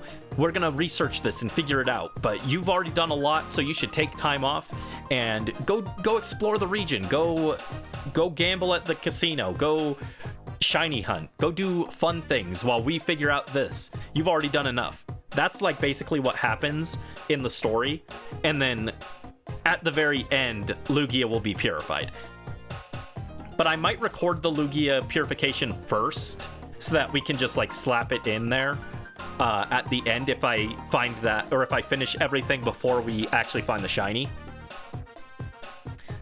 It was the most confusing thing in the day without game guides. Professor Crane does give you a hint on how to do it. But it is, because there's so many different meters here, I definitely get why it would be confusing. Because you've got, like, your shadow meter, you've got the flow, you've got the tempo. It could be a little confusing. But yeah, we gotta purify some of these guys. In fact, let's swap Poliwrath over to this one that has max tempo.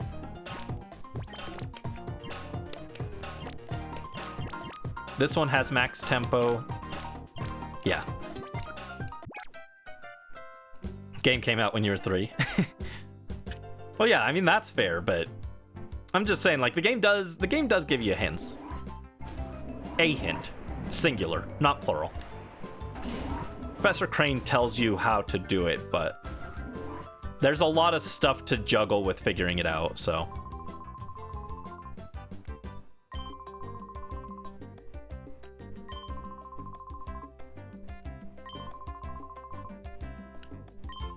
We've got to maximally use the power of the Purify Chamber in the regular Pokemon.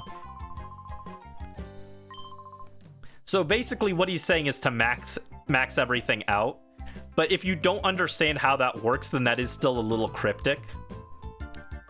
But I think that's an okay hint. I think if you think about it like really hard, you can figure that one out.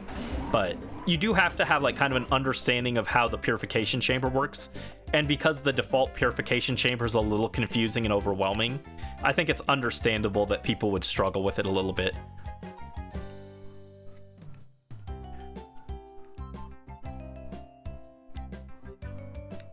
But yeah, I guess while we do this, I guess I can kind of chat a little bit about the video itself.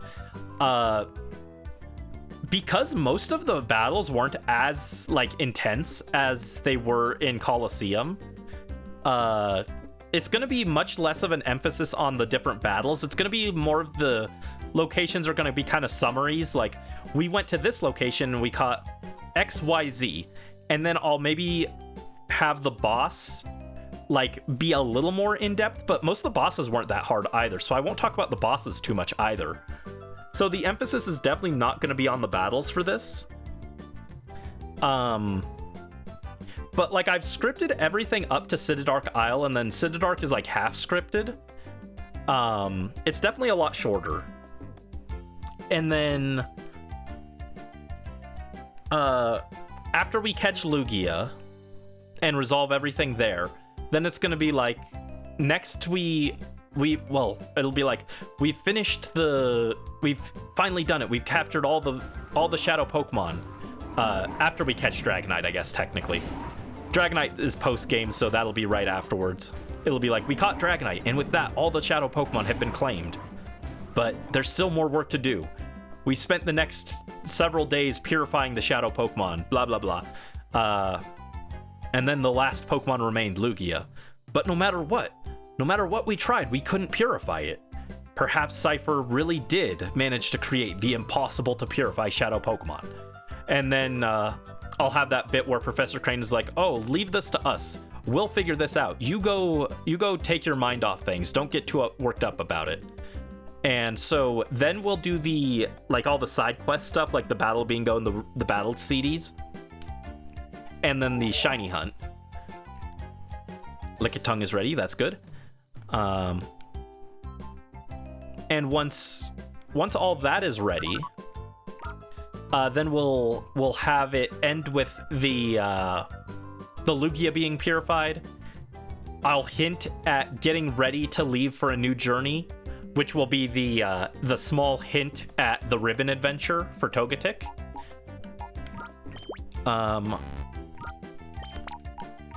Yeah, we're almost done. Oh, hold on. I'm in the wrong box.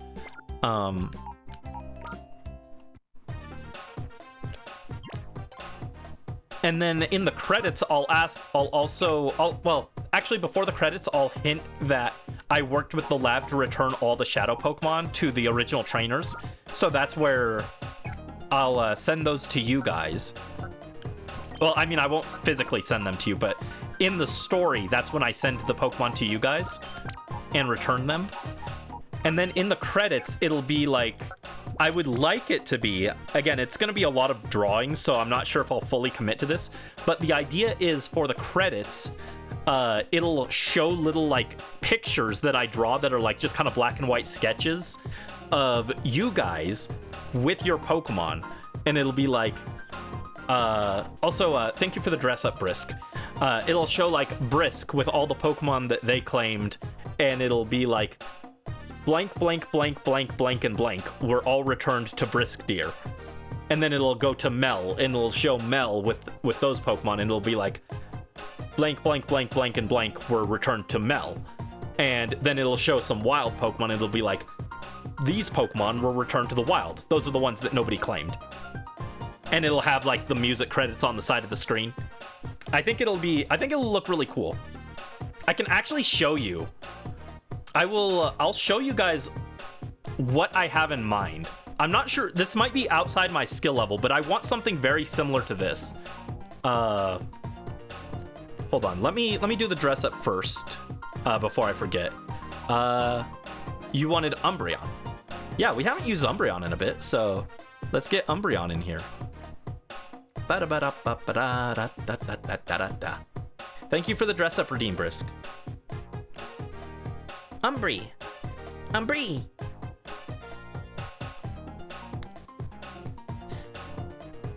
All right, so let me mute this. And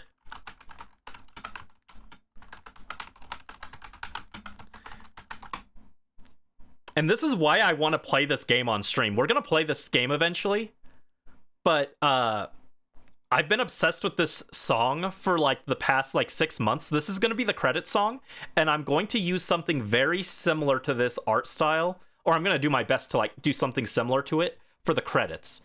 Let me set up a screen window. This is more interesting to watch than me running in place, right? Let me see. There we go. And let me pull this up. There we go.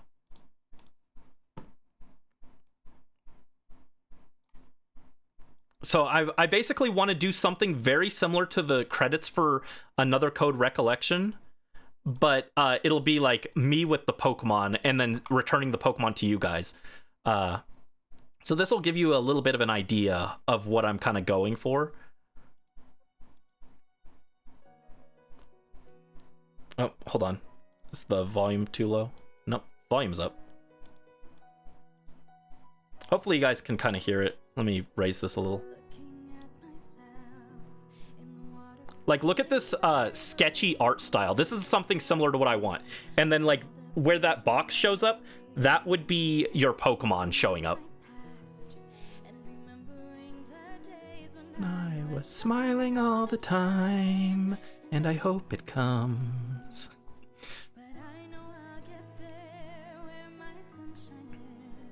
So this gives you an idea of what I'm going for. Oh, and the Poke Spot went off again.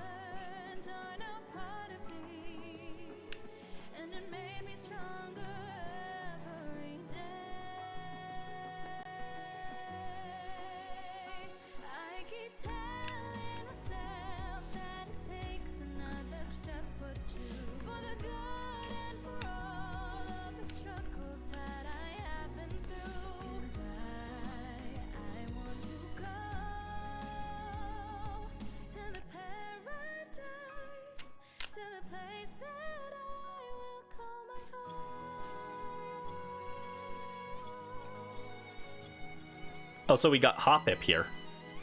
You guys can't see it, but I'm just fighting a Hoppip. It's not exciting.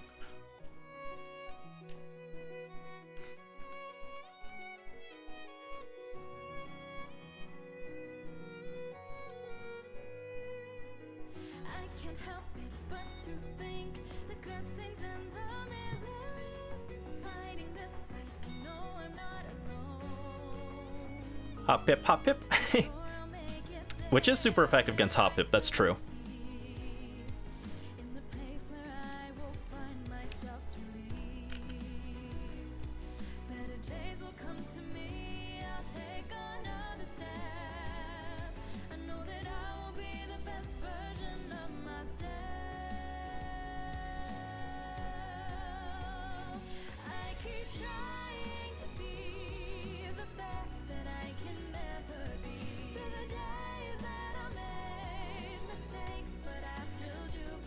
Oh, Manectric is ready to Purify.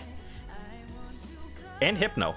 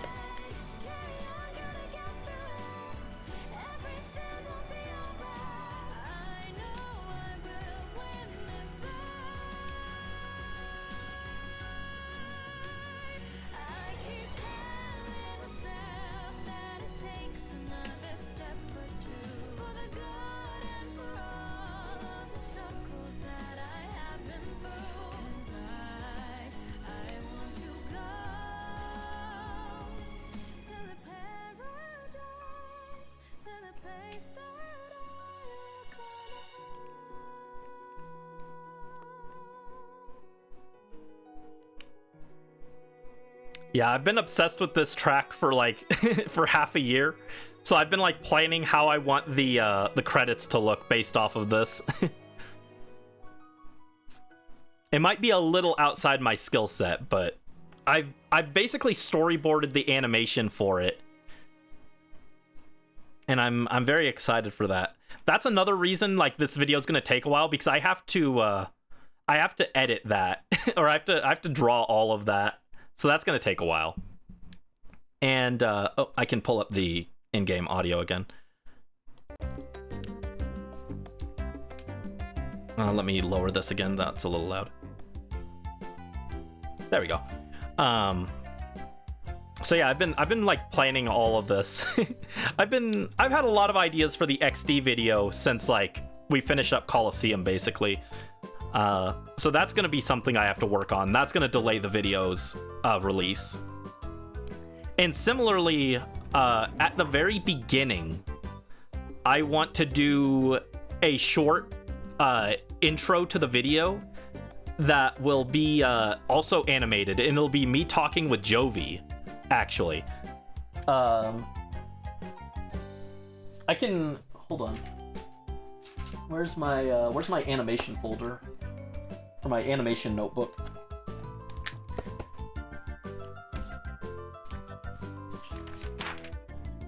Yeah, here it is. Yeah, I've already storyboarded the animations for both of these. For the credits, actually, like instead of like walking the way she was in that video.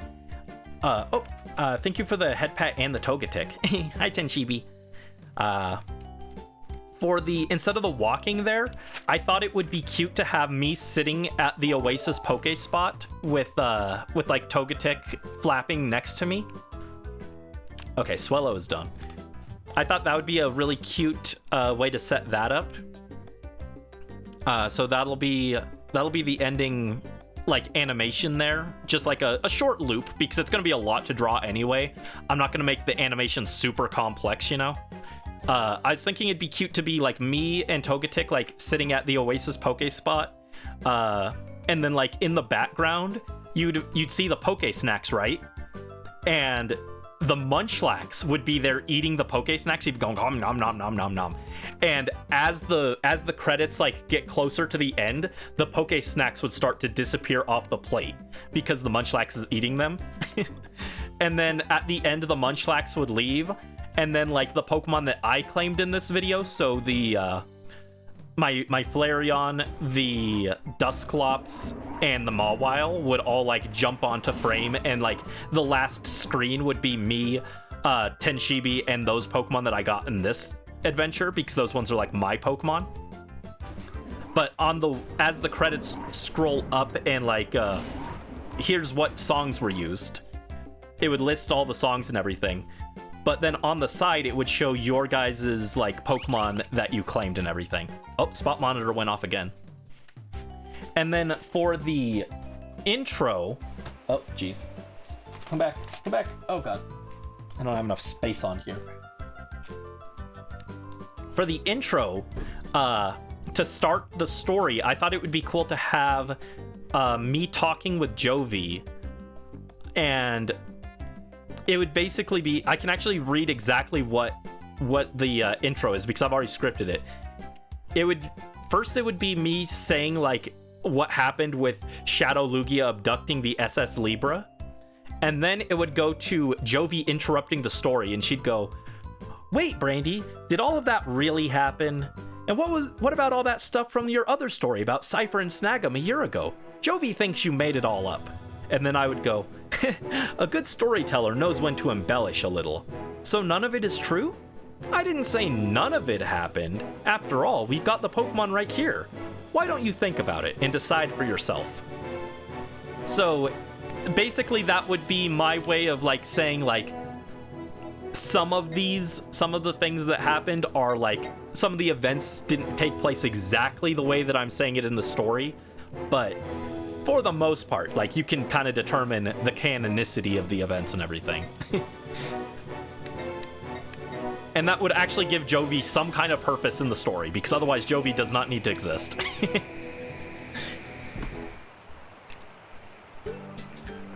So I thought that would be a cute thing to do, but that's also going to need some animation for that little chat that happens. And I've already storyboarded it, and it looks like it's gonna be about 16 frames, maybe like 20-ish, depending on how many extra frames of animation I add.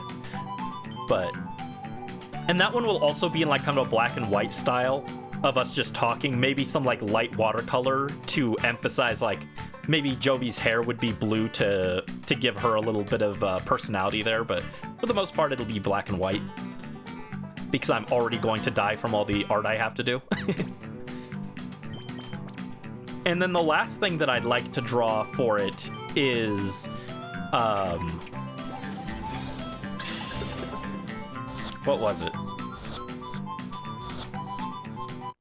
Oh right, I want to do a quick animation for when Lugia gets purified. And the planned animation for that is going to be like Lugia in the purification chamber and all the Pokemon dancing around it. And then it will like roar and the purification will happen. It'll just be like really, really quick. It'll be like a pretty short animation for that. But just to make Lugia a little more unique, if anything gets scrapped, it's probably that. I'm not 100% committed to that idea, but we'll see. I just feel like since that's like the climax of everything, like, okay, the last Pokemon has been purified and all the Pokemon work together as a community to do it. I feel like that's a little important to emphasize it, but we'll see, because that is a lot to... It's a lot to do. But yeah, very ambitious. I figured, since I went to the trouble to make the XD video as like a full-fledged sequel to Colosseum, even though it's shorter, I want it to have like good production value, you know? So, gonna do my best. And that's why the video's gonna take another year to come out, but that's all right.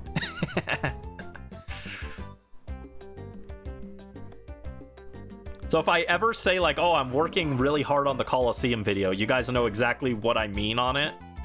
You guys are gonna be like, oh, okay, that's why it's been 3 months and he hasn't made any progress on it. It's because he's sitting in the mines animating. Thank you for the rally luck, Brisk. Rally luck, rally luck.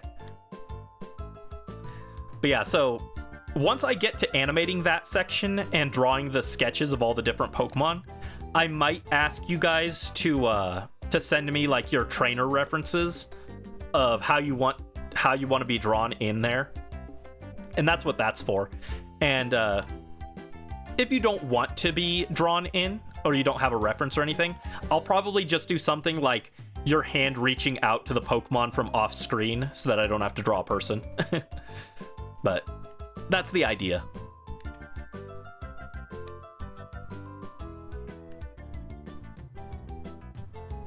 Making fan art for this with the return of the Pokemon. I would love to see that. That sounds super cute. And you know, you guys want to know the sad thing? This is the warm-up. This is practice. The Togekiss video is the big one, right? The Colosseum video and the XD videos are just practice, basically, for me to get used to doing a big story like this and doing the animation and everything for the Togekiss video. The Togekiss video was the original big plan. Before I even had decided to do an XD or a Colosseum video, Togekiss was the goal. So I've already planned the intro animation for the Togekiss video and the outro animation for it. I've had those planned for like 2 years. So lots of stuff to consider, lots of stuff.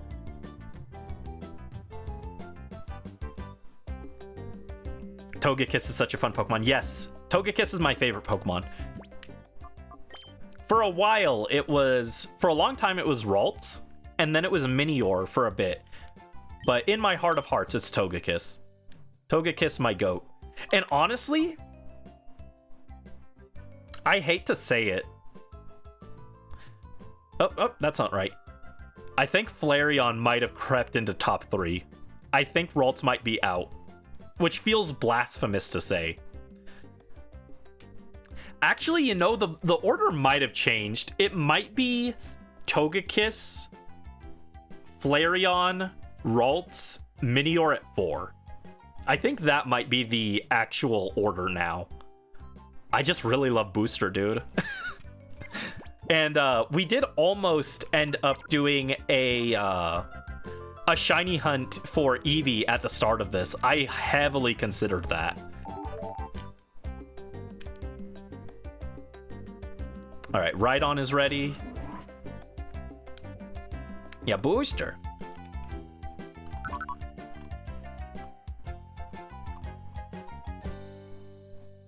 Well, you can't see him because of Umbreon, but Booster.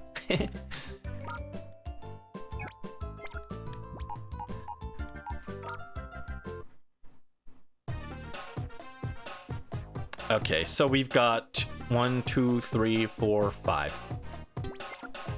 All right, so I think what I'm gonna do for this stream, we'll do a little bit of a shorter stream because I'm gonna need to take time to prep everything. I think the plan for this is we're gonna purify the rest of these Pokemon except Lugia here. Get them all purified. Then, next stream, I will do...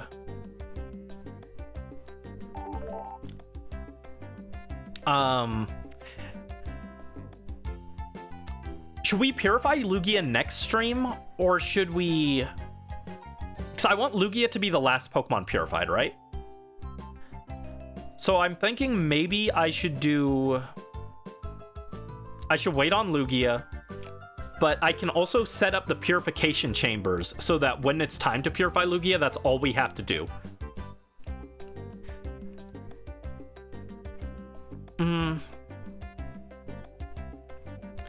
Actually, maybe I should do Lugia now. Well, I don't know. Should we do Lugia now, or should we do it next time?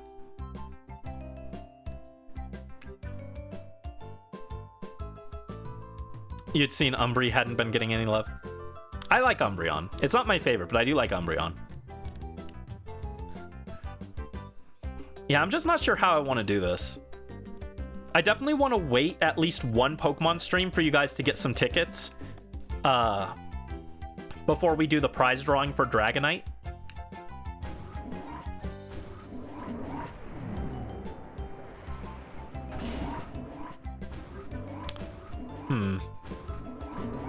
What's your fourth favorite Eevee? I think my list on Eevee is... God, this feels weird to say. I think it's Flareon. I think Jolteon beat Sylveon finally. I think it's Flareon, Jolteon, Sylveon. Glaceon, Espeon, Vaporeon, Umbreon, Leafeon. But I like all of them, of course. They're all great. Not a bad one in the bunch. They're all cute.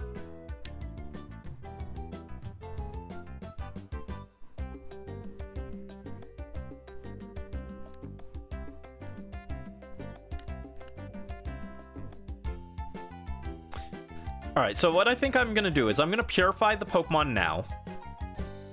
I won't purify Lugia, but I will set up the purification chamber to purify it. Next stream...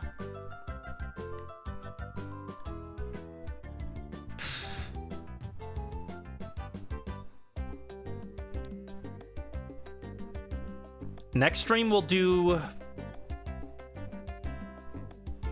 Lugia purification and the start. No. Should we wait on Lugia?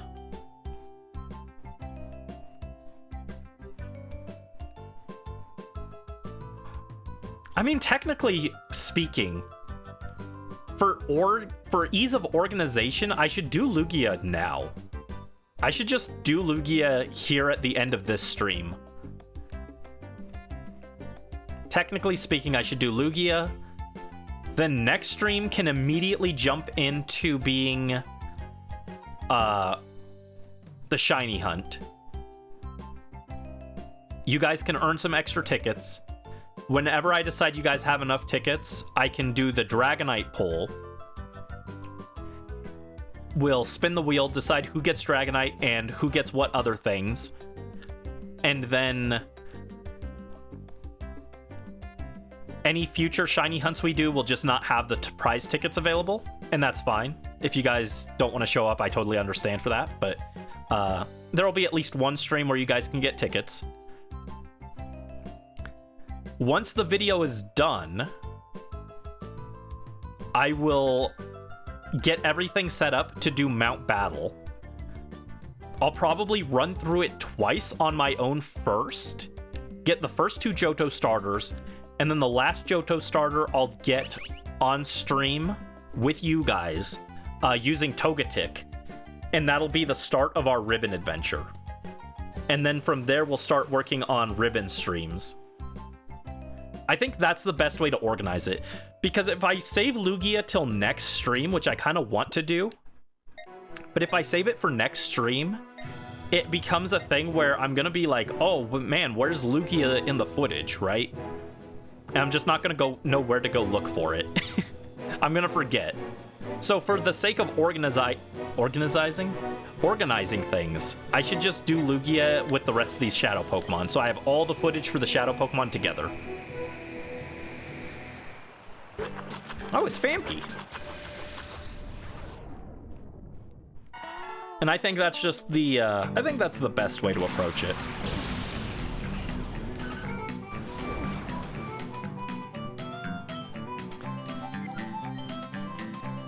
Alright, Tenshibi, let's get this Fampy.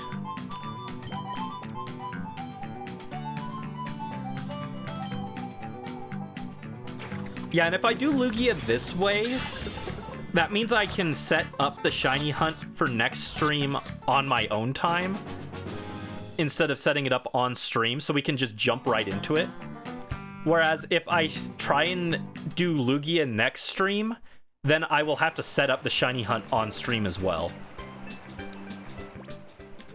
So I think, like, it just makes more sense to have everything ready to go next time. Tenshibi Cowboy Togetic. Tenshibi with a little sheriff star and boots and a cowboy hat and a little handkerchief around his neck. That sounds really cute. Oh, go in the door. Thank you. Yeah. Organizing. My favorite word, organizing. Tenshibi watching over Muma.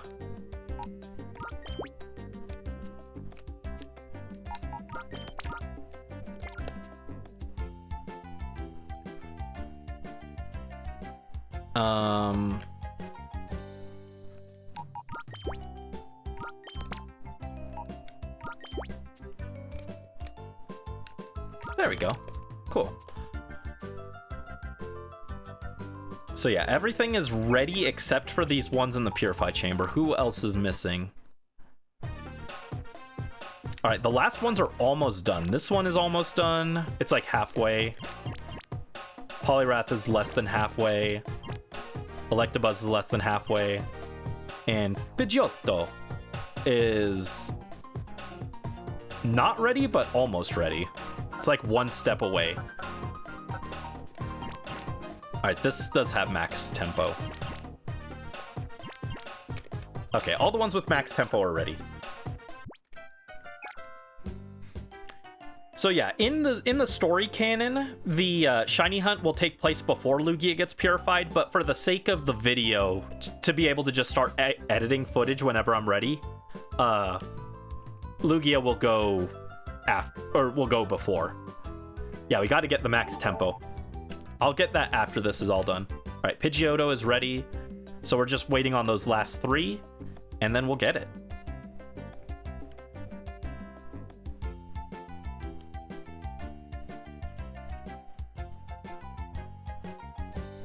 So yeah, the XD video is like fairly ambitious with the amount of animation and extra work and stuff I'm doing in it, but I hope you guys will enjoy it when it's finally done. It's definitely more of an artistic storytelling video than a Pokemon, like, here's how we fought all these guys, because the fights weren't that interesting. I was expecting at least like the boss fights to be kind of interesting, but compared to Colosseum, the boss fights were not that exciting. My team, even using just like random mix and match Pokemon and not like a set team like last time, my Pokemon just kind of steamrolled them. Like, I think the only times we were actually in danger were like Greevil, Eldis, and Ardos. And Greevil was only during the Lugia fight. During the actual legendary bird fight, we had like complete control of the situation the whole time, so. Other than that, like, the fights were not that interesting, so. Making you want to Photoshop me with Tenshibi again? Aw. What would we be doing? Eating cheesecake? I want some cheesecake.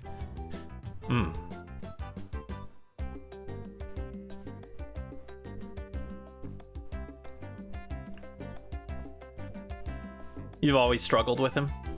Wait, Greevil catching the legendary birds, you mean? Or do you mean the Lugia fight?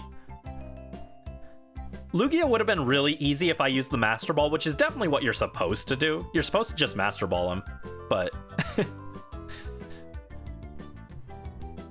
You're supposed to Master Ball the Lugia, and then use Lugia to tank the birds, but... I decided to do it with the team that we had assembled on our journey, because that feels more fulfilling. And that made Lugia a lot harder. But the birds were not that bad. I can't believe our win condition. Oh, the guy with the hypno. Oh, sorry, I didn't see the first message, sorry. The admin with the hypno. Hypno was what? Gorgon, right? I think he had hypno. That sounds right. Gorgon was like free for us, actually.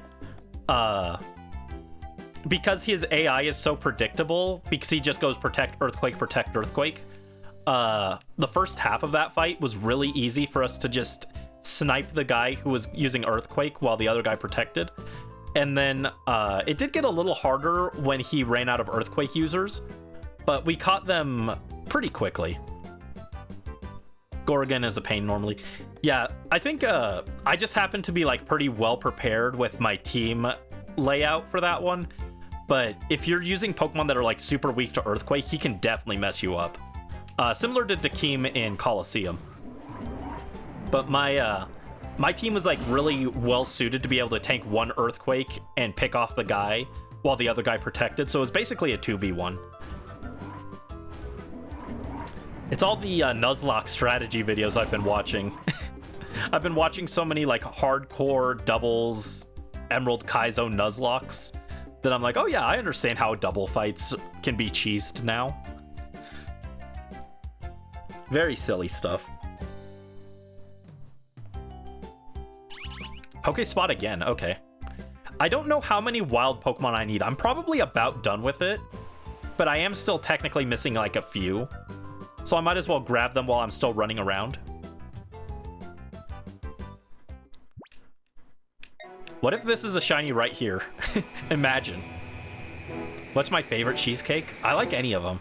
If I had to pick one, probably like strawberry though.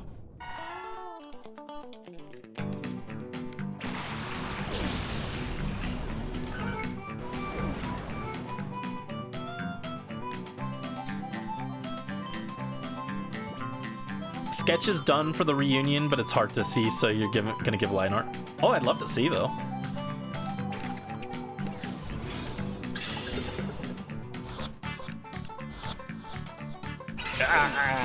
Stay in the ball, Fampy. Yeah, I'm like, I know if I can make this look good, it's gonna be super cool for the ending of the video. But I'll admit, I'm intimidated. It's a lot of drawing to do. Because I think it's going to be like probably 5 frames of animation for me and Togetic.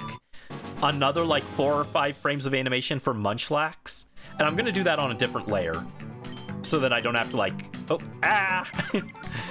so that I don't have to try and loop it perfectly.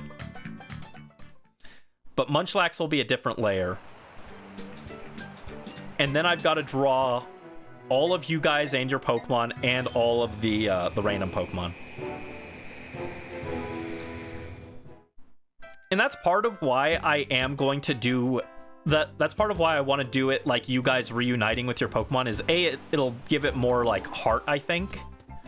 But also, it's a little more convenient for me because then instead of doing,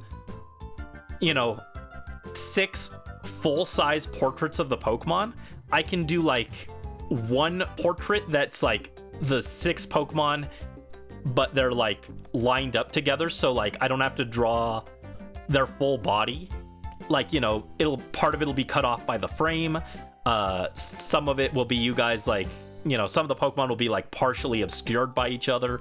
It's like, for example, say Bonfire is sitting up front, and then Snorlax is just kind of in the background, and then Borf is in the front, and I don't remember all the Pokemon you claimed, Mel, but you've got like several Pokemon in the front. That's less that I have to do on Snorlax, basically, because they're taking up some of the frame.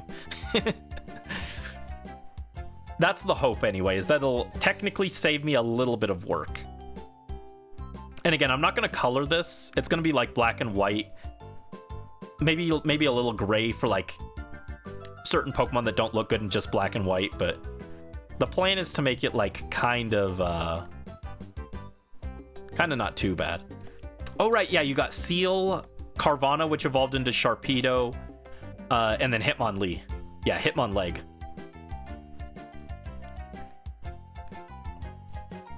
That's right. Like, I could pull it up real quick.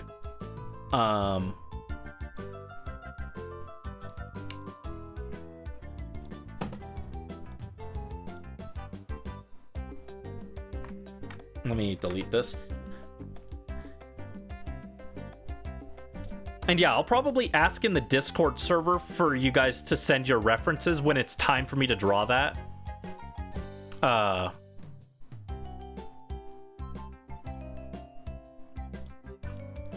don't need them right now because I'm not going to start drawing it yet. But closer to then, I'll ask you guys for references. All right, we want paint. So it'll be something like this, right? Just as an idea. This is gonna be super scuffed and super sketch, but it'd be like, you know, here's Mel. Just gonna do a basic figure there, and then over here, like maybe leaning against you would be Hitmonleg. So I'm just gonna represent him like that. That's his leg. It's very bad. Ignore it. Ignore how bad this is.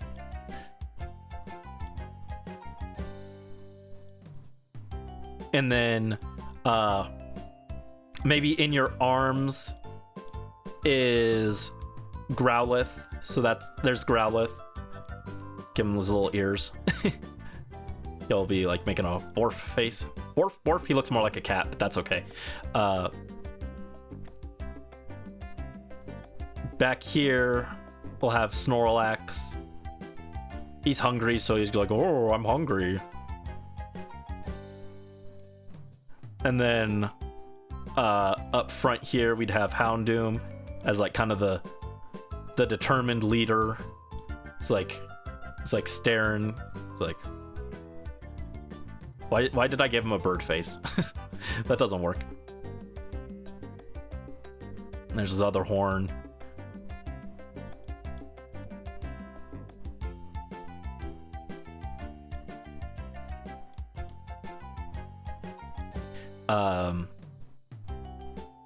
And then Sharpedo could be in the back here.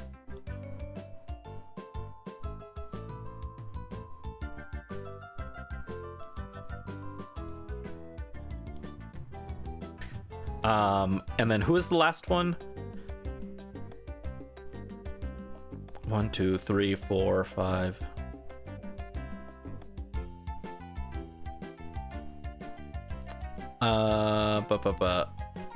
Seal, right, Seal. So then Seal could be like up here. There's a little horn.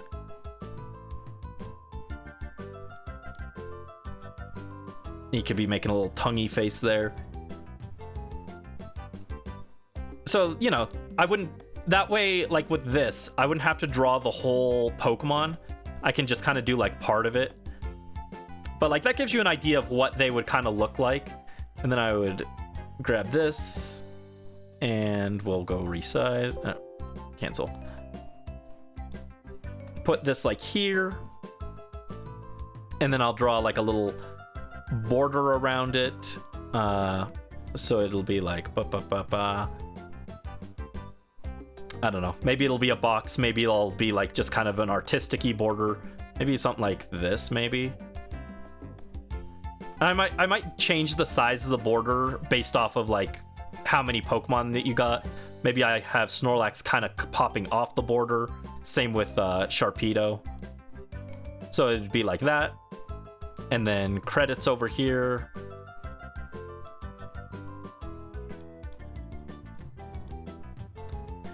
I'd be down here with Togetic.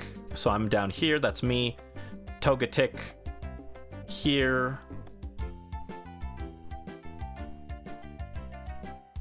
Munchlax would be back here. eating the poke snacks. Those are the poke snacks, and here's Munchlax. He's going nom nom nom nom nom.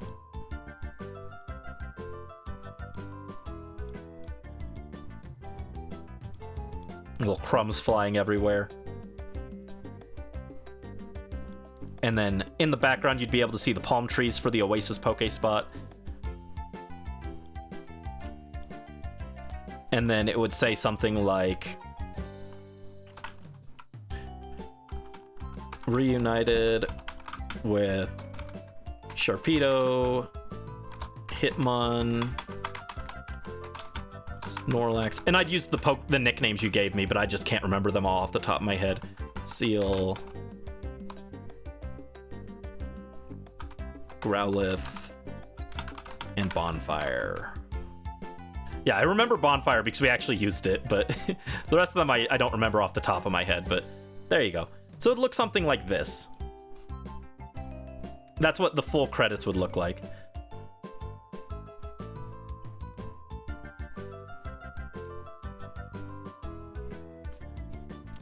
Real quick, could I take off the hood and turn my head at an angle to the right? Yeah, sure, 1 second. There we go. Like this.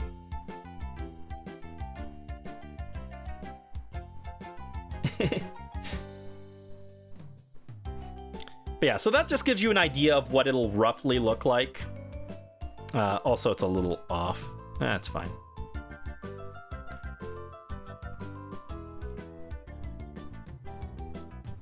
And so, like, then when it changes to be...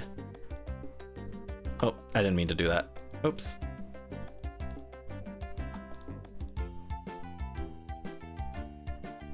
Without booster? I can remove booster. Oh, on the left? Like this?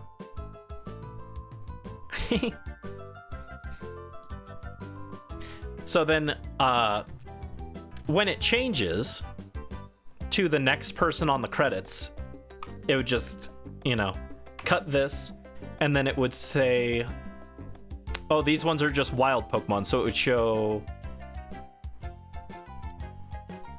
like this, and then I don't know what Pokemon this is. It's Ditto. You don't catch wild Ditto in this game, but it's Ditto. And oh, it can be Muck, no, or it can be Grimer. No one claimed Grimer. That's Grimer. It doesn't look like Grimer, but that's Grimer. Grimer, and this one's Pidgeotto.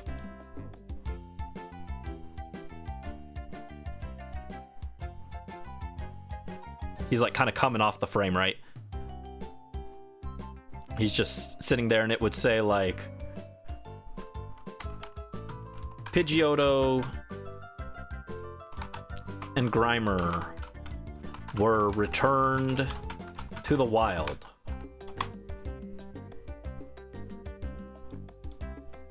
So it'd say that.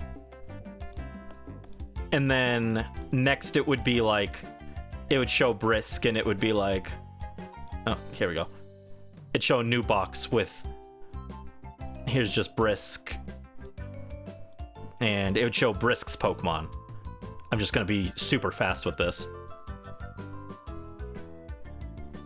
So then it would say,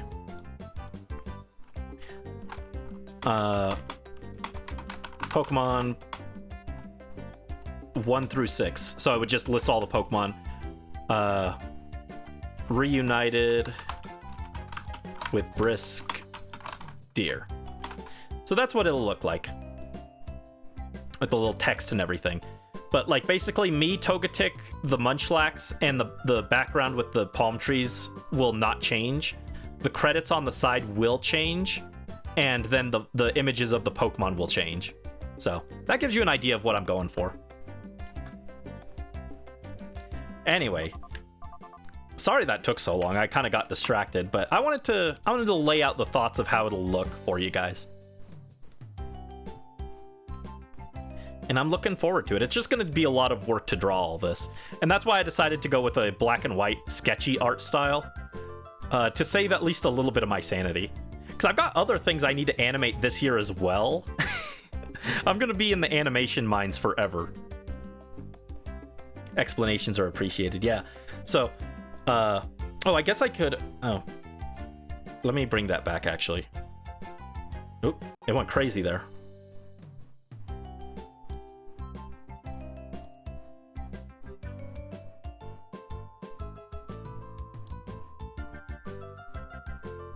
Let me get a new paint.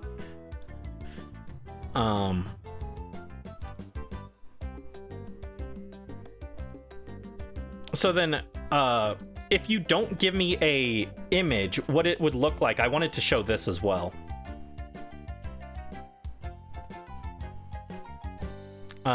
It would look like, so real quick, here's the palm tree. Oh, jeez. That's what I forgot. I wanted to show this. So if you don't give me a reference image for your trainer, that's fine. What it'll look like is, here's me. Here's Togi.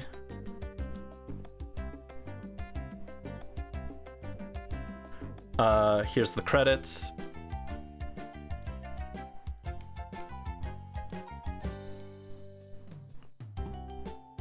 Here's Munchlax. Here's the food. Blah, blah, blah. So then if you don't give me a reference image, it'll just look like this. I'll make a little box. It'll show the Pokemon. Let's say, since I don't have a reference image for like Petals, for example, right now, it would look like here's Tangela.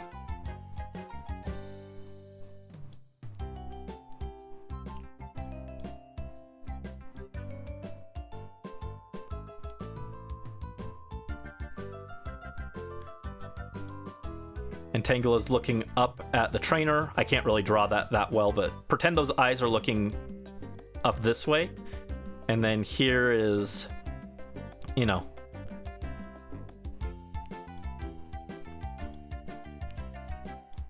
here's Petal's hand. And it's just like Petal's going, here, welcome back, you know. Come here, let's come with me. And Tangela's all happy. It's a happy face. You can't tell, but it's happy. There you go. So that's what it'll look like if you don't give me like a reference. So if I don't have anything to go off of, then I'll just show like the Pokemon like that.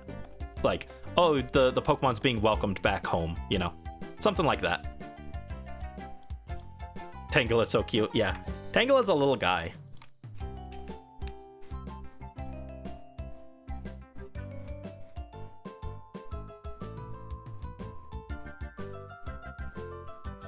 And yeah, so when the time comes, I'll ask. What I'll probably do is I'll have a thing in the Discord server for you guys to put your references specifically for that. And then if you're not in the Discord server, I might just like reach out to you and message you on Twitch and be like, hey, do you have a reference image that you would like me to use for this for your trainer? And if not, then I'll improvise, you know. But I'll figure something out. I'll find some way to give you guys a chance to send like some reference images for when I do that. But I'm probably going to put that off. That'll probably be one of the last things I do because that's just going to be like a lot of work. So I'll probably do that like near the end. Oh, you sent something? Let me see.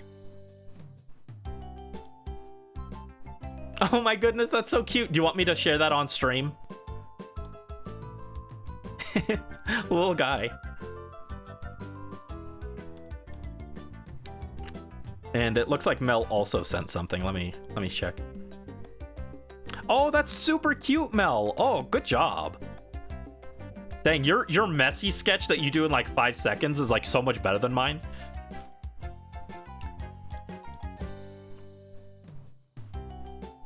That's crazy. Super freaking cute, Mel.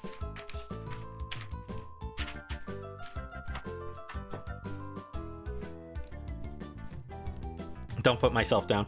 I mean, to be fair, mine are very basic. Like, I just wanted to get my point across for you guys. I could sit there and like pull out my drawing tablet and sketch it out nice, but I just wanted to get the point across. I mean, like, if you want to see like something that's a little more polished for a sketch, I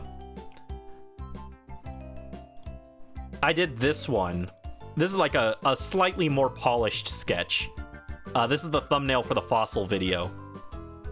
And like you can see, I put a little bit more time into getting like details on this one, but this is more like when I do a full-on sketch, this is closer to what it looks like for like for getting ideas. But yeah, I need to work on this next, the fossil video. Thank you, Mel. Thank you, Brisk.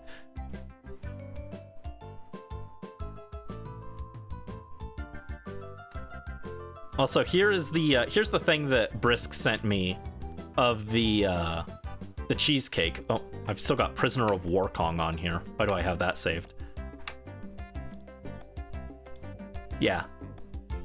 This is what Brisk just sent me. We're eating the cheesecake. Thank you, Brisk.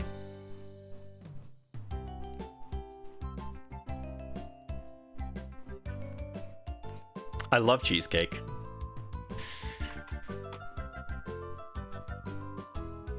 Man, this last like hour of the stream has been very scatterbrained. I've been very distracted. I apologize, guys. There's not a whole lot to do. We're just waiting for the Pokemon to be purified, but still, I've just been kind of all over the place.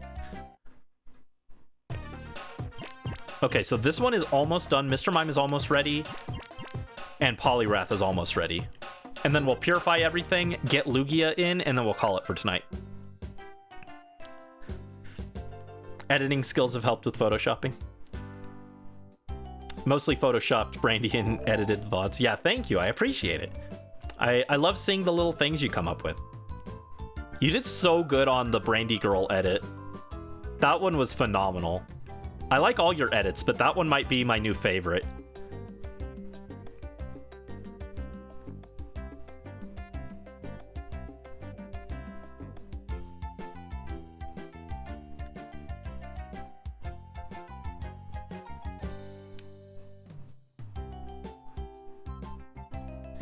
Yeah, I really hope that when the XD video comes out that you guys enjoy it, because like I said earlier, I basically I needed to do XD Gale of Darkness mostly just to get Duskull, but originally I was just going to do that on my own. I wasn't going to make a whole video out of it, but because you guys were like so patient with the Coliseum video, and you guys seemed to like, you guys were excited about the Coliseum video and everything, I thought it would be fun to do the follow-up as something like a community event.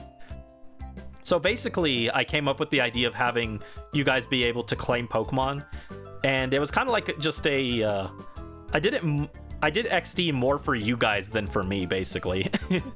So I want it to be like a special thank you for putting up with my nonsense. All the shiny hunts I send you guys to, all the waiting on the Coliseum video, things like that.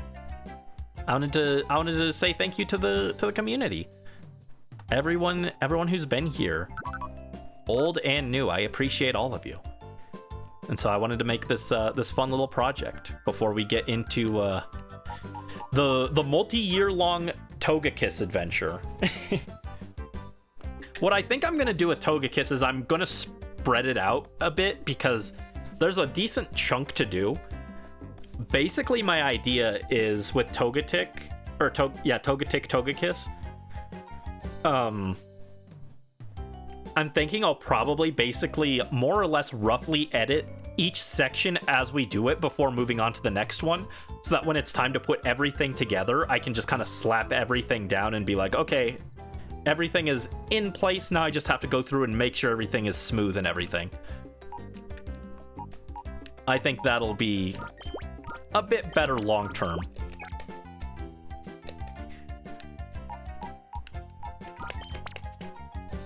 Okay. So yeah, everyone is ready to be purified, I think. Yep, those are all ready to go. You guys ready for the big purification chamber bash? All right, so starting off, Rhydon. No one claimed Rhydon, if I recall correctly, right?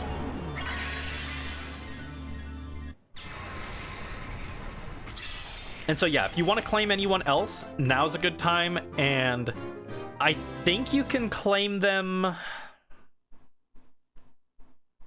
What do you guys think? Should next week with the shiny hunt be the last week that I have claims open?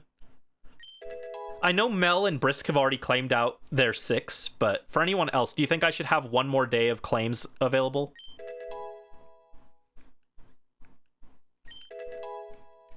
Alright, yeah, no one claimed Rhydon, so I don't have to nickname this one.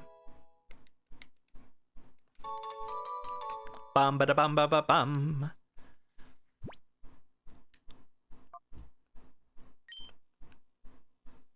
Take any and all extra grass types. I think we do have a few extra ones. We can check them as we go.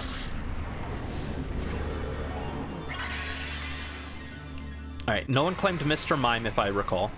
I know we've at least got Weeping Bell that hasn't been claimed. Yeah, no one claimed Weeping Bell. Brisk claimed Roselia. Are those the only 2 grass types? Dreamy claimed Shroomish and, what's the other one? Parasect. Yeah, I think those are the... Oh no, we've also got C-Dot. Okay, so there are 2 more grass types.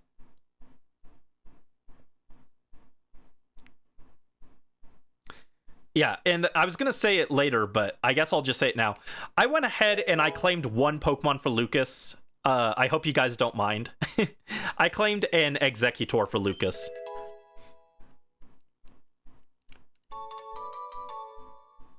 Wonder how Dreamy's doing. Yeah, I know, I think Dreamy and K-Wild are probably doing all right. They're just, I know it's like end of the school season, so a lot of people are busy with school. So I'm guessing like K-Wild has a lot of school work to work on and exams. I don't know what Dreamy's situation is, but I'm sure she's doing all right. All right, no one claimed Hypno, yeah? No one wanted this guy. He's a little creepy. Has a weird cult following over in Japan. Yeah.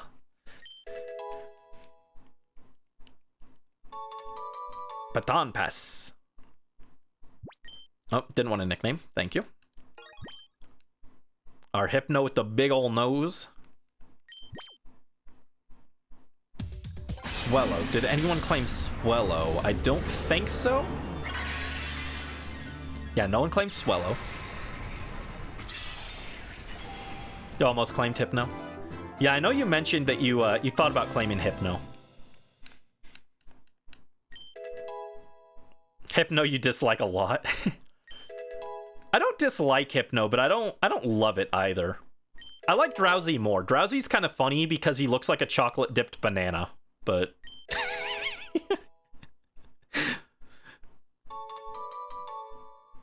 yeah, Hypno doesn't have that same appeal, unfortunately.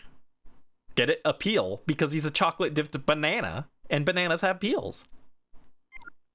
Choco banana, yes. All right, Poliwrath. No one claimed Poliwrath. Poliwrath.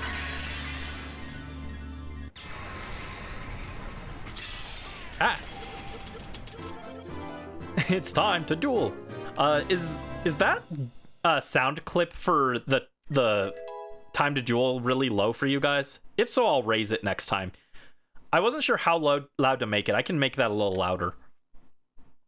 Thank you for the card slap, Super Plush Lord.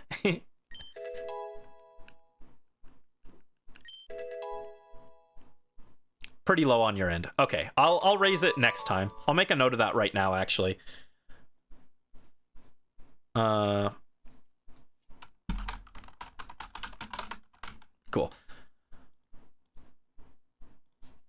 And then this.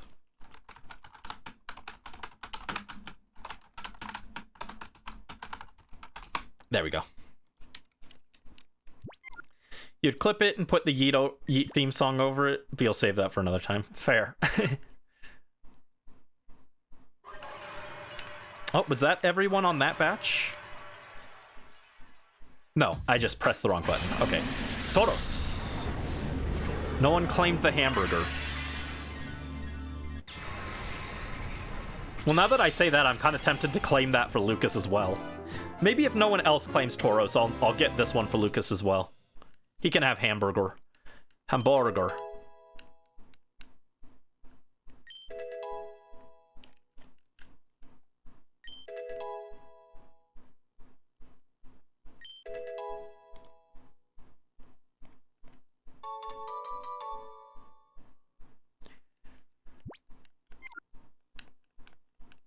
All right, next is Electabuzz. Pretty sure no one claimed this one. And it's not a bad thing if anyone claims any of these Pokemon after I purify them. I can go change it at the move remert. The name rater. I was trying to say move relearner, and then I was like, wait, no, that's not it. So I was gonna call it the move renamer, but it just didn't come out right. I can change it at the name rater later if you guys claim any of these guys after I already don't give them a nickname. And also be thinking about if you want me to bring your Pokemon up to the modern games for you. If you don't want me to, that's fine. It's less work for me, actually, but I'll just probably want to make like some kind of document to keep track of which ones need to come forward as well. And then I can trade them to you in the actual games once I get them to Gen 8 or 9.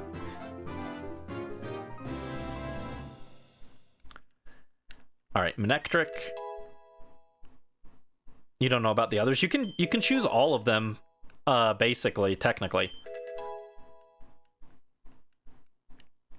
All of them can be added to Pokemon Home, technically, so. All right, there we go, Manectric. Oh, is OBS having issues again? OBS, you can't do this. I'm in the middle of purifying these guys. It's important.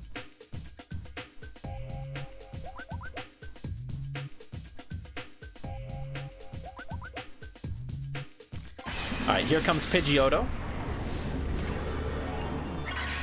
And what I'll probably do is, I might do something similar to what we did in the Coliseum video, if you guys remember. When it came time to purify everything, I just kind of montaged it. For all of these extra Pokemon at the end, I'll probably do something similar where I just kind of montage all the ones that weren't, like, important to the story and stuff.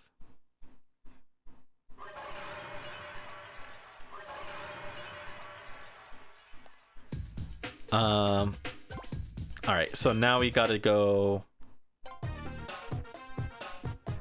all of these guys, if it wants to load.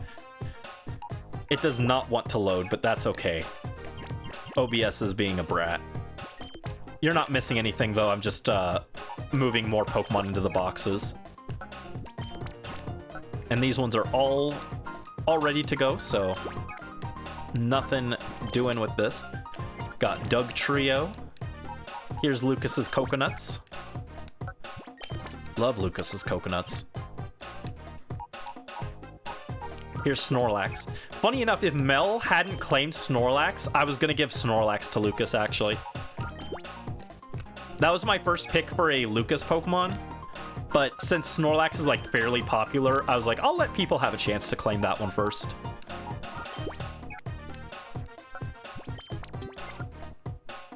Coconut enjoyer. Alright, here's Starmie. No one claimed Starmie yet. This one is the surprising one. I thought someone would definitely claim Starmie. Starmie's a great Pokemon, and it just got a Mega. And it's always been, like, decently popular. I was expecting someone to claim this one, but... what move does it get? Refresh? Yeah. Everything gets refresh in this game. Completely garbage move, but sure. Beef the Snorlax gives you much joy. I'm glad. I'm glad that, I'm glad I held off on that so that you could get another one that you liked. Mega Starmie kicking things cracks you up. I have mixed feelings on Mega Starmie. I think they can never again use the excuse, because I remember an interview or whatever way back when it was like, fans are excited to see a Mega Flygon, but that hasn't happened yet. Is there any chance of that in the future or something? And they basically dodged the question, and they were like, oh, well, we couldn't think of anything to do with Mega Flygon, so that's why it doesn't have a Mega, even though people want it. You cannot tell me you can't think of anything for Flygon and then put out Mega Starmie. You literally just made its legs longer. Like, They can never again say, oh, sorry, we couldn't think of anything for this. No. There's nothing worse than Mega Starmie, design-wise. Like, you can't say that you can't think of anything after putting that out. I refuse to acknowledge it. Starmie is Starmie. Yeah, I'm not saying that, like, I think there is some comedy to Starmie's design, and it does take reference to a few different things. But I feel like they could have done more with it, and when they just did the bare minimum with the design, I think they can't say anything about any other designs in the future and be like, oh, we couldn't think of anything. All right, here's Dragonite.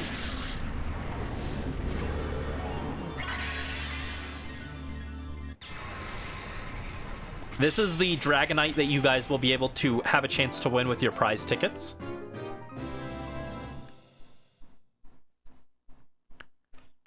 So this one does not get a nickname yet because whoever wins this gets to nickname it. You don't like Megas and didn't use them 99% of the game. That's fair. The game's a lot harder without Megas, though, but it's definitely doable. I'm glad they made the plus moves able to, like, damage Mega Pokemon so that Pokemon that don't have Megas can still contribute. Alright, we will not nickname Dragonite at this time, but we will give it a name later. Whoever wins the Dragonite will be able to name it. Alright, here's Raticate. No one claimed this one. I think all the ones that are left are probably not nicknamed.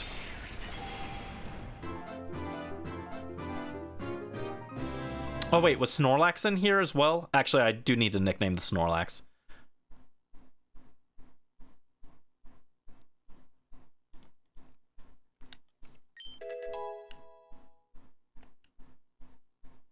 Yeah, I did put the birds in the circle intentionally.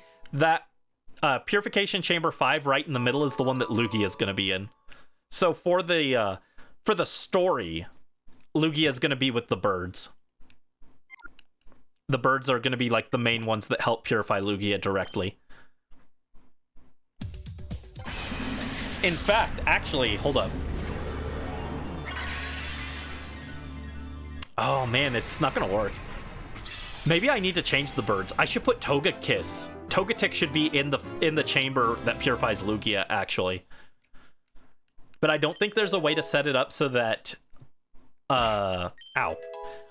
so that Togetic can get super effective damage on any of the birds. No, it's okay, it's okay. Togetic doesn't need to be there. Alright, Doug Trio is done. My little pack of hot dogs. No one claimed Doug Trio, right? And I'll probably go through one last time and make sure that all the Pokemon that need nicknames have them. Just in case I missed any. But yeah, Doug Trio was not nicknamed. This is Coconuts.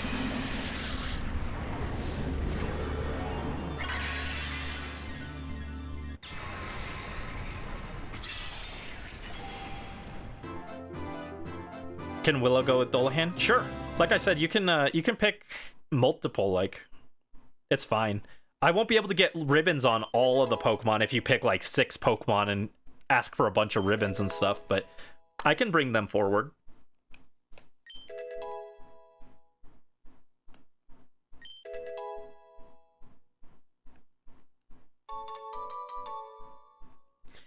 Although, since Brisk doesn't actually have any of the games, it's a bit of a weirder situation with Brisk. Most of you guys have a game that I can, like, trade these to, but Brisks, I guess I'm just going to be holding on to them.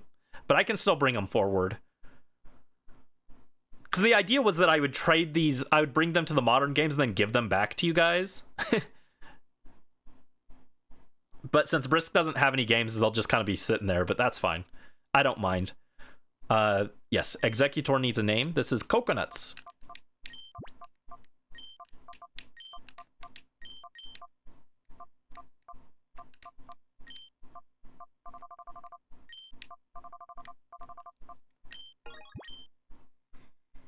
That one's for Lucas. And this one is Beef the Snorlax, right? Let me just make sure. Beef. Where's the beef?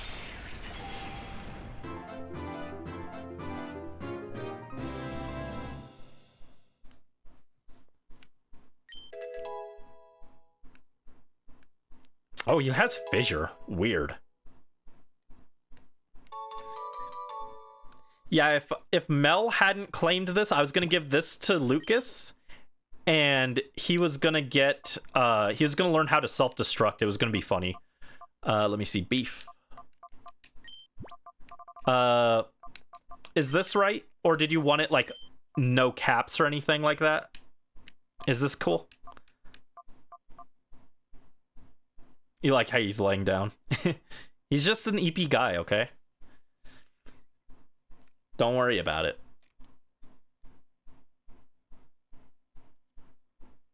Where's the beef? That works for you? Cool.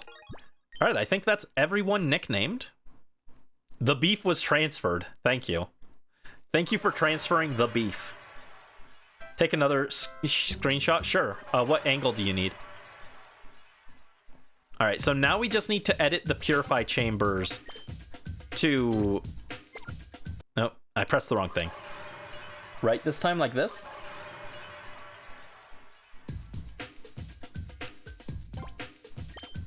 No halo?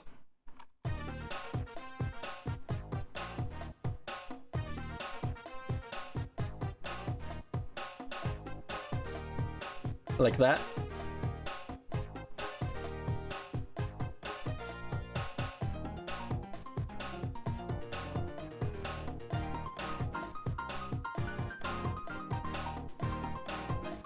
Awesome. Thank you, Brisk. All right, so now we just need to max out the tempo on all of these guys. And the best Pokemon for this are actually normal types, because normal is super effective against normal in this. I mean, they're not actually super effective against normal, but for the purpose of the purification chamber, a normal type is treated as super effective against normal. So yeah, let's get beef in here.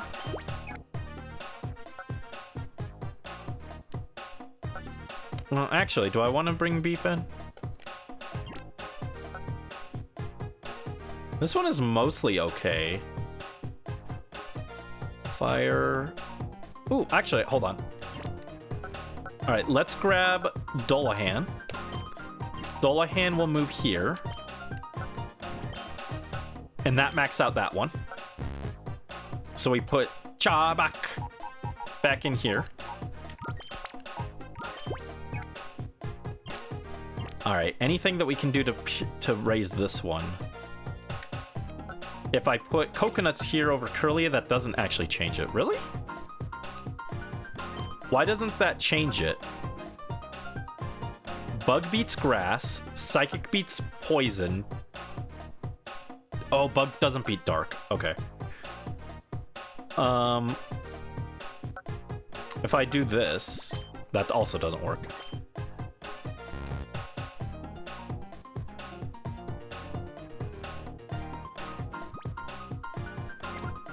Yeah, I think Sableye just makes this one not work that well.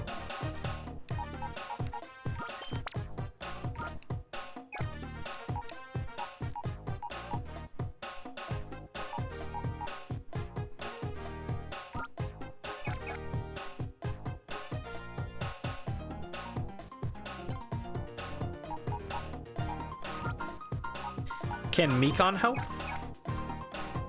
Mekon maxes it out. There we go. All right, so Bug beats Psychic, Flying beats Bug, Bug beats Grass and Psychic, and Psychic beats Bug. Or Psychic beats Poison, rather. All right, so that one's maxed. I'm trying to use some of your guys' Pokemon in these if possible. Yeah, I like this one. It's the birds and Miok for this one. That one's silly. Pistachio, come down here. We'll maybe see if we can mix Pistachio in there somewhere. Yeah, if I put Tenshibi in, it completely tanks the score on this. Oh. Hello, Raiders. Hello, Cirrus. Welcome in. How's your guys' stream? Kit Slime Raid. Oh, I always forget to do this. Let me do a shout out.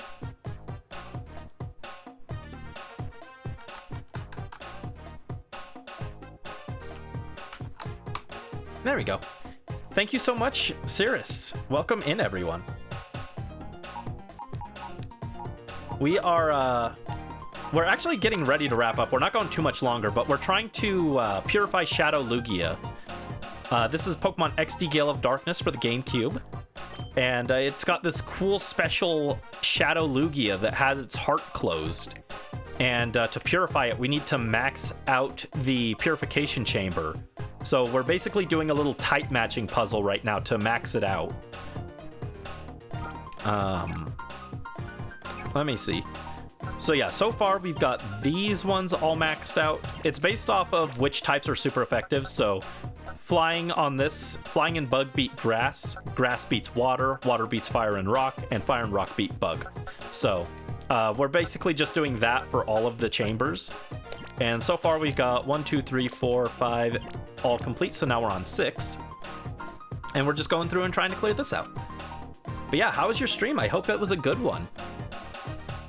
All right, so fire and ground beats bug. All right, Pineco is definitely the weak link here. What can bug beat that beats other bug?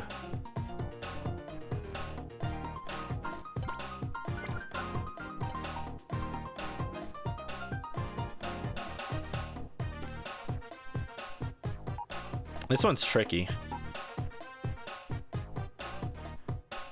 Don't have any flyings that are weak to it. You were good playing Needy Streamer Overload, but you're enjoying a little too much. Well, I'm glad that you're enjoying it at least. I've heard of that game, but I don't know anything about it actually. I don't think I can make this work actually. Not with both bug and poison.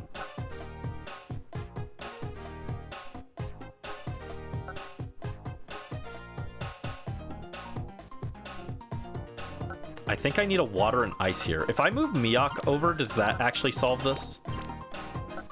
Oh, no, go back. It doesn't. Okay. So we'll leave Miyok here. You never rushed to Photoshop before? Hang in there.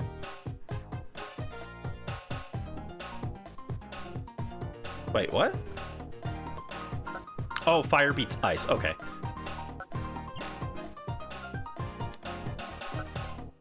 You've already sent it? Let me check. Oh my goodness. Oh, that's so cute. Thank you, Brisk. Here, let me pull this up. Look at that. It's so cute. There's Booster. It's Booster. That's my little guy. Thank you, Brisk. You've also never played the GameCube Pokemon games? Yeah, they're kind of interesting. I know a lot of people really love them. Mel, for example, really loves the Pokemon game, the GameCube games. Some people find them way too clunky. And then I'm somewhere in the middle. I think they've got some really cool ideas, but it's not like a perfect game, I don't think.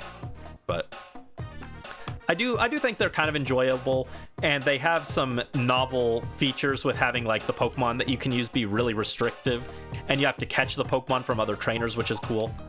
So I think it's got some really cool points.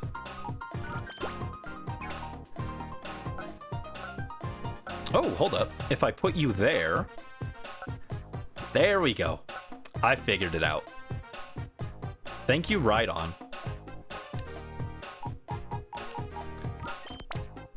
You grew up playing Pokemon Stadium 1 and 2. I never played Stadium 1 and 2 just because I didn't have a N64. I really wanted an N64 for Crimbus one year because I really wanted to play Ocarina of Time after having played it at a friend's house. And I begged my grandmother for an N64. And she did not get it that year. She got me a GameCube. And I was a little disappointed because I knew it couldn't play Ocarina of Time. But like I also recognized I was like 7. So I was like old enough to recognize that like it was like still like a really expensive gift and everything, and she put a lot of thought into it and everything. So I was like a little disappointed, but I was still happy about it. And then they announced like the next year that if you pre-ordered Wind Waker, you got an Ocarina of Time bonus disc with it. And so then it became like super exciting retroactively. Would have loved the Zelda collection for the GameCube. I have the Zelda collection. I have that. And to get that collection, I traded in almost all the games that I had on the GameCube at that point when the collection came out, or when I saw it at my local GameStop, and they scammed me. I traded in like $300 to $400 worth of games, and I got $56 out of it. Which was not actually enough to get the collection disc. And because I was a kid and my mom didn't know any better, the guy at the GameStop kind of cheated us. He was like, if you leave the store, we can't give you, you'll lose all your store credit. And since you've already had us scan these, we have to take them. And obviously, if I were an adult now, I would know to question that. But I was a little kid. I was like 8 or 9 years old, so I didn't know to question that. And so he basically cheated me. And I didn't get the game because the game was like a little too expensive. It was like $61 or something. And they said if my mom went across the street to get money out of the ATM, they'd void the in-store credit. So we had to get something else. But then later, I think it was my grandfather got me the game for me. So I did end up getting it eventually, but I was very upset that I got scammed. You're a dumb kid for that. Nah, GameStop, they know what they're doing. They take advantage of the children. The children don't know they're getting a bad deal. Your dad never let you trade in alone. Yeah, I had my mom with me, but she didn't know any better to question them, so that's how we ended up scammed. What type do I need for this one? This one's maxed. This one was already maxed. All right, so we got water beats ground. Psychic beats poison. Oh, okay, so poison doesn't beat steel. Okay. So we need something in place of Grimer here.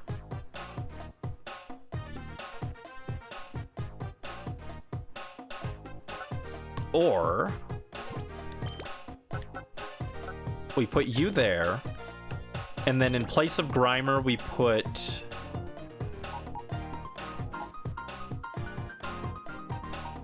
Wait, hold on.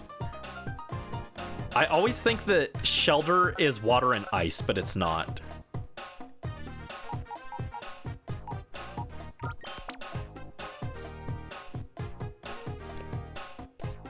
What other Pokemon do we have access to? That's why you never did trade-ins? Yeah, smart. Don't get scammed, guys. Don't do trade-ins. We've only bought a few things from GameStop, just mostly browse. Yeah, that's fair. I actually, speaking of the Ocarina of Time Master Quest CD, I actually saw that at my local GameStop a few months ago. I already have it, but I was like, man, if I didn't have that, that would be like a god tier find. Do we have any other Pokemon that people have redeemed? Yeah, if you haven't done your redeem yet, if you haven't done a redeem, now's a great time because we're gonna end stream soon-ish. So you probably want to get your redeem in before then. Let me see. If I move you over here...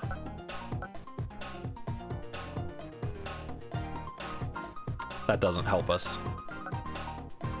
I really need a water and ice type, I think. Actually, just a regular ice type probably works. I guess we'll use ping pong. Ping pong goes there.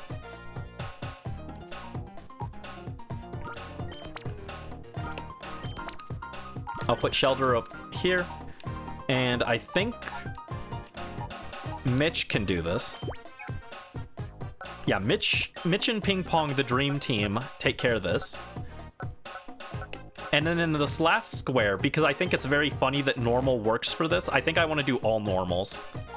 I could sit here and like fiddle with the type matchup to make a perfect square, but the fact that they made normal work for this is too funny to me, so.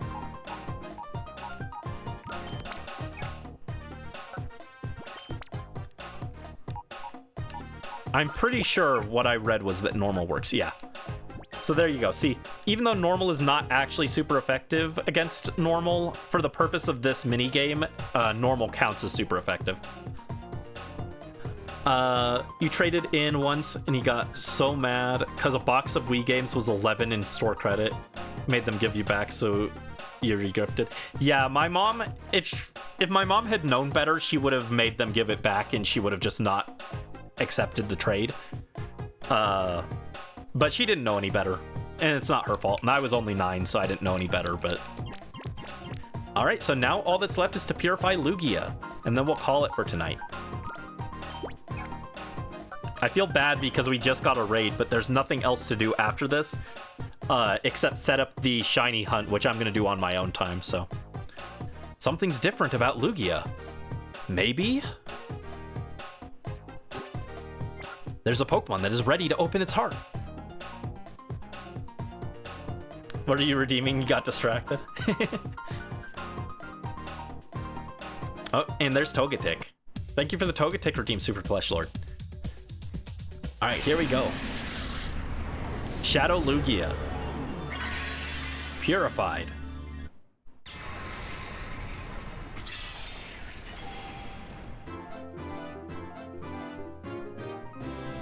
Yeah, the ultimate purification. Bro lost all his aura, true. Lugia opened the door to its heart. Oh, you got a prize ticket. Thank you, Cirrus.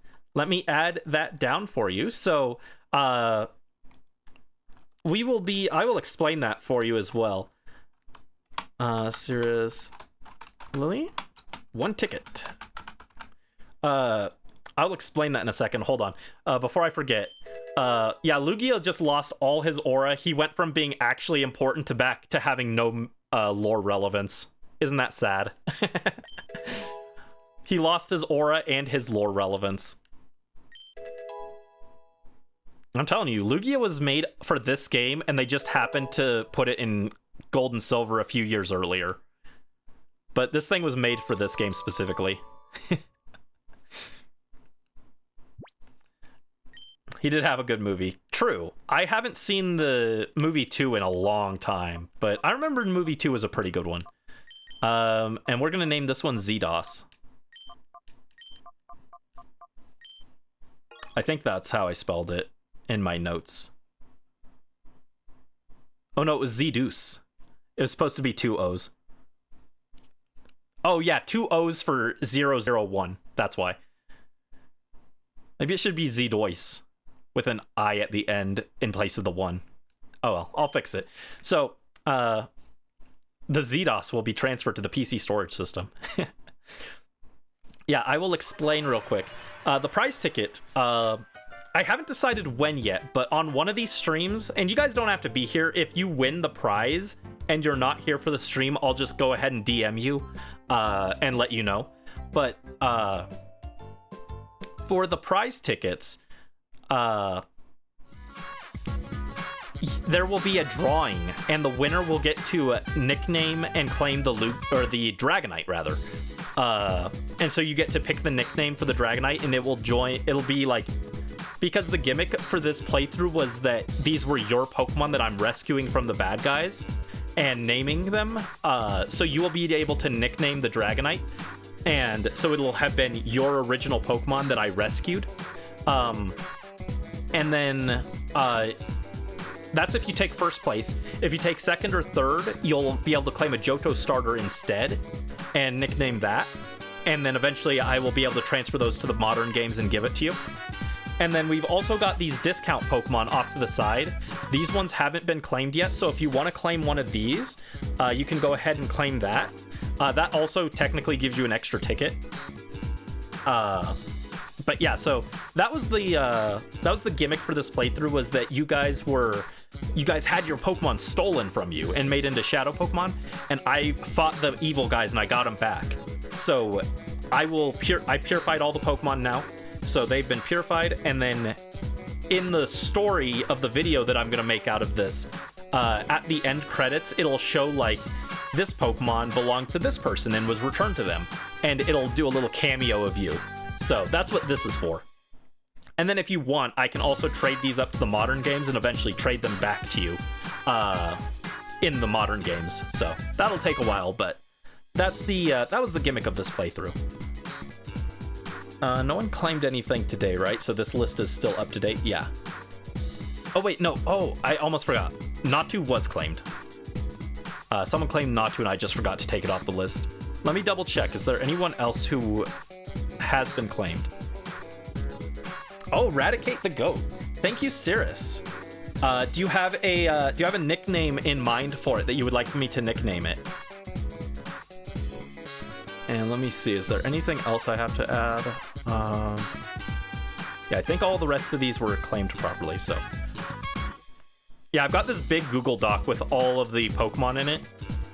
So it just takes a little minute to adjust things. Here. I'll move that there. I'll adjust this off stream, it doesn't matter too much. All right, Radicate has been claimed. Awesome. Oh, oof, add. Sorry about that. Let me pop back here. Oh, there we go. So we have a claim for Radicate from Cirrus. That also gives Cirrus 2 extra tickets as well. And I'll tell when Cirrus pops back in. Let me find, where's Radicate on the list? God. If you guys want to see, I'll show you guys what the document looks like as well. Before we end things. Oh, no, that's not right. I don't want that. Ah, gross. Oh, no. Ah. It's going crazy. Go back. Where's the gameplay? Huh? Uh-oh. I accidentally deleted the entire gameplay window. I don't know how that happened. There we go. Window capture.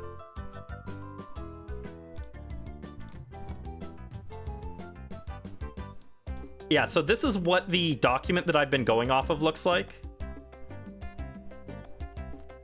So you can see all the Pokemon that you guys have claimed. So Cirrus, do you have a nickname you'd like for the Radicate? And also, what trainer name should I give it? Let me just write that down. But yeah, nickname and trainer name that you want me to attribute it to in the video.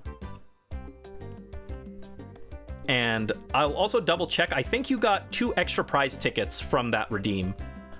Because... Let me see. Let me move this up here. You got the 1 ticket from the daily check-in that you redeemed, and then you got... 1 for claiming your first Pokemon and 1 for claiming a discounted Pokemon. So yeah, that gave you 2 extra tickets. Love the collection of names for the Pokemon. Yeah, it's very interesting. We got like all kinds of names on here. Oh, the ad was only 12 seconds. That's good.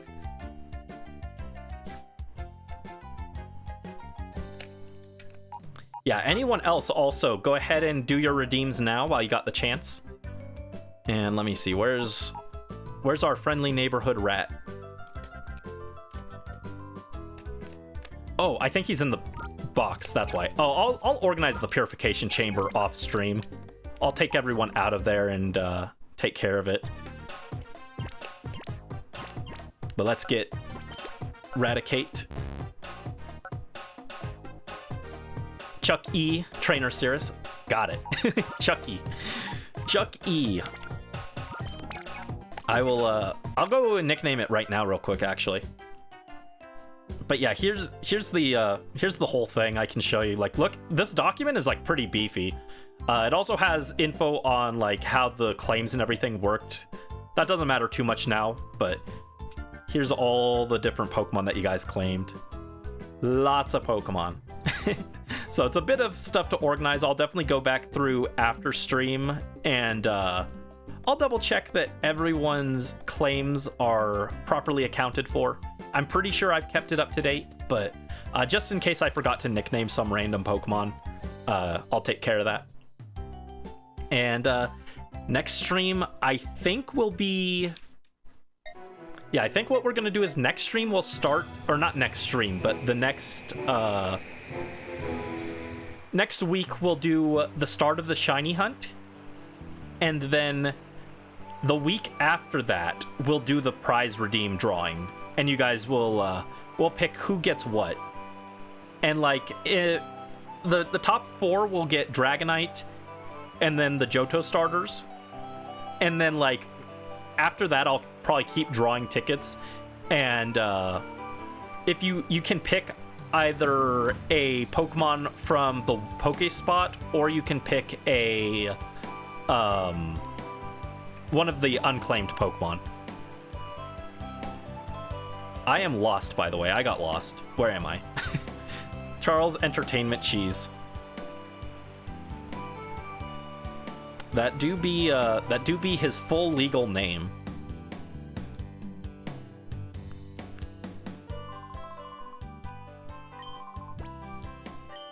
All right, let's nickname this guy.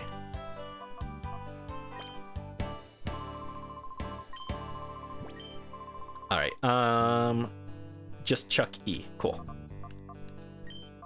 Thank you so much for adding a redeem for this, Cirrus. Yeah, I'm looking forward to when I finally get the video done for this, getting to show little cameos for all of you guys, and like I'm gonna draw you with your Pokemon, hopefully, if I have the time and energy. But there we go, Chuck E.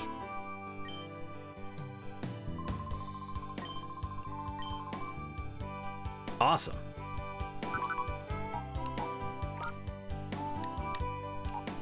So this is Cirrus's little Raticate. Oh, Jolly Nature. Whoa. Jolly Nature is actually pretty good for her.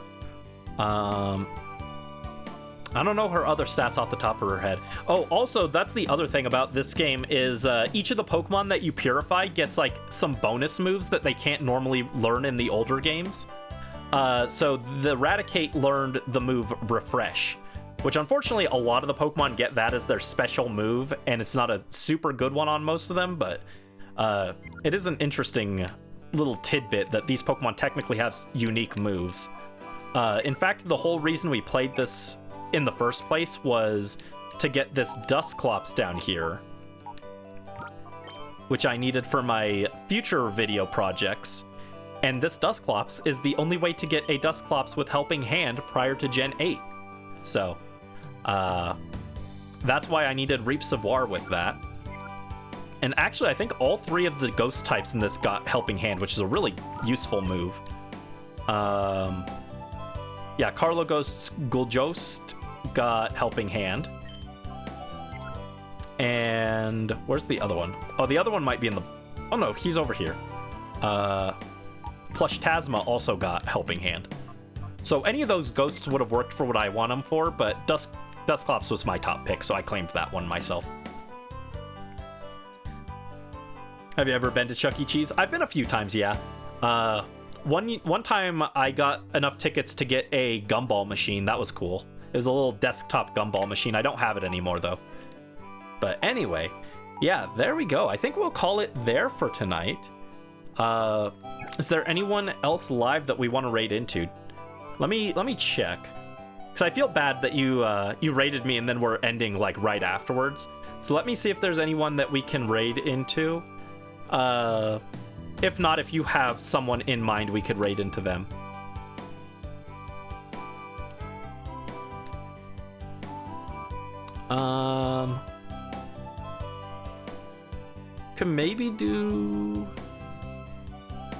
We could maybe raid into Cinnafon if you want. Do you guys wanna raid Cinnafon, or do you just want to call it, or do you have someone else that you'd like to raid into? Let me know, guys. But anyway, I appreciate you guys being here. This was a very yappy stream. We didn't do a whole lot, but we did a lot of yapping, and I explained a lot of plans for the future, so I still feel like we got some stuff done.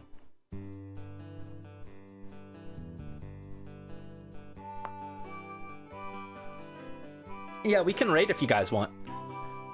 Can we have a raid message? I don't have a dedicated raid message, but well, I guess I technically do, but I never remember to use it. Might go eat kind of soon. Been up since 3 a.m. Yeah, no worries, no worries. But thank you so much for the raid again, Cirrus. I appreciate it. Here we go. Yeah, we'll raid out. I probably won't stick around. I've got to get dinner as well, but I figured we'll go ahead and pop a raid. So thank you guys so much for joining. I really appreciate it. And let me see. Hold on. Let me make sure I'm spelling this right. Yeah, I appreciate you guys all dropping in. I appreciate the raid. And I'll figure out the stream schedule for this week as well. This week is also going to be kind of busy for me. I haven't made the announcement yet, but I'll probably in the next week or two, I'll probably talk about it.